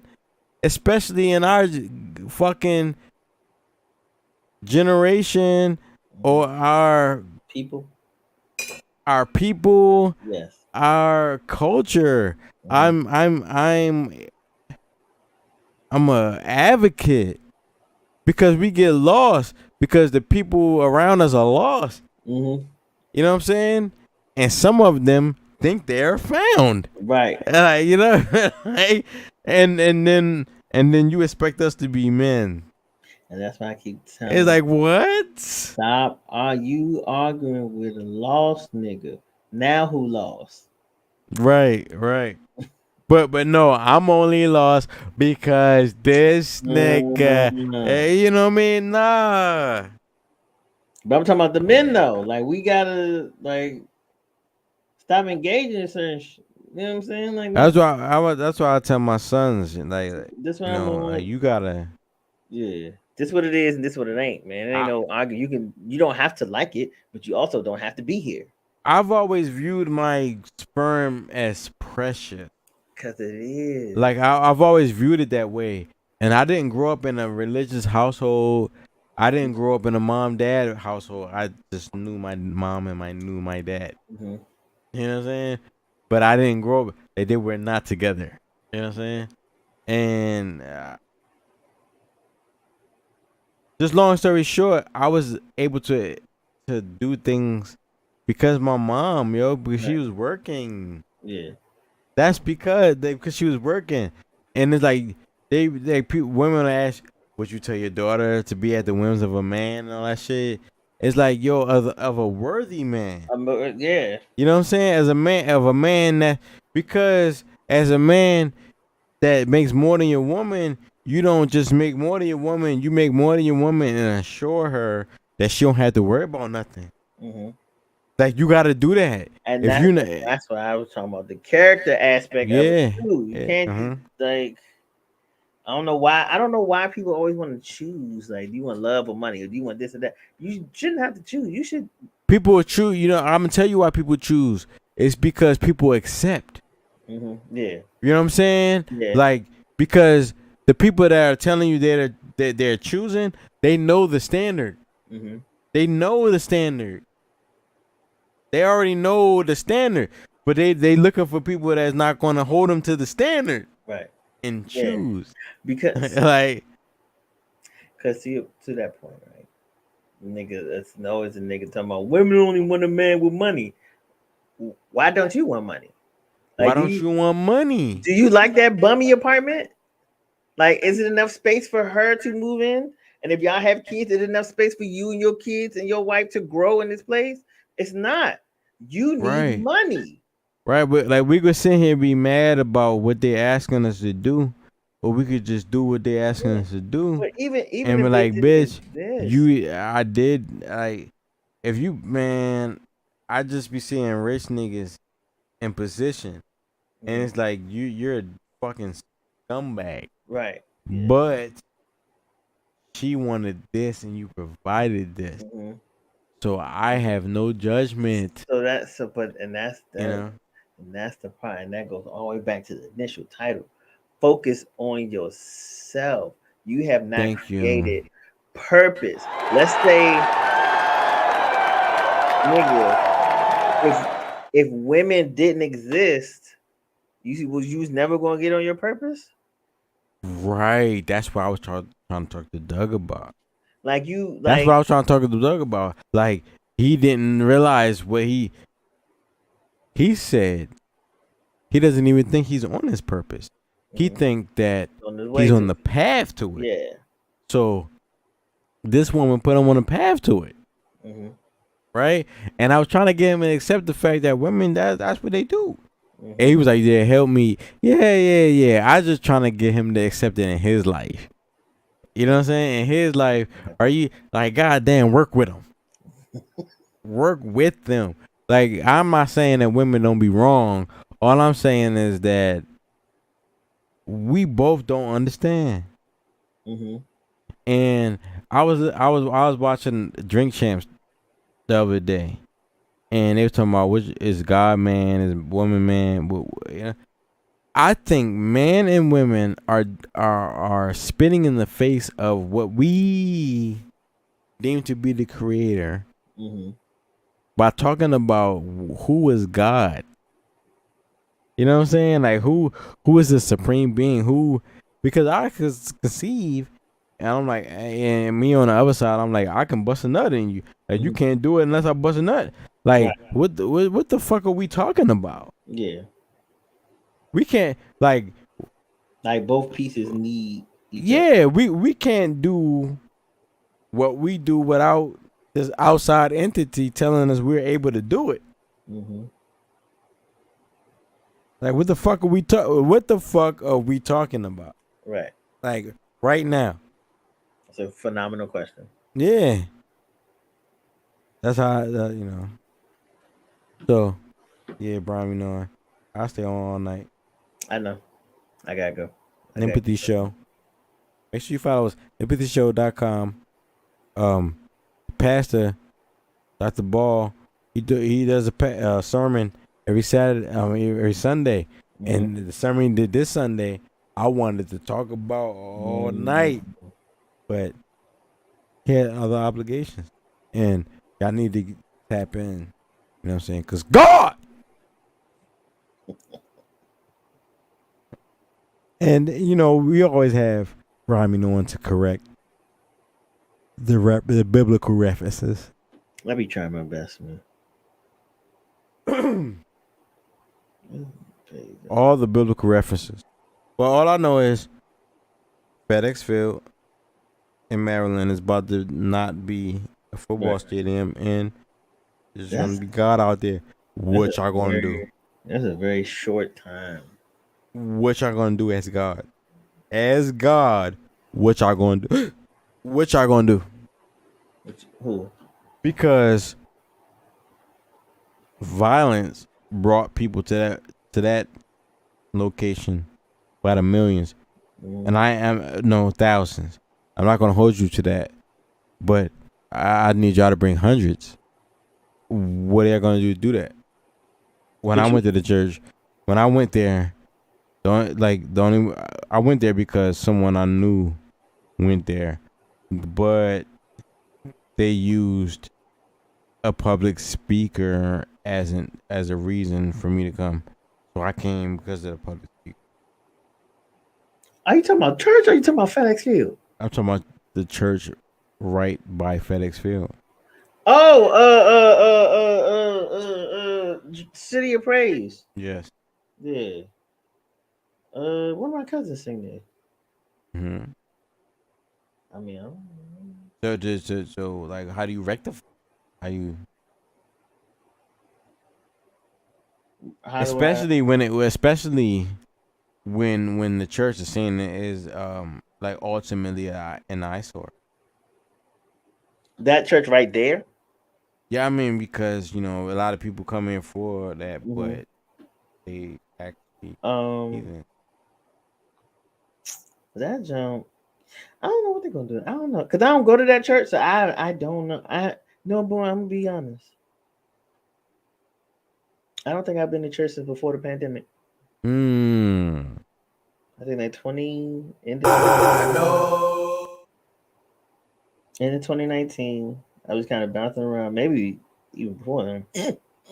I was kind of bouncing around from church. I was also burnt out from church. You remember when I was them last years I was living in Baltimore, and I was doing.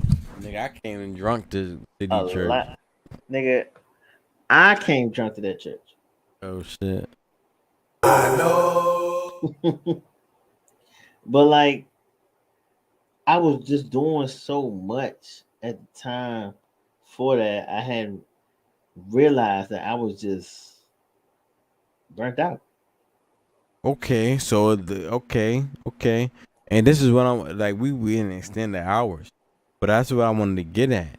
Mhm. You know what I'm saying? That's what I wanted to get at. Like as a man, when did you realize like that? Like I keep doing this, I'm a fucking bum. Like you know what I mean? Like and then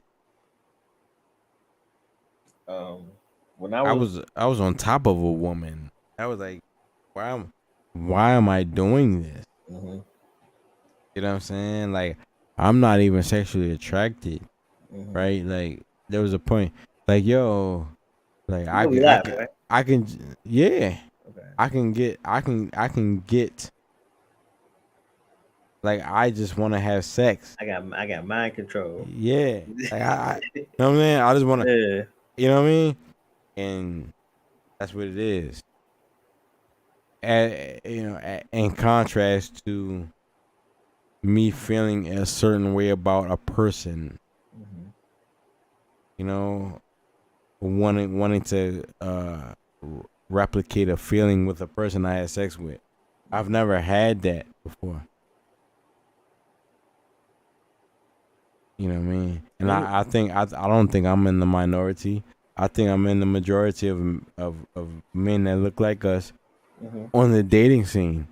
You know what I'm saying? I think we've never experienced what the upper echelons of our women are asking us for.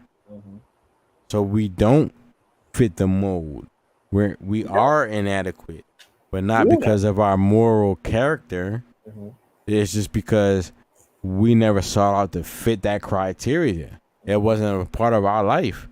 Right. That's that's a part of your criteria. Mhm. What do you think about that? Do you think that's why they try so hard to compete with us? Like, all right, maybe if he finds me as an equal, what is important to me will be important to him. Yeah, because in God we trust. In God we trust. They feel as though there's a lot of women that feel like men kept them from having money, and I'm like, yo, when did you live through that? Like when? Mhm. Because if niggas ain't shit because they're not there, that means you had a single mom. Mhm. So when did you experience women not having money?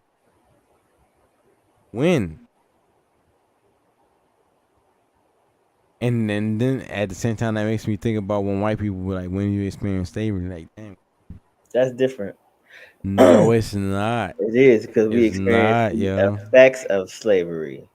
It is, but it ain't because they should be experiencing the effects of negligence. They are. Yes. Whether they Yeah, admit it accept or it or not, or not, think yeah, about it or not, but yes, they yeah. are. And It's so are no we. way that they can do studies and say black people today are still affected by the trauma, or the trauma of slavery has affected black people's DNA, and not be able to say the trauma inflicted by white people has not affected their DNA as well. But they just be like, oh shit. That's why they want what they call that critical race theory. Yeah, they don't want that because they're gonna have to start identifying a lot of them white people in the background of these pictures. Yeah, Like all like the hanging, like so many pictures of a black man you hanging from a said tree. they want to identify white people as what? Identify the people in the pictures. So like you see like one of them strange fruit pictures. So it's a black man hanging from a tree, and you look on the ground, and it's white people all in the picture. Right. We're going to have to start identifying these people if we're going through this critical race theory. Right. That's why I be looking at the what's the little girl? the Google Earth and shit. I'm like, nobody knows the facial recognition. Like, what the fuck? They absolutely have it. They're just not putting it in play. Because I mean, they're gonna have to start locking their grandmothers up, or their brothers and sisters up, or they have to lock themselves up. Yeah, that's what it come down to.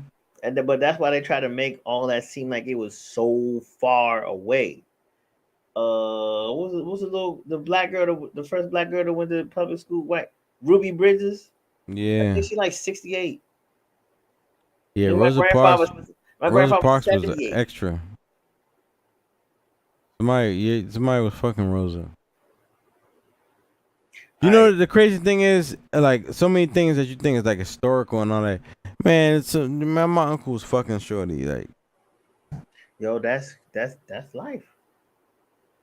Like it's a story to you, his but story. to somebody else, it's like, man. Well, I know what really happened. Or, you know what I'm saying? It's always something. You know what I'm saying? Mm-hmm. Yeah, I just want to show mad love to my man, BRYANBEKNOWIN. Don't you know good? Yeah, I attempted to hold men accountable this evening with tonight's topic. You know, we didn't even get in Doug's perspective because he left. that's fine. Focus on yourself, and I'm just telling y'all, if you're younger than me, I'm 40 years old. If you're younger than me, focus on yourself, man. You could be all into yourself, all into your craft, making beats, whatever the fuck you do.